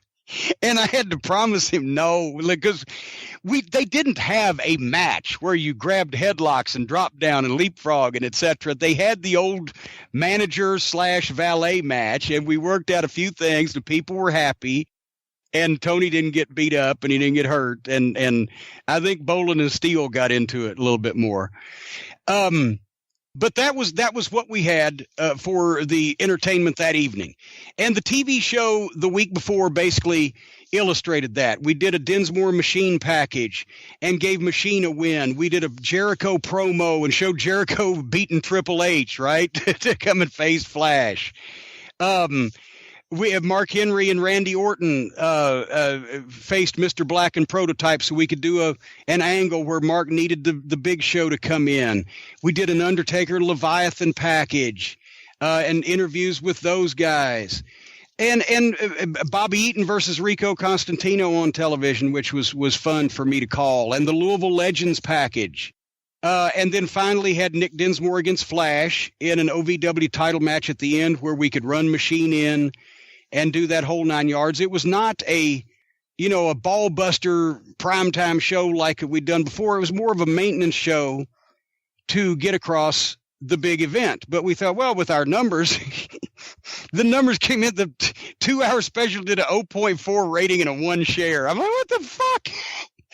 Our regular, normal weekly 1-hour show was doing triple this. That's when I started finding out that when you're in a market where very few homes are metered, if 3 of your fans go on vacation in the same week, you're fucked. Every day, seriously, I come to find out, and there's more things I can tell you about ratings coming up, but every time they would change the meter boxes, we would either gain or lose like 0.4 rating every time, because we could tell when the boxes would change suddenly, it'd go way up or way down and then stay there for a while. But also one night, there was a malfunction in the cable system. And the cable company actually broadcast for the first 14 minutes of our time slot color bars rather than a program to everybody with cable. The only people that got the show were the people watching with a regular antenna. And that was the highest rated quarter hour we did that week. And that's when they're busy. And I called up our sales guy at WBKI and I said, okay, you got smart to our business now. I just got smart to yours, motherfuckers. But that's what they had to use. It's the only thing, in these small markets, a lot of times it's guesswork. But anyway, so I was verklempt when our special did not do very well, but we went into the Last Dance. That Monday we had $36,000 in, it didn't keep up with Christmas Chaos. And which of course, the day before Christmas Chaos, the first time we'd had like 50 grand in. And then the Tuesday, the day before, we had 42,000 in by 12:30 that day. But still, I was thinking this is going to be a stretch, and I was right. And not to say that $52,619 is a bad house, but what we were hoping for was a little bit more. But I think we raised the prices a little bit too much. And I pulled out all the stops. I mentioned that we had the Legends of Louisville Wrestling. We had the whole star-studded lineup. We did a couple other things that day where we kind of made some money, but we also established some contacts. It was the middle of the summer. Six Flags Kentucky Kingdom was open. We sent Mick Foley, Kurt Angle, Big Show, and Mark Henry out there from 2 to 3 o'clock to sign autographs and promote the show, right? That's where we made the deal or made the relationship with Six Flags Kentucky Kingdom. We're starting the next summer. We were going to be regulars and making more money than we were making with Clear Channel. They loved it. The thing was packed, and we bonused those guys and made an extra 10 grand for an hour that afternoon. Then all those guys plus Jericho went over to the Corsair Children's Hospital and did a free deal for an hour. We had backstage blast remotes going on both radio stations from 3 to 4, 4 to 5, 5 to 6, and 6 to 7. We had even Undertaker got there early enough to do one. So we got those radio remotes going out. So everybody within 150 miles that day that was listening to the rock stations were hearing about OVW, whether they went or not. OVW is bringing in these big WWF stars. OVW is bringing in these legends. You can watch OVW on WBKI, that whole type of thing, right? So we're getting immense publicity out of this. From 6 o'clock to 7:15, the Gold Circle ticket holders, which were the front row, was 73 tickets at $62 and then 175 at $52. Got to meet Undertaker, Chris Jericho, Kurt Angle, Perry Saturn, and Dean Malenko, Big Show, and the Louisville Legends, and got a free program because we printed a program with Undertaker's picture on the cover and color pictures, did a nice job, and we sold like 2,000 of those, I think, at $3 a piece. We did 10 grand in merchandise. But also the Gold Circle front row ticket holders, for that extra $10 that we bumped it up, this is the one where we gave them waitress service from the Hooters waitresses, because see, at the Gold Circle VIP thing, each one of our sponsors paid extra to sit at the table with their sign in front of them with one of the stars, right? So we got a payoff from Kentucky Kingdom for the meet and greet we did out there. Then we got paid to do the Gold Circle ticket meet and greet. Then Clear Channel had bought this show for, I believe it was $60,000. And then we made merchandise money also. So this was a nice little day. But also that the waitress service from Hooters was one of my ideas that we had done at the Super Bowl of wrestling, and we ended up doing it where if you're sitting in the front row on a seat and you've paid that much for it, you don't want to get up and miss a match going to the concession stand, right? So we had the Hooters girls, and they would walk over and you'd give them your fucking order and the money, and they'd go back and bring you back your change and your drink and shit. So anyway. Can I ask you a question? Give me a date. What was the date of the last show you said? This one? Yeah. The Last Dance. Wednesday, June 27th, 2001. Oh, and I forgot the reason why it was The Last Dance was because the city had announced that they were closing the Louisville Gardens, and this would in July.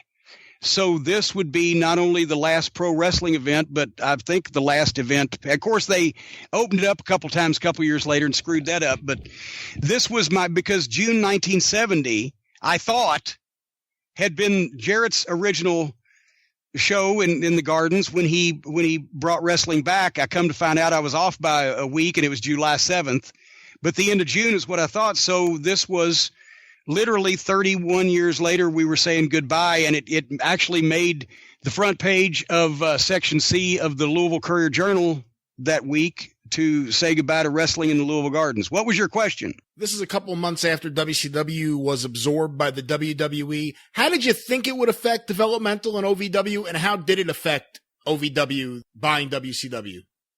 I didn't think it would affect us that much. It wouldn't affect us in a negative way right off the bat, because we were hot and kind of still getting hotter. It affected developmental in a bad way because they had to take and Les Thatcher, I think that's what sabotaged Les Thatcher's developmental program, because he got all the luchadors and all the underneath guys. And I got the ones at least that, like I've said, it was Jindrak and O'Hare and those guys, but at least they liked them. I got the guys they liked, and he got a lot of the guys that Johnny the Bull Stamboli, is that a name that anybody remembers? But just a lot of those nondescript underneath WCW guys that had been at the power plant, and that was no way to run a fucking, racetrack. Or the luchadors that were just interchangeable and they didn't know what to do with, and nobody knew them or knew what the fuck. So I'm not knocking their talent, but that's why. Of course, he got Rey Mysterio out of that, and Eddie Guerrero. But then Les didn't have a really a strong broadcast television signal up there, but he got a lot of filler, and I think that didn't do him any good. There was too many people that came on the market too quickly that all needed to go back and be retrained. Not Eddie Guerrero and Rey Mysterio, obviously, but a lot of the folks that had come from the power plant or were primary result of the power plant all needed to go back to wrestling school for whatever reason. I don't know what they did down there, but I wasn't a fan of it. But that's how that. But anyway, yes, that's how we were affected. But at any rate, we do this show, and the final tally was we sold. Well, we had 6 comps of the front row tickets out to I think the general managers of the radio station and their family, and some comps out for the VIP meet and greet. But we ended up selling 2,342 and then 718 comp for 52,619 at the gate. And of course, I mentioned the extraneous income that we had, and then also that's the radio stations had extra income also, because even though they bought the show from us, but they also sold sponsorships. As I mentioned, the Thorntons, we didn't have I wanted an Undertaker life-size stand-up in the Thorntons like they'd had Steve Austin. But then I don't think they had 50 fucking life-size 7-foot-tall Undertaker stand-ups. But the whole thing is everybody felt good about it. The TV station was nuts that all these big stars are coming in and being advertised on their television, and our numbers are doing well. Even if the numbers don't do well, we pay for these shows. The Gardens is happy because this is literally these are the only events that are drawing crowds at the Louisville Gardens anymore. The radio station people were happy because their personalities were on the shows and being recognized, also because they were selling all these sponsorships, getting all this attention. Now Six Flags is in the mix. We're happy. I'm thinking, how are we going to top this? And now we don't have the Gardens anymore. And I will give you a little tease for later on another deep dive. But this is when I started thinking about, can we go to Freedom Hall? And we never did, and I'll tell you why. I thought we can go to Freedom Hall if maybe there's still time or a chance to get The Rock, or maybe we've only been on this full power television station now for fucking 12 months, and we're and we've got some more notoriety. We need to get a better base. We're still mastering our TV show on Super VHS, and we're still headquartered in a toilet off 10th Street in Jeffersonville, but at least people know who we are. So maybe with Clear Channel Radio, we can go to Freedom Hall, and that's when the next meeting I have with Clear Channel, they say, well, now corporate in San Antonio says we have to make twice as much money as we spend on any promotions, or we're not going to be able to do them. I said, wait a minute, you've got to double your money. If you can spend 60 and make 20, get back 80, you can't make 20, you got to make 120. Yes. I'm like, what the fuck? That's ridiculous. It was insane. And I said, well, there's not a building big enough in town. I don't think that you could pay enough to put an attraction in that's going to drive, anyway. And so that's why we didn't do any more events with Clear Channel Radio, because they'd had a directive from corporate in San Antonio. They had to double their money or whatever the fuck it was. But luckily, the guy at Six Flags Kentucky Kingdom, Jim Cornette, was I can't remember his title, general manager or whatever, but he had seen the response at the people at the park and the stars we brought in. And that's when we started talking about doing something at the park the following year, because the Gardens was closed. And we couldn't go to Freedom Hall without Clear Channel backing and putting up serious money. So we were basically, and we didn't have a base of operations yet that we could show off that in Louisville that was picturesque and cosmetically pleasing. So I was basically thinking, fuck, unless we do something different, we're out of the big show business in Louisville, right? And thankfully, that was at the time where Six Flags started talking to us, and we started making some plans. And in 2002, I think actually we may have had I got to look through this book, because we may have done something later on that year at Six Flags just as a test. But in 2002 is where we completed our third year in. We got pretty much everything else finished. We not only established a place where we could do regular big shows in Louisville, which was Six Flags, but also we got a new base of operations where we could shoot our television and have our school and our production out of, that not only didn't looked like it was kind of halfway embarrassing to go to in person, but actually we would end up drawing more people to on a weekly basis than we did when we were running the Louisville Gardens once every few months for our regular shows. But I'm already dangling the prospect of another deep dive in the future in front of the people. You sure are. Aren't I? You are more than dangling. Out of the frying pan and into the frying pan. As Buddy Landell used to say on promos, I don't have to go to Hawaii to hang 10. I can just stand here and smile. And well, then why don't we do something like that? And the next time we do a deep dive, which could be as soon as next week, I have no fucking idea, we will talk about not only debuting at Six Flags, but moving into the new arena. Yeah, see, that's the period of OVW where I really started getting into it. So that's good stuff. Yeah. Well, it's actually, and here's the thing is, I like the look. That's why. I liked the content of the TV that we were doing at the old building, but you couldn't really show it to anybody. It's like the ugly girlfriend that you really liked, but you didn't want to show her picture off. We couldn't really brag about that old building, but when we got in the new building, quite honestly, besides for the people that were spending, and that was 2002, so TNA didn't exist. So basically, except for the WWF, it spent money. We were pretty much the slickest looking television wrestling program on in those days. Slicker than cum on a gold tooth, as they say. But anyway, that was they. Well, I don't know who they are. And what they had is like that one time Crockett ran a fucking spot show outside the Philly market in King of Prussia, Pennsylvania. Yeah. And people to this day remember it because on the local promos up there, I still here on Philadelphia TV, I said, who is the King of Prussia and how has he set up an enclave here in the middle of Pennsylvania? I want to know these things. But anyway, that was the last dance. And I thought it was very fitting that we have, that's another thing I advertised. I think it's fitting that we have Jackie Fargo on the last event to walk the aisle and strut much as he did at the first one. And I didn't find out because Mark James and I and John Cosper and Seth Manhammer and all these other people hadn't done the research yet. Not only was I wrong a week off on the debut of Jarrett's bringing wrestling back to the Gardens, but also Fargo didn't work a show for almost the first year. so I false advertised a little bit, but that was the last dance. And that was for all intents and purposes, the last local wrestling event in the Louisville Gardens. I mentioned that a few years later, the city did open it back up if somebody wanted to rent it. But at that point, you actually had to go in and put toilet paper in the bathrooms and everything. It was just an empty shell.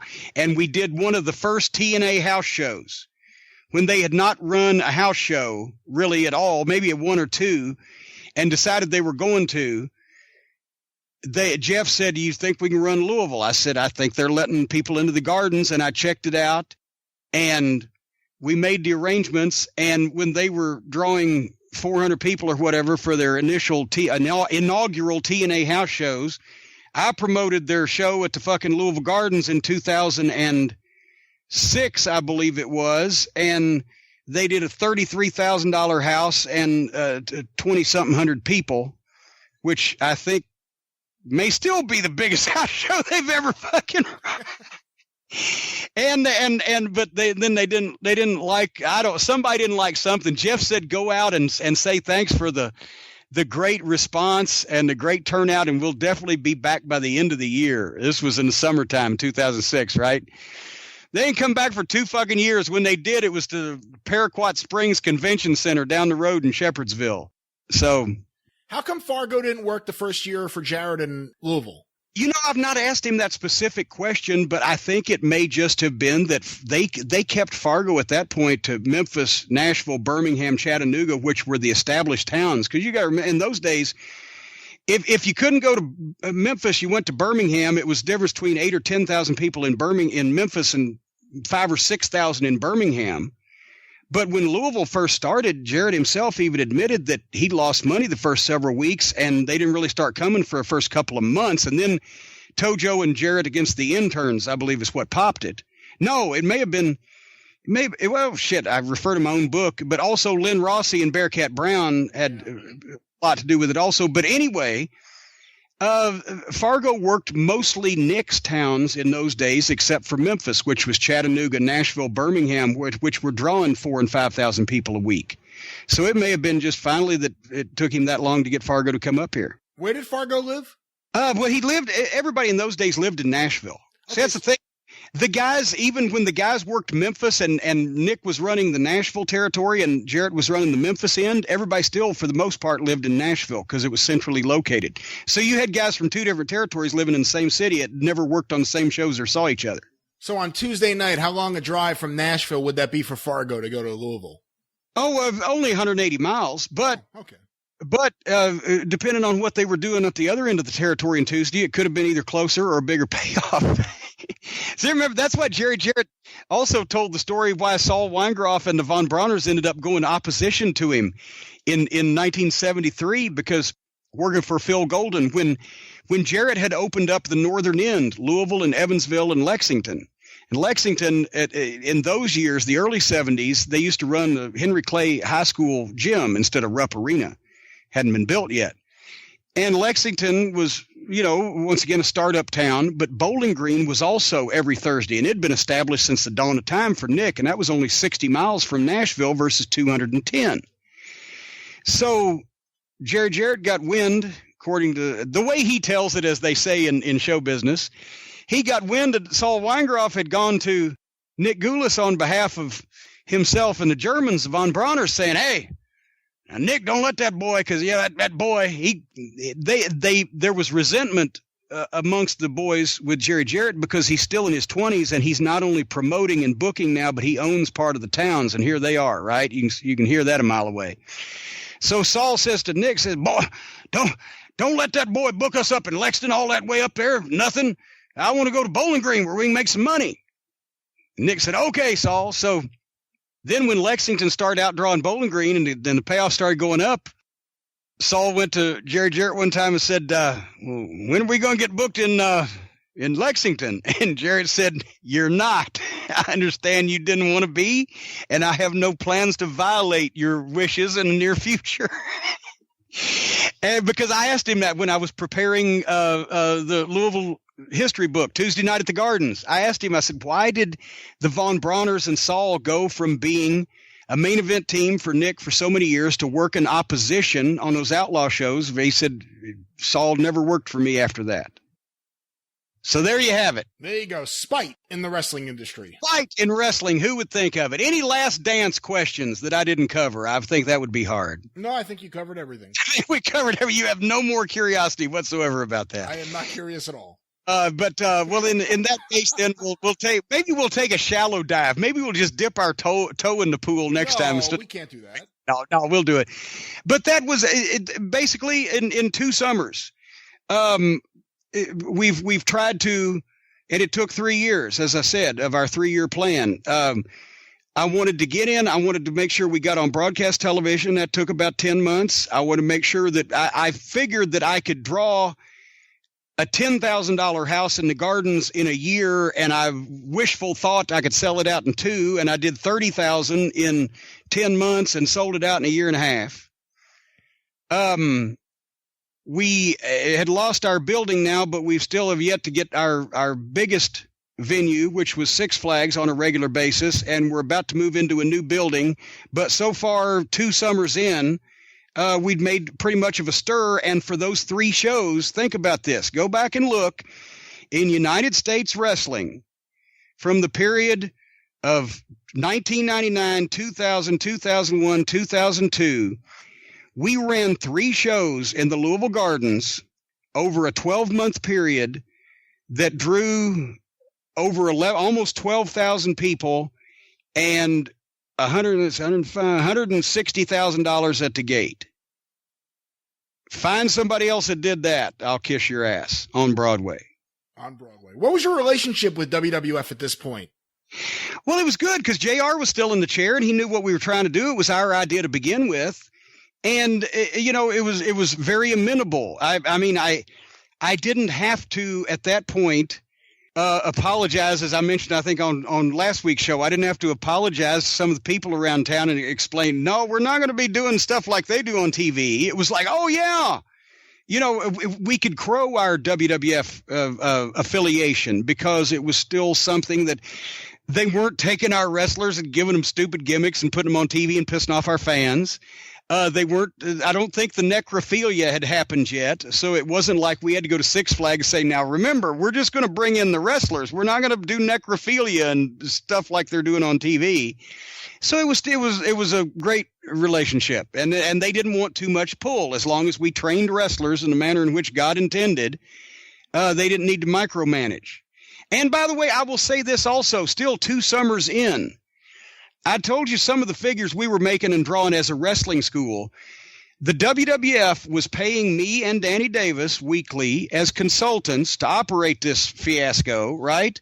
But as far as financial support, not talent, not equipment, they'd send us a ring from time to time, or they, etc. But as far as actual money in the bank, we were still getting $1,500 a week for the developmental program from the WWF. And we were still not only making a profit, but we were one of only 2 wrestling promotions in the country in 2001 that were making a regular promotions with television that were making a profit, the WWF and us. And obviously on $1,500 a week from the day was not for all from the WWF. When was the first time someone from the WWF or WWE talked to you about the footage from OVW? Oh God, that was years. Because see, when I'll tell you this and then we'll end it up. When we first came down and set up the developmental program, they didn't have any contracts for it because there hadn't been any such thing before. And one of the things that they wrote was, in the contract, we would WWE would retain rights to videotapes and footage of our contracted wrestlers. Okay. Except they only sent us 6 at the start, and 2 of them were so green that we couldn't even put them on television. So Danny Davis already had a television program. It wasn't on a great station, but he was already producing a program, and he already had a stable of wrestlers, or elsewise this whole thing wouldn't have worked.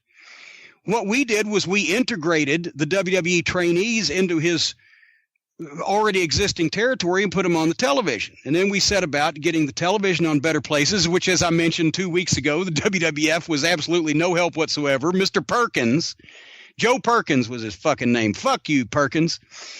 They were no help at that. Jim Ross would give us help with talent.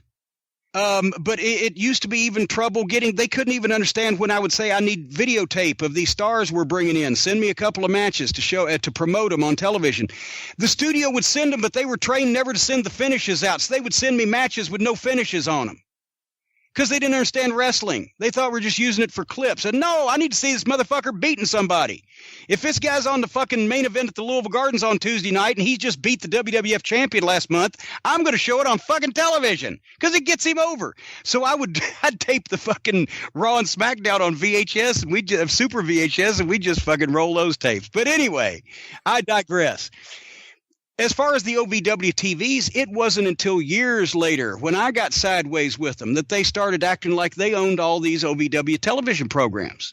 And Danny and I were quick to inform them that no, we have never signed anything. We never did sign anything that gave away our rights to the television programs that we paid to produce, wrote and produced, and paid to air, and paid to store, and that contained non-contract talent, non-contract wrestlers, managers, referees, announcers, etc. And thank you very much. We will not be giving up those rights for free. So there was a quite sizable settlement on that they still wouldn't term.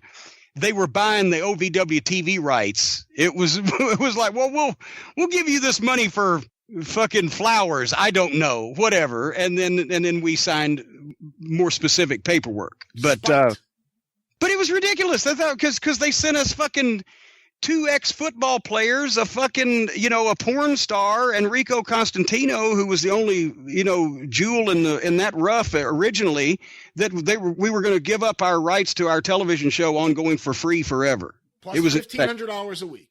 Yeah. And that once 2002 came around and we started putting people in Six Flags and we started and moved in the new building, that came up because I'll leave you with this comment. The comment was made from a high-ranking official in the World Wrestling Federation, which it still was at the time. You guys are doing an incredible job training. You guys are doing an incredible job promoting these events. You guys are doing an incredible job. We can't ever let anybody named McMahon walk into your headquarters. And Danny Davis said, well, if we had a little more financial support, we'd have a better looking place. And that's what started that ball rolling. And let me just say that I personally witnessed Danny Davis make a $6 profit on a $103 gate at a show one time. So he did a lot with a little, and he was about to do a whole lot with a little lot. Were you guys on the same page this whole time? All three of these OVW deep dives that we've done, from you returning to Louisville, buying into OVW to now, this entire time dealing with the WWF, dealing with getting TV sponsors, are you and Danny on the same page? Oh, God, yes. We never had. Here's the thing. He was the owner of the restaurant and I was the chef. If the chef is lousy, the food won't taste good and nobody will come back. But if the owner of the restaurant isn't doing his job, the whole thing's shot. He kept the doors open. He kept everybody in line. He kept us all in business. And I created the fucking menu and the food and then went out and sold it. It's a great analogy. And it was perfect. And there are the things he could do I've never seen. And technically that he taught himself to do with these super VHS fucking decks and these goddamn half-ass cameras and just a variety of things, or that the tricks of the trade that he learned and wrestling bookkeeping and etc. Danny Davis is the best businessman I've ever worked with in my entire life. Wait, we're on the air now. I hear some chatter in the background. Yeah. Some fidgeting. There was some fidgeting in the background. She was maligning someone. But anyway, after the third of the big shows we did with Clear Channel Radio, The Last Dance at the Louisville Gardens, we got kind of zapped because not only did the city of Louisville close the Louisville Gardens, and there was no building of that size that we could get anywhere near that kind of deal on, right, on the rent. But Clear Channel Radio from corporate in San Antonio had insisted on like doubling or more their investments on any shows like this. So the local guys got their hands tied with doing more shows with us if we'd had a venue. So after The Last Dance, it would have been looking kind of bleak because we were also still, our school and where we shot our television was still the old Davis Arena over in the abandoned warehouse building in Jeffersonville, Indiana, that we could, if we packed 150 people in that place, you couldn't breathe and there was no air and little heat and sometimes the plumbing didn't work and there was just no space, right? So we've established all this in the first couple of years, but now I'm thinking, we haven't got a building.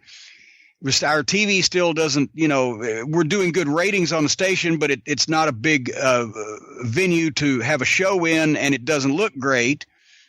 And there's a few things that we need now. But luckily, in June, when we had done the Last Dance show, we had made a contact with the folks at Six Flags Kentucky Kingdom, and we had sent Mick Foley, Kurt Angle, Big Show, and Mark Henry over there to do a personal appearance that afternoon, and the people loved it, and the people that were at the park, and a bunch of people went to see them because we'd advertised it. And I mean, we had people at the Children's Hospital that day, and the radio was doing a remote from the gardens. We were plugging it, so it was just wrestling crazy that day. So not only the gate, which was, as we mentioned, over $50,000 and like 3,000 people, but the exposure that OVW got as not only a local entity, but somebody that brings big stars in, that's what we were going for, and that was off the charts. And the Six Flags thing, the folks out there, and I can't remember if he was the general manager or what his title was, but the guy in charge of things enough to make these decisions was a guy named Jim Cornette, who came to us, and we started having meetings with him. He said they had an outdoor arena. I think they actually, at the first we were in a smaller place for the first couple of shows the first year, and then they were remodeling what was their Batman amphitheater or whatever in those days, and with another, Six Flags and branded thing, but they wanted some ongoing events. So at any rate, it took a little while to get that done.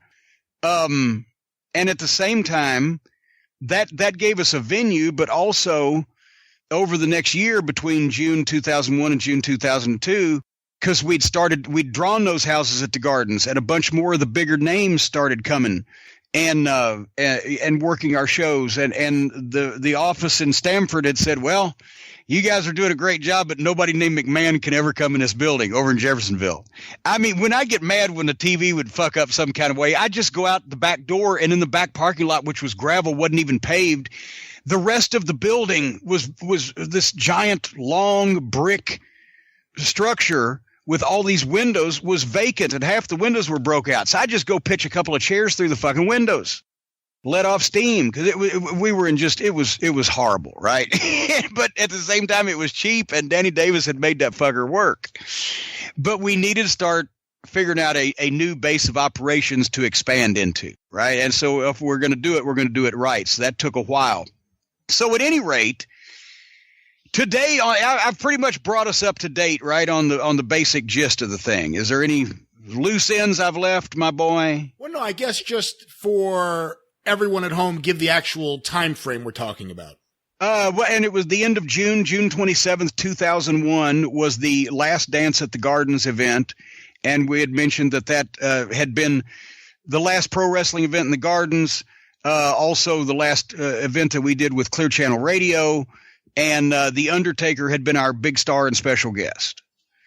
But from that point forward, I had not actually that was 2001. That was 17 years ago. I have not looked at this book closely in probably 16 years.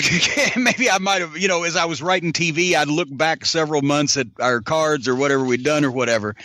So I'm just going to flip through a couple of things that I thought were cool, because the strengths that we had at this point, we'd got up in June 2001. That was 2 years after we'd established the developmental program. We'd gotten on a strong local broadcast television station, and we were doing, out of 7 stations, we were usually in 4th or 5th place, doing a 1 rating or better and a 2 share or better on Saturday night at 11 o'clock locally, which that was 10,000 homes or more, but there's however many people per homes.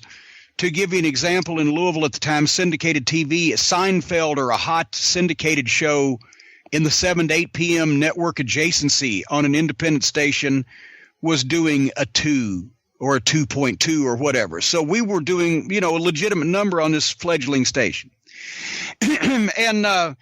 But we lost our building, as I said, and we had more talent coming in than ever, but we still needed a bigger place to operate. And also we needed somebody, because those Clear Channel shows were bought, obviously.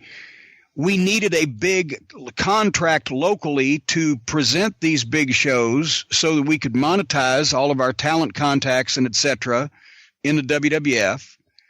And we're still at this period of time also, and for the next, I guess, probably most of the year, we're working with Les Thatcher's Heartland Wrestling Association in Cincinnati. And they had a crew of guys there, including a lot of the WCW talent that they had absorbed when they bought the company or would absorb.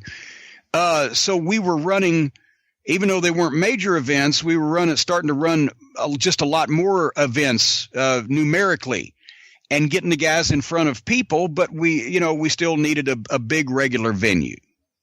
And this is the period June 2001 to June 2002. So when you first got there, you got there what, the end of 99? August 99. August 99. It was never a priority at that point to find a new venue? You kind of just wanted to get your footing, or did you immediately start looking for places? No, because here's the thing.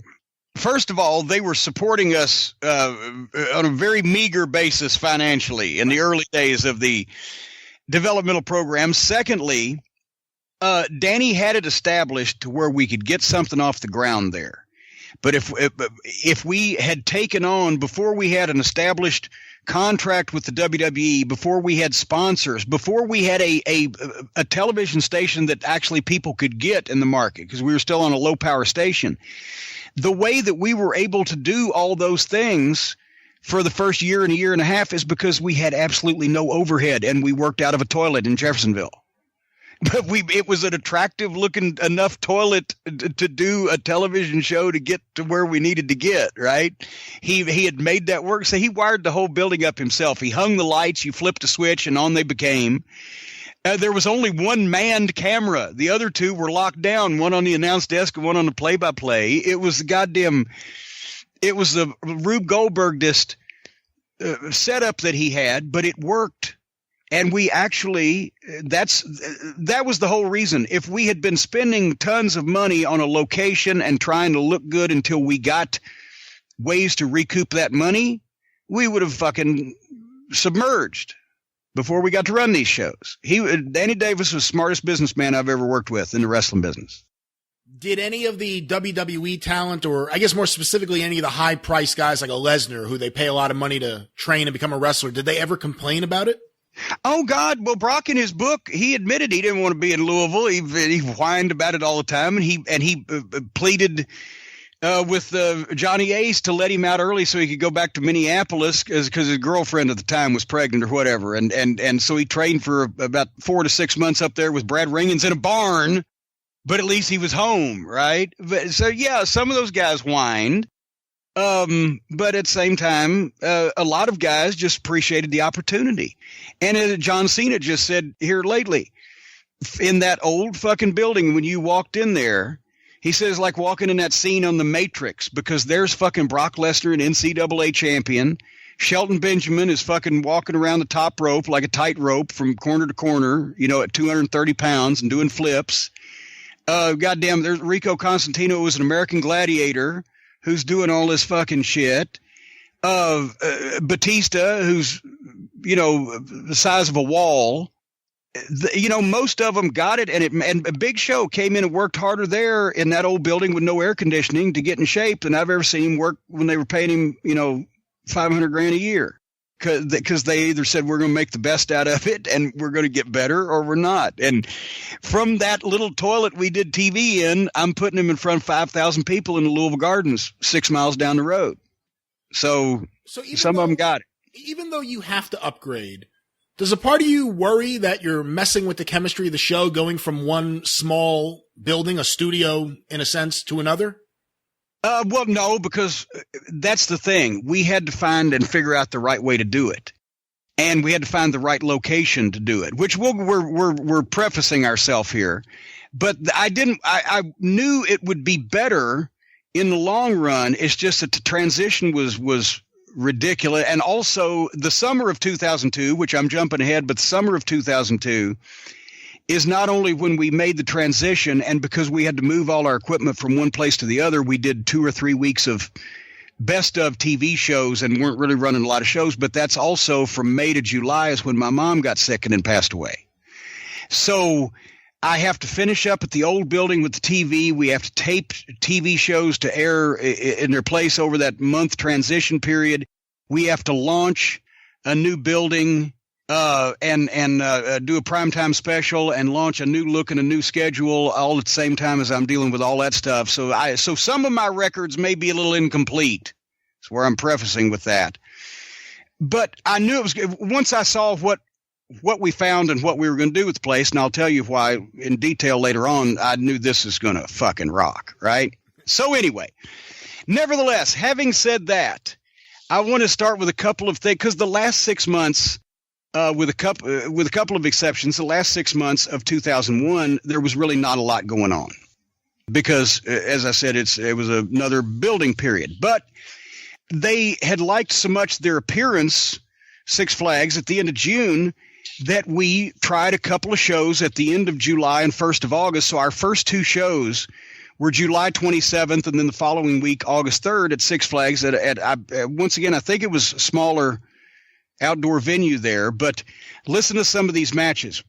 The main event was a War Games rules match where we didn't have a cage. So we just did the War Games rules with 8 guys, Nick Dinsmore, Rob Conway, the Damager, and Mark Henry against Machine, Doug Basham, Smooth Johnny Spade, Sly Scraper, who was Sylvester Turkai, and Mike Hard, who was Mike Howell. And the Smooth, Sly, and Hard guys were Doug Basham's henchmen. the semifinal match, Rico Constantino and the Prototype, John Cena, with old Star Maker Bolin against Bobby Eaton and Randy Orton. Oh, wow. Which now that I look back on it, and of that group, it was like, oh, you think Orton can keep up? You know, at that time, he's fucking 19, right? On the undercard, David Flair versus Dean Malenko, because they had sent Dean down to check and see how David was. And also, one of the preliminaries, Brock Lesnar versus Leviathan, Batista. But anyway, those were some matches that night. And we did a decent crowd. It was just like I said, a month after the Garden show. So we had turned right around and started promoting it. But then the next week we came back with the OVW title, Nick Dinsmore against Machine, David Flair and Bobby Eaton against Rico and the Prototype, and a return match with no disqualification with Brock and Leviathan, plus Mark Henry and Randy Orton, Damage of Conway on the undercard.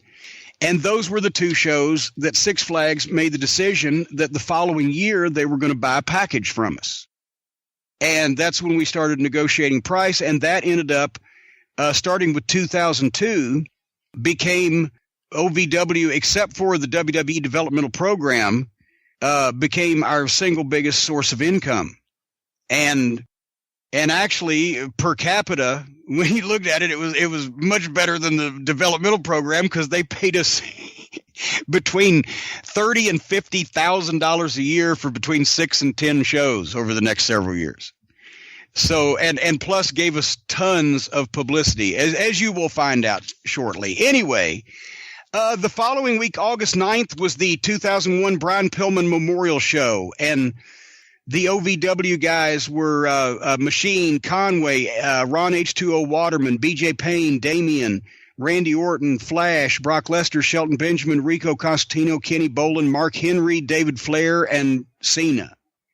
Just from here with that. Can I ask you a question, Jim? Yes. Those two previous shows had Brock Lesnar versus Leviathan, Batista in the main event. What was that like then? How did they work together, and how did they get along, those two, at that time?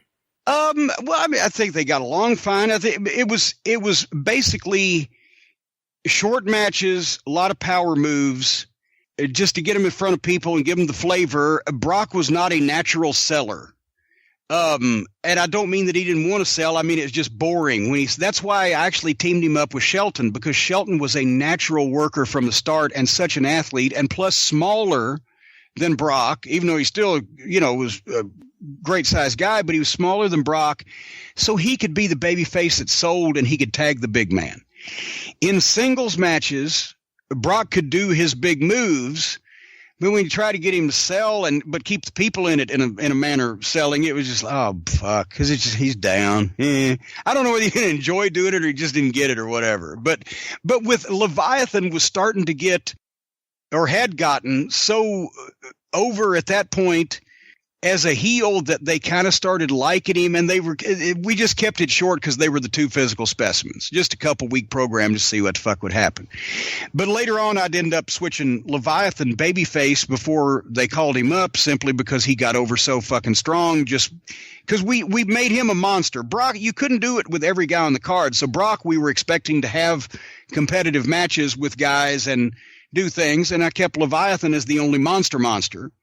Yeah, I mean, even Mark Henry sold and shit, but Leviathan never did a job, never sold, as we'll get to shortly, and never went long. But at the same time, he also never lost. That's the way you make a star. It's interesting. They kind of switched roles. If you look at it, Brock now, short matches, doesn't do too much, and Batista ended up working, some good long matches with Triple H. Well, but that's because Brock was smarter and yanked more money for fewer minutes out of him. But anyway, I'll mention on Saturday night, August 11th, on WB 34 here, and actually WBKI 7 on the cable, but I was still writing 34 because that had been their over-the-air channel. We did a 1.7 rating and a 3 share, which was easily almost 20,000 homes in Louisville off of a TV show taped in a toilet. My birthday week of September 17th, 2001, this was just the OVW schedule. we did class on Monday morning at 10 a.m., and usually that was handled by Rip Rogers, Danny Davis, and usually Dinsmore.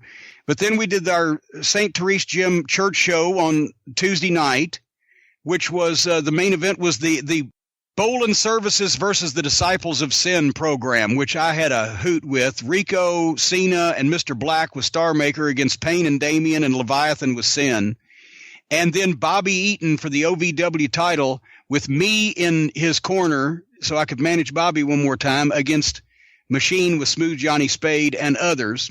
And then we did our TV taping on September 19th in Jeffersonville, as we usually did. And then while everybody else handled class at 10 a.m. on Thursday morning, Sin and I went down to Miami for D'Lo Brown's wedding, which I've got my hotel confirmation here. But D'Lo was going to be they were going to be sending D'Lo shortly, I think, in the next several months up to help work with some guys. And so we went to his wedding, and we're down there for a couple of days, and thankfully got back over the weekend. But we did another wrestling class on Friday, and then a spot show in Ulitic, Indiana, that unfortunately only did about 120 people on Saturday. And then Sunday, the 23rd, back in Jeffersonville at our building, we taped Les Thatcher's TV, because that's when he was still putting his building together to tape television up there. And dark matches that night in front of what was probably about 60 people, I'm going to be honest with you, in a converted warehouse in Jeffersonville, was Randy Orton versus Batista and John Cena versus Nick Dinsmore. So anyway, that was an interesting week. I will point out that we did another on October 6th. We did another 1.6 rating and a 3 share with a 2.1 quarter hour on Saturday night, which put us actually in third place that particular night. So we beat, I just have third place, but I think we beat the ABC affiliate that night, Saturday night at 11 o'clock, right? So fuck all y'all. Did you like having Bobby Eaton around for the first time in years? Oh my God, yes, of course. Because here's the thing. I don't know that Bobby was, sometimes when you're a natural at something, it's hard. I don't know that Ric Flair was the best trainer either. Bobby was great to just talk to the boys and just kind of just by being around Bobby, learn how to think about the business or just learn how to act about the business or whatever. But and he could show you how to do moves, although at that point he was past 40 by then, and I wouldn't have him do the knee off the top because everybody asked to see it. And at that point, his knees were not in condition where he needed to be doing that, all the time. And his shit didn't bend as far as it used to. But sometimes, it's like when they'd say, Bobby, why did you do that? He'd just look at him like, that's what you would do. It's the perfect thing that you would do there, but it's the only thing that occurred to him because he was just such a natural. So sometimes he had a hard time communicating the specific whys and wherefores of doing something in wrestling. But as far as just learning to be cool and be around somebody and the way to think about the business, he was great with the young guys, and he didn't mind. He'd been there. He started for Nick, putting up the rings and wanting to be a wrestler, right? So now he's in a wrestling school. He was in a wrestling school in every locker room he was ever in if anybody ever asked him how to do something. Even when he was on top in the main events and et cetera, if somebody had needed help with him or one of the, underneath guys said, hey, Bobby, how'd you do that or whatever, he would tell him about it. So he's one of those guys that you always wanted to have around the school. But anyway, nevertheless, I digress. Where did I leave off? But if I can ask you though, who else was around the school, the actual school itself? Who did you have there besides you, Danny, Bobby Eaton? Rip Rogers. Rip Rogers. Well, see, that's the thing. When Danny started the school, he trained the first couple of guys, Nick and Rob and Doug. Himself. And then by the point that he had transitioned into running the whole thing, pretty much single-handedly, Rip had taken over the classes because that was the last couple of years he was still wrestling. So he took over the classes and he trained almost all, not only the early developmental guys, but also most of the guys that were worth a shit that Danny had when I got here. And really, at this point, they would send down guys, whether it was an agent just might come in. If they were going to be doing a Raw or a show in Louisville on a Monday or Tuesday, they might send some agent in over the weekend. If somebody needed rehab from an injury or just wanted to knock some ring rust off as they were starting back. But at the time, they weren't flooding us with a ton of personnel. So So Rip pretty much did the classes. Nick Dinsmore did the amateur class. Danny Davis ran all the business and was the TV production crew.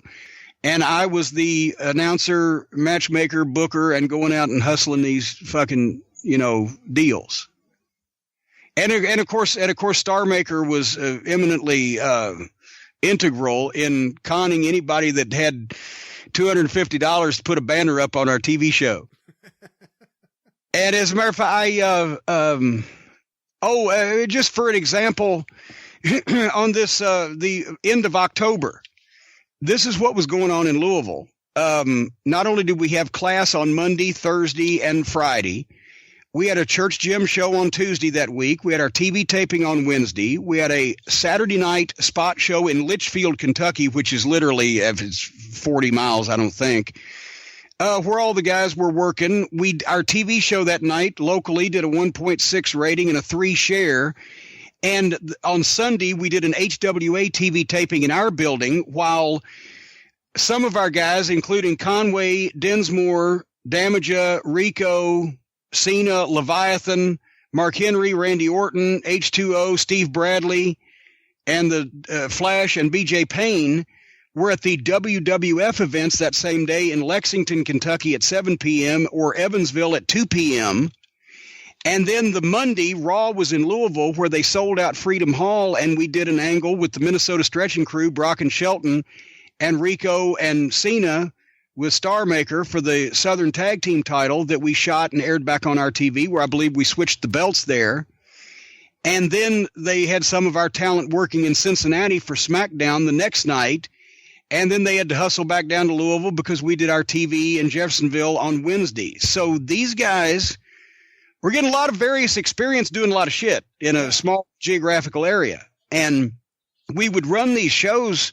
All these shows we were doing was within, at that point, 60, 80 miles, because we didn't have any other television at that point. We didn't have a TV affiliate down in London that reached a little farther, et cetera, yet. Anyway, I'm not in London, England, also London, Kentucky. And then I'll skip ahead, because really the rest of the year was just a lot of small shows like that, or supplying talent, or doing personal appearances around town at car dealers, the satellite store, our local sponsors. But we didn't do any big shows because we didn't have a place to put them. The following January, I've got it marked down here, on January 29th, we did a press conference at Six Flags Kentucky Kingdom that we did have local television news cameras at. And it wasn't just staged for our show, but Six Flags, the biggest amusement park in the state of Kentucky, called a press conference. So the local station showed up, right? And they announced they were going to have, and of course we did show this on our TV. They announced they were going to have a series of OVW events that summer outdoors at the amphitheater called the Super Summer Sizzler Series. And that Ohio Valley Wrestling was going to be bringing in not only the stars of tomorrow that were already training with us, but also top stars from the WWE that you'd see on television. And with the deal, the way this deal was structured, the first year it was only $30,000. It was only 5 shows or 6 shows. But then it gradually, both the amount of shows and money started going up. But obviously, since it wasn't a big pop, like, we got 50 or 60 grand in one night, like the Clear Channel shows at the Gardens, we would bring down usually 1 or maybe 2 WWF stars that we would pay a nominal fee to, rather than going for the moon. We didn't have Steve Austin at Six Flags. And then we would use the local guys that were already being paid here to be on developmental, or were paying here to train, and we would usually bonus them something. But we were making regular income on an annual scale. So it was nice. Plus, it was great when we could tape stuff and show it back that we were at Six Flags, the biggest amusement park in the state, especially when we had a good crowd. Although unfortunately, the way the place was laid out, it looked like that Cleveland Stadium when they had that Super Bowl of wrestling. You could always see empty seats, even when you had 2,000 people there, because it was just a big outdoor amphitheater. But we could show stuff on our television from this amusement park. We were working with them. We're on a local WB network affiliate with full cable coverage. Once again, it's about the perception of wrestling in Louisville. That's what I was always trying to further. And we were going to do the same thing with the new building here shortly. But anyway, so we have that press conference, and the way that they did it was that they used us to sell their season tickets. They would put season tickets for the amusement park that didn't even open until after Memorial Day on sale at the end of January. And they'd be $29.95. But then by the end of March, they'd be $39.95. And in April, they'd be $49. And finally, the full price was like $59.95. So the deal was they wanted to get money in early. That was the goal, obviously. And what we started doing with being able to promote this on our TV show for all the first part of the year that you're going to be able to see regular live wrestling at Six Flags, they were able to sell these $29.95 season tickets to all our fucking people that really wanted to see these, that we'd been going to the gardens and braving the elements to come to our TV taping for whatever that's worth. But we had a lot more viewers than we had people coming to our building at that time. So they've sold 1,000 fucking season tickets in advance, right? Or, that was what they were doing, was trying to build a following that would buy the season tickets. And the wrestling fans knew if they get a $29.95 season ticket, they get 6 shows. That's fucking $5 a show, right? So anyway, that was the gist of the matter. A few other things happened betwixt January and spring, and I will find them momentarily. I've got these big, I still use the same kind of book they used in the WWF office to do my booking in, because they'd send them down to me for free. And it's those phony press conferences. You brought that up before. Well, yeah, you can tell. Yeah. When there's you don't want to have a press conference where the video looks like video you shoot and air on your TV. You want to have video of the television news talking about you. That's what I would always shoot on OVW. I'd tape us on the Crusade for Children, or I'd tape us on the local news, and I would air that on the show. That makes you look like you're a fucking deal on the news if you got that crawl underneath, right? Anyway. Yeah, instead of, we have all the networks here. Our first question, Bill Apter, Pro Wrestling. Yeah.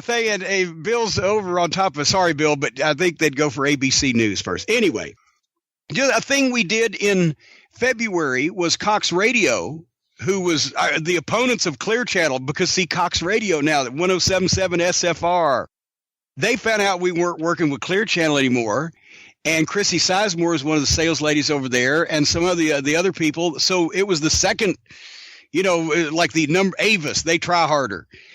We started working with Cox Radio and doing appearances and getting publicity, and they had a kids carnival, and we had David Flair and Cena and Bolin and good God, almost everybody. We had matches there that afternoon. We had autographs, etc., from 11 in the morning until 6 that day, and there were radio remotes and all kinds of people covering it, so we got publicity, right?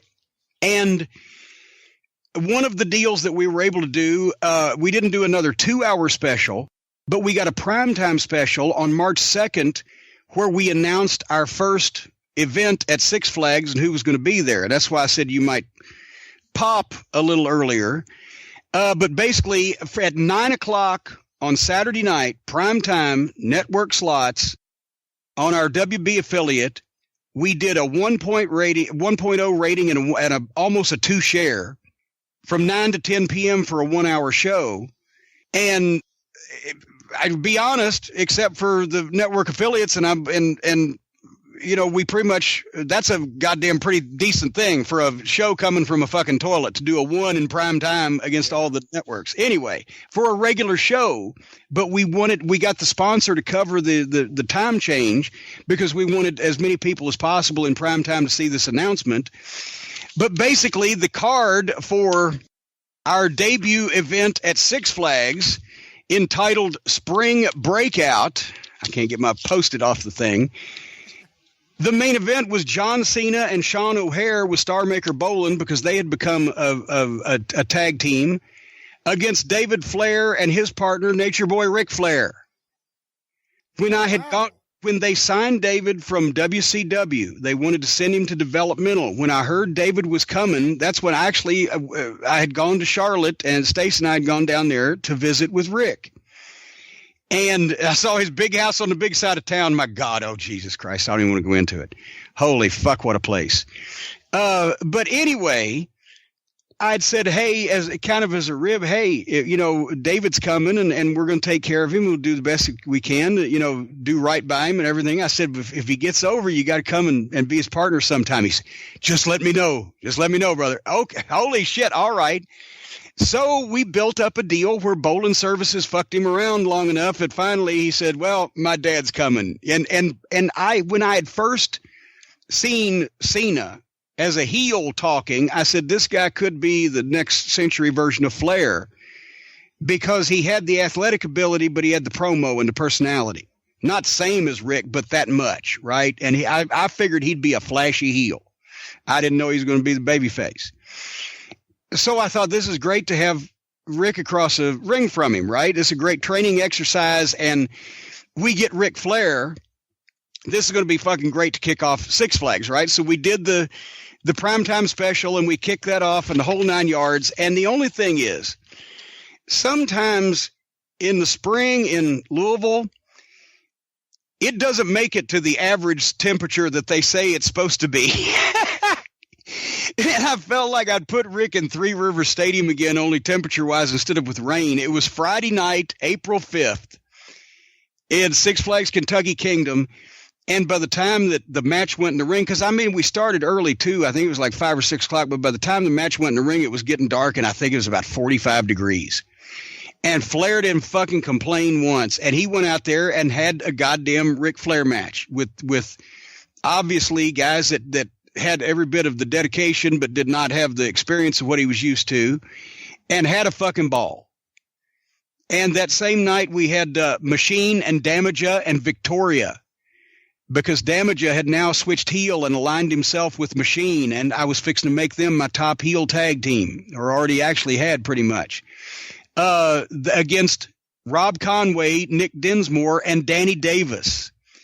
And obviously the fucking deal was that everybody knew Danny Davis would kill Victoria or whatever, but we forced him into the match because that was the way they'd figure out which family had control. Danny Davis and his adopted sons, Nick Dinsmore and Rob Conway, or his real flesh and blood, Doug Basham, his nephew, and the turncoat, Danny Holly from Seymour, Damaja, who had joined the Evil Revolution. It was a great fucking story. We ran it for 2 years.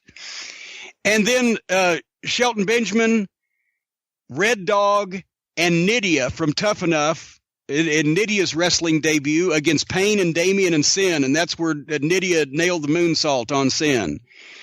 And also Flash and Trash against Bull Buchanan and Big Bad John, and Leviathan in a handicap match.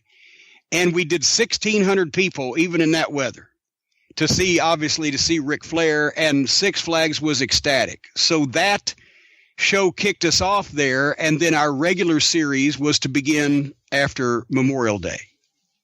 Do you think Nydia ever got her due? No, she worked hard, and besides that, I got to be honest with you, that poor girl, if she'd been a bitch, she could have had an excellent chance to show it, because I had Sin roast her on TV. Because, Tough Enough, right? And I was old school anyway, but I said, okay, I'm also a heel. And what would you say if you were Sin and you had obviously got into business the hard way, and she did a show in front of 50 people one time and did a fucking double sledge off the goddamn apron and landed in beer and broke her ankle, and then finished the match and snapped it back the other way. So she's got like pins in her fucking ankle. And now you're an OVW and you rule the roost. You've got this top heel tag team, and all of a sudden here comes this girl that won a game show and she's trying to steal, and all the people love her and they cheer for her and everything. I said, channel that. And Sin came out, and that's when she pointed in Nydia's face. She's, you won a game show where I've lived. People would tear you up and pick their teeth with you. So anyway, personal issues draw money. And what I was starting to develop also with the OVW, in the OVW universe, was this kind of hybrid work, shoot, logic business where, okay, because I'm thinking, here's the thing. They can watch WWF TV at this point, and they know wrestling ain't real, right? But they, as Jerry Jarrett used to say, they don't have to know that my business ain't real, because I created the logic of our universe on our TV and at our shows that all these guys were coming to Ohio Valley Wrestling because it was the #1 training facility that launched stars to the WWF. And it was obviously the truth, and people could verify that as the truth because they could see it on television.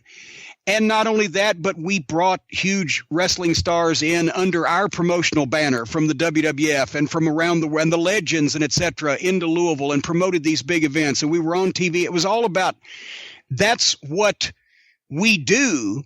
But presenting the talent, I presented it as all these guys want to get ahead because they want to get out of OVW, because we didn't make any bones about it that obviously you made more money in the WWF, and here's the way you get there. So all these guys are cutting each other's throats or stabbing each other in the back or just trying to beat each other up and outperform each other and win and be the champion and dominate the place and get all the attention so they can move on. So in a weird way, we were able to create a sub-environment that was a more legitimately could be taken as a shoot than when the guys would get there and start making all the money, right? And with our fans, I think, I mean, once again, maybe some of the cult listeners here in Louisville can tell me, it kind of worked, and then it started backfiring against us when we started getting the backlash from the WWF for, fucking up all of their favorite wrestlers. But anyway, here's another thing before I go any further. With media appearances and press conferences and things like that, I tried to keep it straight because I see all the time on local TV, every time there's a wrestling appearance on the local news, they got to do an angle. They got to get in a shoving match or a pull apart or whatever. And a lot of times and Mark Henry was especially good at doing it. If the on-air newscasters would try to encourage that, especially if I wasn't around, the guys would say, "We get paid to fight. Are you paying us?"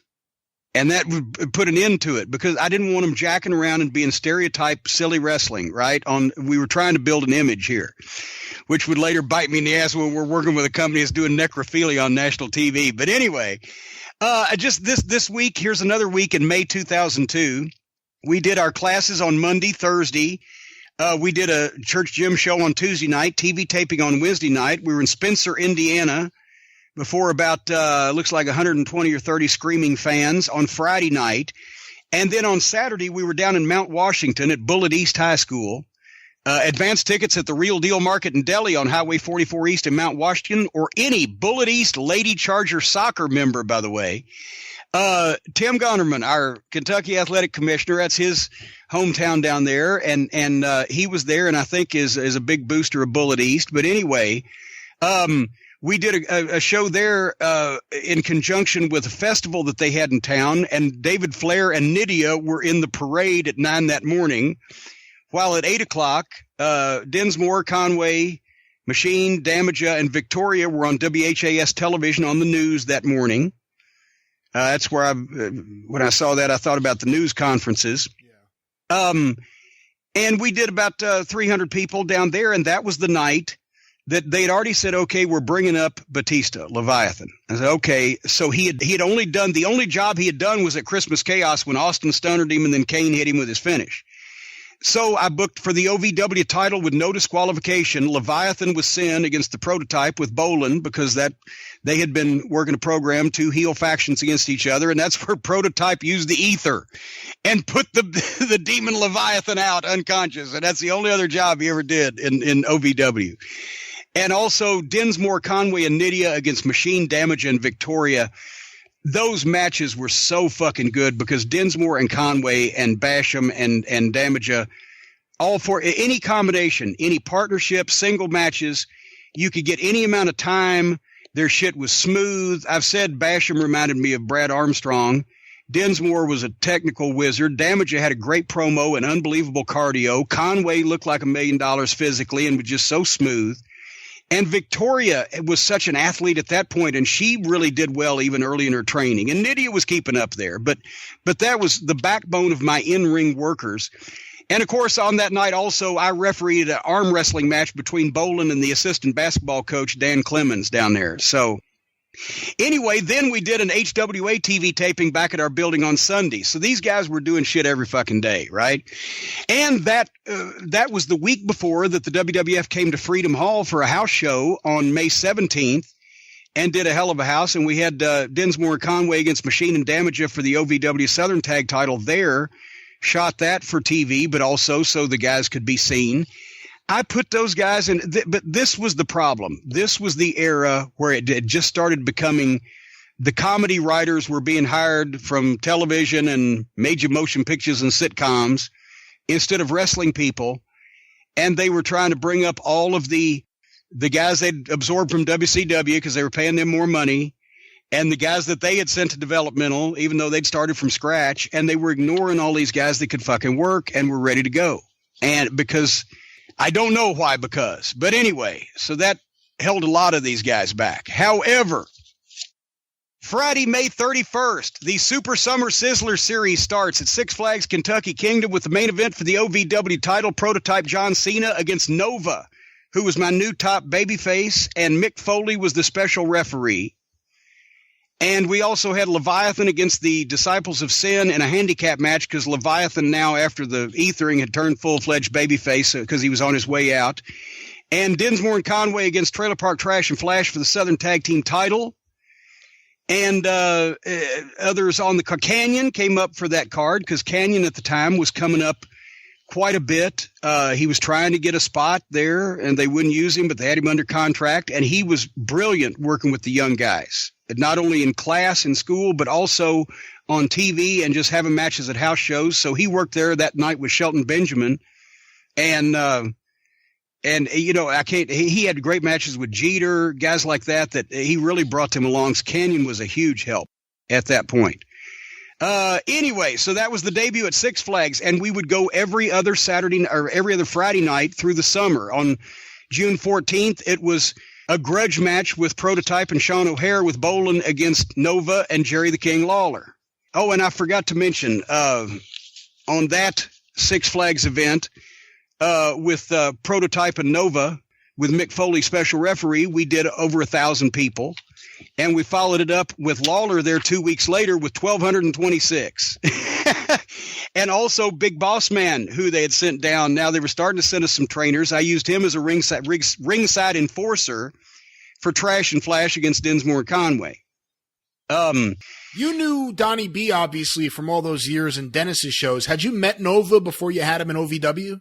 I mean, we had met, but not much. And he had also, I didn't recognize him when I first saw him because that's when he had dropped weight and really got in shape.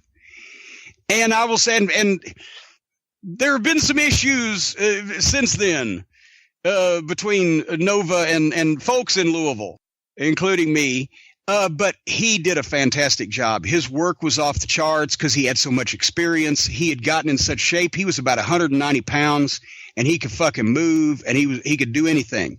And he could cut a pretty decent fired up promo, and he was mouthy because he was from Jersey anyway. So for about a year period there, he was my top single baby face because I'd already put Dinsmore and Conway in that spot and Damager briefly in that spot. And I wanted something new. And also he had so much experience, I could put him with my single heels and he could carry him through. He did a lot of work with Cena. So anyway, that was the thought behind that. But it was Nova and also Lawler got 5 minutes that night. It was a pile driver match. That's June 28th. We brought it back. We brought it back because it was so good. Lawler said, "Hey, I'm going to come to the fucking flea market at the end of the month. You want me to come back and do a return?" I said, "Yes." So we did a pile driver match where Lawler got 5 minutes with Bolin, and that's where he tried to bend Kenny over and act like he was going to pile drive him before his guys saved him. When Kenny bent over, his center of gravity got going too far forward, and he forced Lawler all the way back to the ropes and would have gone to the third row if the ropes hadn't been there. And Lawler's like, "Where are we going?" And Kenny said, "I don't know." But so Nova and Lawler in a return against Prototype at O'Hare, and then also Rico Constantino and Randy Orton, because now Rico had switched heel. No, I'm sorry. Let's try that again. Not yet. Rico and Randy Orton against Machine and Damaja were the heels with Victoria, and in other matches, and we did 1,000 people there as well. So Six Flags is ecstatic. But meanwhile, the point that I'm going to end on all this after we get finished with the Six Flags shows, we have been in talks over the new building. We've gotten an increased deal from the WWF. We have started looking at locations, and over this summer, we have made the decisions and the plans to move out of the old place in Jeffersonville to a new TV location. So we came back on July 12th at Six Flags with Nova for defending the OVW title against Christian, who came in as a heel with Kenny Bolin. And also Conway with Sherry Martel against Damaja with Victoria, because I brought Sherry in because Victoria was doing such a great job. I wanted to do the same thing I did for Tammy in Smoky Mountain and have her work opposite Sherry and just learn something, get some education. And Canyon was on that card. I don't have the crowd recorded because that was a pretty bad fucking point. But our series finale was July 19th. That's where we ended up the program with Nova and Prototype for the title. It was $2,000 at stake, which I figured was reasonable for local television celebrities. Bolin was handcuffed to Dean Hill, former policeman. Jerome Croney was handcuffed to me, and Sean O'Hare was handcuffed to Matt Morgan, and Nova and Prototype fought it out with Nova triumphant finally for the title. And then Hurricane worked with Jamie Noble in a WWE grudge match, and it was Nick Dinsmore and Machine in a last man standing match, which could have been one of the better matches they ever had at Six Flags, and others. And that finished up the Six Flags series, but they were ecstatic over the whole thing, and had already agreed to bring us back the following year. So at that point, our TV ratings kind of got derailed over the next couple of months because we were doing some best of shows as we switched buildings. As I said, my mom had just passed away. I took a few weeks off. I think out of 300 or so OVW television shows, I missed writing 3 or 4 that summer. One when I had a pipe busted in my basement of my old house and flooded some shit, and 2 when I had hernia surgery. Otherwise, I did all the rest of them. Anyway, we had our last show at the old Davis Arena on Wednesday, August 28th, and we debuted in the new arena on Wednesday, September 4th for our Fall Brawl 2-hour primetime television taping. And we had looked at different locations around in different parts of town. And one was even an old church. But we needed someplace obviously big enough to be a wrestling arena, but also to be the school, be the television production facility, make it the way we needed to make it. And we hit on, and I can't remember how, and it was Danny doing it, a warehouse complex on Shepherdsville Road in Louisville, off Bardstown Road, one of the busiest streets in town, near an old mall. People knew the area, but it was still kind of residential, and it was a warehouse complex, but it was a 10,000 square foot space that we could customize any way we wanted. And there was plenty of power because it wasn't an older building. It was a newer building with plenty of power and shit, and, stuff like that. So at any rate, checking out, I'll make a long, boring story as short as possible. Checking out everything we could check out, we finally decided on this place. And we sat and figured out how could we make this a wrestling arena and a television studio and do what we need to do and build it out. And Danny was a genius. We built risers for folding chairs that he got a discount on because he bought 500. So that way we could customize the seating. We painted all the chairs black, and the risers were black, and the walls were black. So our banners on the walls stood out.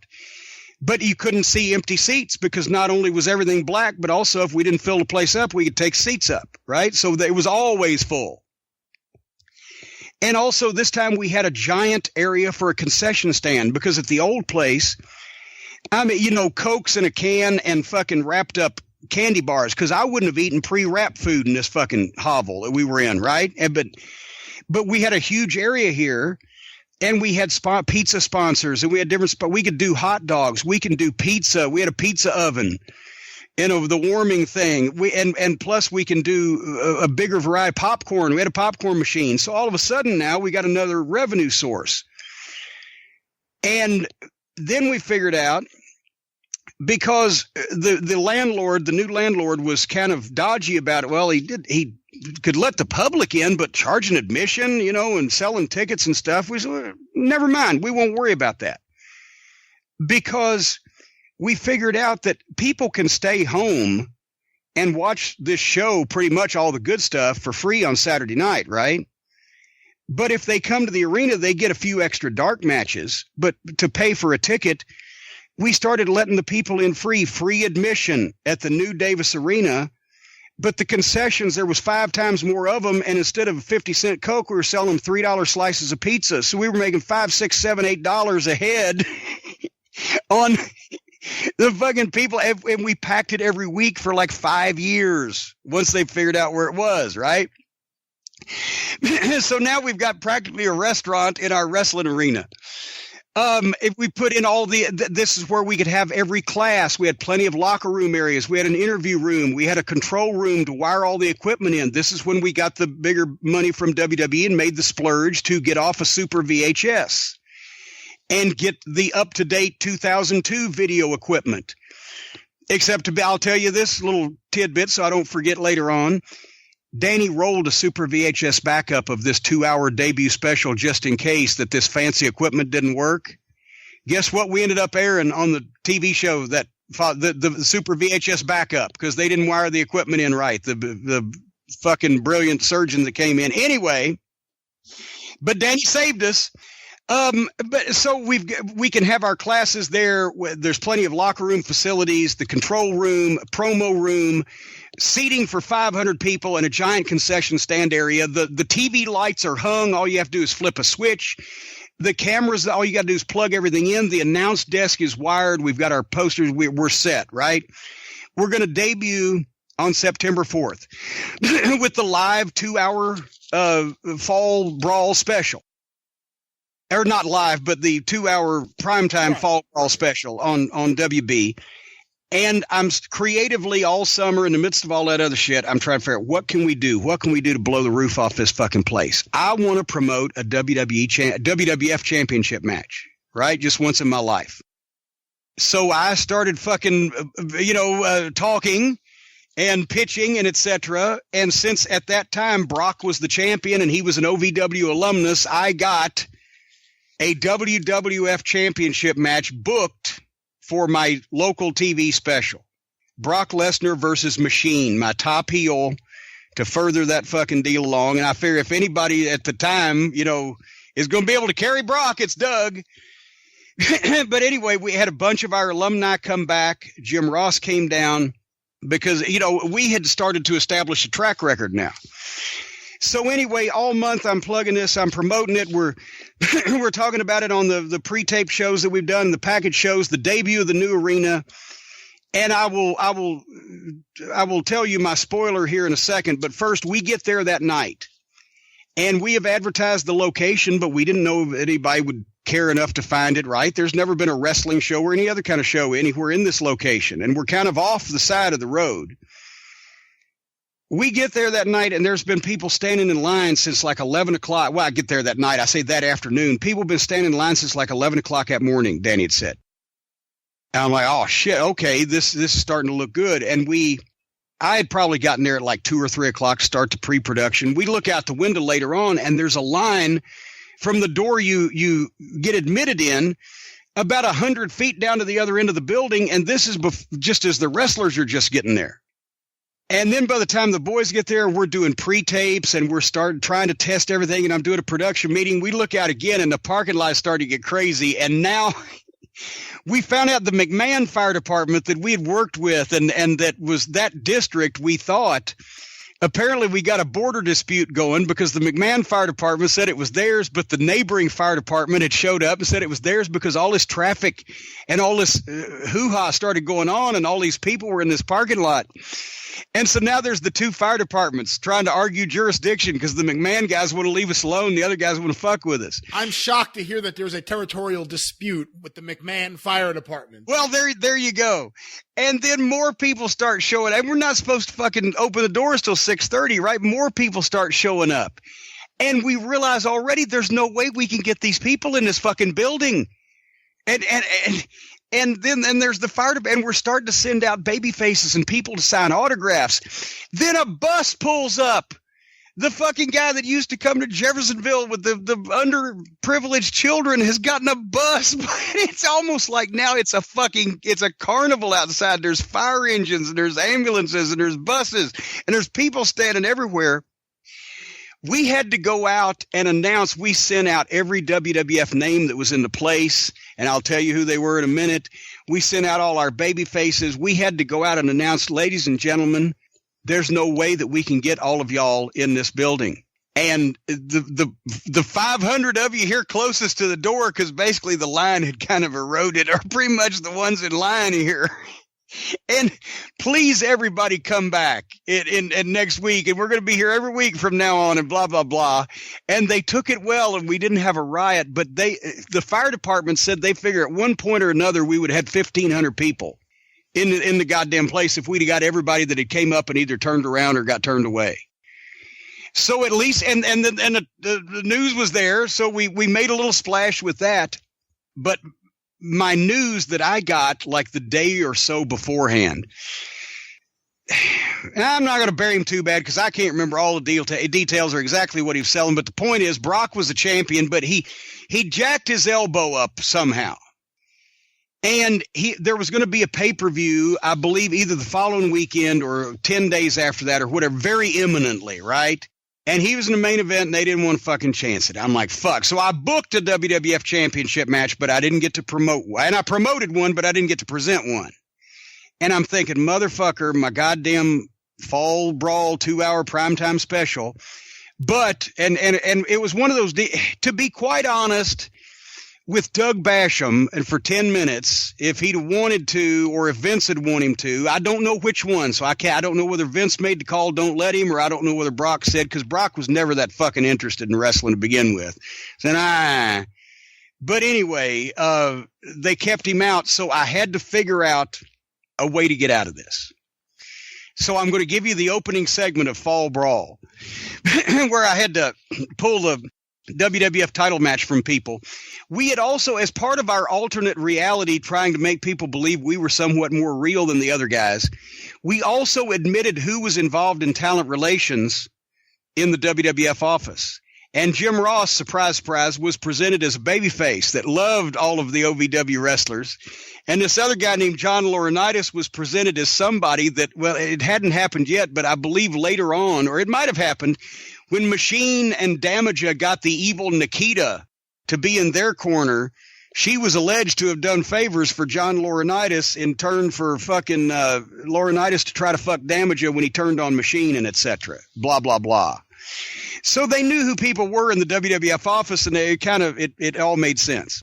Anyway, we come up on the air after basically our big time new open that we've got done for just such an occasion. The crowd is cheering and it's jam packed. We couldn't even back the camera up enough to pan the entire fucking building, and the floor cameras are going, but there's people everywhere. And I introduce the show and introduce myself and welcome everybody, and then introduce the man who has helped Ohio Valley Wrestling enter a new era, Jim Ross. And JR's music plays, and out he comes. And he puts OVW over, but he presents the bad news that Brock Lesnar is here tonight. But this past weekend in a match with The Undertaker, he sustained the minor elbow injury, and the doctors have not cleared him. And this is where, because everybody knows about the Kentucky Commission, poor Tim Gunnerman. I said, and as well, the Kentucky Athletic Commission representative is here tonight, and his hands are tied. The state law indicates that an injured wrestler must have a doctor's clearance, and Brock won't be cleared till this weekend, right? So here comes the fucking revolution music, and they're all hot, right? Machine and Damaja and fucking Victoria's with them, and Jackie Gaeta at the time was with her, and they're all hot. And Doug is complaining that, he's trained a month and waited his whole life for this. I'm ready to be the champion. And you know what it boils down to is that Brock isn't hurt. He's scared. He trained here for a year and a half. He knows that I know him inside and out because Danny Davis, my dear, sweet, decrepit uncle, Danny trained him and Danny trained me. And as everybody knows, I'm the best wrestler Danny Davis ever trained, right? Well, that does bring Brock out so that he can be seen and JR mediates and et cetera. And Brock fucking tells Doug off and he wants to do it right now, but we can't. The commission will fucking kick us out of here. And then JR and myself, one of the other jumped in and said, we've got a suitable replacement. And here came the man that saved the day. As soon as I heard that we needed a replacement, and as soon as he heard that we needed help for a main event match, here comes Chris Benoit. And it's not the same one. It's the one that everybody knew, the professional. And he comes out and people see him and go crazy. And this actually, I called Doug Basham the wrestling machine. And Chris Benoit was the best technical wrestler in the world. So this was my dream main event for OVW television that I never booked, but I got accidentally. And it was 10 times the match that Brock and Doug would have been. Doug Basham against Chris Benoit on OVW television. And we set that up and went to the break. And then we come back and we have Chris Nowinski against Charlie Haas, which wasn't bad for fucking talent even at that point in time. Segment 3 is Randy Orton versus the Damager. Segment 4 is an interview with Bolin Services. Segment 5 is Rico Constantino versus Lance Cade. And segment 6 was Mark Henry and Matt Morgan against Travis Bain, Travis Tomko, and Seven, who were the new disciples of Sin. This was starting to look like a local Raw, right? I was pretty proud of this fucking show. Then we have Dr. Tom Pritchard was there at an interview with Shelton Benjamin and Red Dog. Rodney, who I'd made partners with Shelton after Brock had left. Then segment 8, I did this on purpose. They wanted to see all the OVW talent, right, on TV, so I put Mark Jindrak versus Sean O'Hare for 4.5 minutes. All right, we'll only have one segment where anything shady might take place. And then we come back in Seg 9 with Rob Conway and Dinsmore against Shelton and Red Dog when Conway and Dinsmore were both heels at that point for the Southern Tag Team title. Trash and Flash did color and were involved in the finish. Then in Seg 10, the Prototype for the OVW Heavyweight Championship, Prototype versus Nova, with Big Boss Man as the ringside enforcer and the OVW Heavyweight title versus $5,000. And that went Seg 10 and Seg 11 for a total with entrances and promos. I was able to give them 4, 5, 2, 15, 7, 8, 13. I was able to give them 15 minutes on television because I wanted those guys to shine. And I even still have the notes for the finish on the back of my TV notes. In segment 11, it was a 5.5 minute segment with a 2.5 minute cue to go home. Prototype missed a splash off the ropes. Nova started his comeback. 1-2, 1-2, split ducks, and etc. He'd do a thing where he'd do getting a 1-2 with a guy, and the guy would swing at him, and he would do a split instead of ducking. He'd do a split and then pop back up and punch him again. Finally, Prototype takes a bump. Nova hits the ropes, ducks the clothesline, flying forearm. Finishes comeback, hit a false finish. Prototype kick out. Nova hit fucking Sean O'Hare's ropes. O'Hare pulled a fucking leg. Nova spin, crossbody over the ropes. O'Hare's flattened. Nova rolls back in, continues his comeback because Nova's always had to have fiery comebacks. O'Hare goes up like he's going to come in, but Boss Man pulls O'Hare down, starts wailing away on him. The referee's watching this. Nova gets a sleeper. Bolin comes up to the ring. Prototype does a chin buster. Nova stunned. Bolin rolls in, holds Nova. Kenny comes with the case. Nova sidesteps. And Bolin crowns Prototype, turns and jumps out, Nova cover, ref, boom, 1, 2, 3. Bolin's about fed up with fucking Prototype because they were taking him too at that point anyway. Boom, boom, boom. Boss Man raises Nova's hand, and then we come back to the desk and reset what we've just seen, ladies and gentlemen, and now it's time for our main event, and Jim Ross and I are sitting there. He's doing color. He's doing color with me for the two main events. So I've got Jim Ross doing color on a local television wrestling show, Once again, this is pretty fucking cool. And our sponsors that I mentioned paid for the whole thing. Then we hit the Revolution music, and here comes Machine and Victoria. They do a great entrance. And our main event, which we've got 8:45, we've got like 18 minutes left on the air for, is Benoit versus Machine. And when I would have matches like this, I would tell the star coming in what level that his opponent was at and tell him what the story kind of was and let him be the captain and call the match. In this case, I was able to tell Chris, Doug's the best guy I got in the ring that you will be working with. You can do anything you want. You can call anything you want. He'll be there for it. Here's the story. This is his group. The evil group is trying to take over, so I want to involve my top baby faces that are a program with them in terms of keeping the interference out so you guys have a straight match, but with a little gaga at the end, right? And I gave him a spot where just at the comeback, as he would start making his comeback, the minions would come out and pop up, and he'd nail one of them, and then one of the baby faces would peel him off. And I said, otherwise, it'd be wonderful if you either want to do a German or a diving headbutt, because that's Doug's thing. He does not only Germans, but diving headbutts and does them well. So I suggested that maybe Machine might miss one and then Chris might hit it or do a German or whatever. I don't have the tape in front of me, so I can't actually remember what they did now. But that was the deal. They had a barn burner of a fucking match. And finally, on the comeback, here came the heels. One at a time, they'd pop up. Benoit would give him the fucking shot. Down they'd go, and then a babyface would be there to pull him off. So by the end of the thing, when Benoit's still finishing up his comeback, this whole fucking crowd is rocking because they love this shit. They're standing up and screaming. We've got 8 or 10 guys fighting around the ring, and finally, Benoit beats his man 1, 2, 3. And for everybody who's thinking, well, shouldn't you have put the poor heel over? Did that take all the heat off of him or whatever? No. For one thing, even if Machine, my top heel, could beat Chris Benoit at that point, it stretches credibility. It's like, why ain't he on fucking Raw? It was better that Benoit came in for the big television special and the substitution, had a barn burner of a match with this guy, made him look every bit as good, and then won in a fair fight because the heel's interference was foiled. And then at the end of the match, we've got the OVW theme song up with 500 people screaming and clapping while the heels are powdering, and there's Chris Benoit, Nick Dinsmore, Rob Conway, a few other baby faces in the ring celebrating as OVW's new era has begun. And that new era ended up doing, in prime time, a 1.3 rating and a 2.3 share locally, which, as I said, is good for almost tied for 4th place, even in prime time. And at our height, we did a 1.6 quarter and a 3.2 share, which was, I don't have the homes, but a lot of fucking homes for the match between my champion or my top guy and Chris Benoit.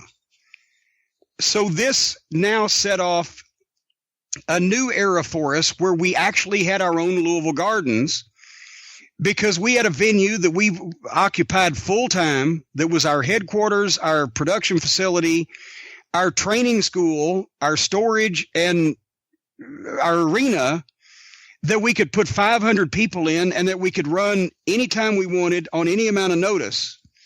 So as I said, for the next several years, we had a string of full houses where we were making fortune on the concessions, and the TV looked rabid. And that led to us then being able to build to our big Six Flags seasons, where that was our real big arena that replaced the Gardens, where we could have anywhere from 1,000 to 2,000 people, depending on the attraction, and we were being paid to do it. So this set up our most stable era of OVW as a regular business, and a place where we could tape shit that we could be proud of. We could also draw a crowd regularly that weren't ashamed to go to the place, and then we could work together with more outside entities because we looked a little bit more professional. By cracky. But we couldn't run the new Davis Arena for the following 2 weeks because in the border dispute and everything, because we had caused so much attention and attracted so much attention, The zoning people came in again, and we had to take out about 40 or 50 chairs, and we had to actually move one of the urinals on the wall in the men's bathroom like 6 to 12 inches to the left to meet code. They got that fucking specific because they got that anal.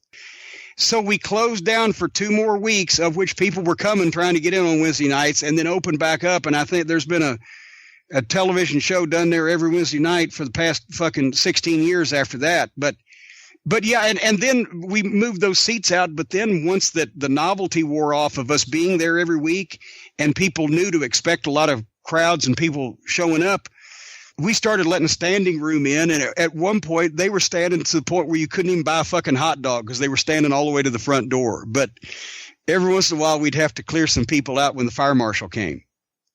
But it was once again. So now we had a strong local television. We had a good-looking local television once we got the bugs out of the new equipment. We had a place that we could draw crowds, and that way we started doing house shows in there also. We'd do the Crusade Slam Fest in there in the new Davis Arena, or obviously the amateur shows would continued there. So we probably would be in that building 3 times a week plus classes, but 3 times a week on average where we would let some type of people in. So we had all of our boxes ticked. All of our boxes ticked. We had a place to run and draw crowds. We had a place to do TV. We had a good headquarters, and then we could branch out to a bigger building outdoors in the summertime. In the summertime. And Six Flags ended up until they cut that girl's legs off. By that time, we had worked up to we'd worked up to like a dozen shows and 50 or 60 grand a year. By the time that they got themselves sued out of business. How does that change OVW history for you if that lawsuit hadn't happened? Well, they did it after I was gone. So, and I believe it was the same year that I sold my piece back to Danny. Because at one point by 2007, I was the on-screen authority figure for TNA Impact Wrestling on Spike TV, and still owned a chunk of their WWE's developmental program. So they cleaned that up in a roundabout way for us all after being apprised of what that could entail, which may be a story for another program. But anyway, before we close up, any questions now that we've covered the first 3 years in Ohio Valley Wrestling and that's basically how we built the promotion. And we tried to play it straight enough when we were doing outside publicity, whether it be parades or children's hospitals or charity deals or local news, so that they weren't embarrassed to have the wrestlers around. And we tried to do business with and make it known that we were doing business with reputable people around town, whether it be the radio stations or the television stations or, the other entities. And how much more wholesome can you get than Six Flags Kentucky Kingdom, the sound of children playing? And that's, once again, when they started doing necrophilia on TV, that came up a time or two, but we were able to keep our business clean. And our peak in OVW, even though wrestling in general went down in 2001, we're the only ones that grew over that period and for the next few years, because we were cultivating our local market, and I didn't give a shit what happened in fucking Nashville or Dubuque or Baltimore or wherever the fuck, as long as wrestling in Louisville was kept halfway straight and taken seriously, and we made a lot of money out of it that way. What do you think, looking back on your first 3 years, was the biggest mistake you made? Well, I would say almost committing suicide the first time that Christmas Chaos got canceled, but God, I mean, I can't. I mean, I outlined several of the mistakes on the previous programs. I don't know if any one of them was really a whopper, or just all those shows that either what was I thinking, or I shouldn't have run that, or boy, this fucking bombed. Well, what would you have done differently? Drawn more people? What would you have done to do that? What would you have done differently from everything you've said the last 4 episodes? Actually, I don't know if there's anything that we could have that was in our power. We were trying to get on TV, and finally we did. We were trying to sell big shows, and we did until they wouldn't buy anymore. We were trying to draw big crowds, and we did a few times until they closed the building. I don't know if I see, because of the fact that the nature of OVW it was a developmental program. I don't even really regret running the Louisville Gardens when we only drew 300 people, because it was a chance for these guys to be in their own kind of main events and their own big card, even in front of the diehard fans. But we didn't lose money because Danny was getting such a ridiculous goddamn rent deal, the $800 or whatever. So nothing that OVW did, thanks to Danny Davis, ever lost a significant amount of money. Actually, I'll tell you what I would have done over again is when we had that goddamn big show at the Gardens, and I got there that afternoon and my room was locked and I was frantic and I had to goddamn get in there so I could start giving out finishes and producing pre-tapes and everything. And I just busted the fucking doorknob instead of waiting for the goddamn old maintenance man. And they said, you got to pay for that. I said, all right. So it cost me $500 to get in the fucking room. But I was in one of those fits at that point, one of those states at that point. No, we didn't do a ton of shit wrong. We just did a lot of shit that could have worked out better until finally the shit that did. And we didn't lose our ass. We never got a lawsuit. We never got a lawsuit because we never let the guys do anything stupid. We had some injuries, but we never had a serious injury that we were in any way liable for, or that anybody, I mean, Eric Angle hurt his elbow in training, but then his career ended because he got operated on by somebody and got infected and all that shit. And there was lawsuits over that. Everybody survived OVW as a training program. As far as later on, probably I shouldn't have fucking slapped the prick from Canada or just yelled at people in general, but I think that was for the best thing too, because I would have had a heart attack if I'd have dealt with John Laurinaitis or the WWF 6 more months. And as a matter of fact, Stacy just walked through the door in time enough to nod her head up and down at that statement. So it may have, and also after 6 years, I was getting Booker's burnout, and who else was going to fucking do it while I was around? Because I never quit anything. So I think everything worked out. Of course, we still have on future episodes of the program 2003, 2004, and 2005 to cover. Which I'm looking forward to. I know it's not as glamorous as Cena, Batista, Lesnar, but I love that stuff.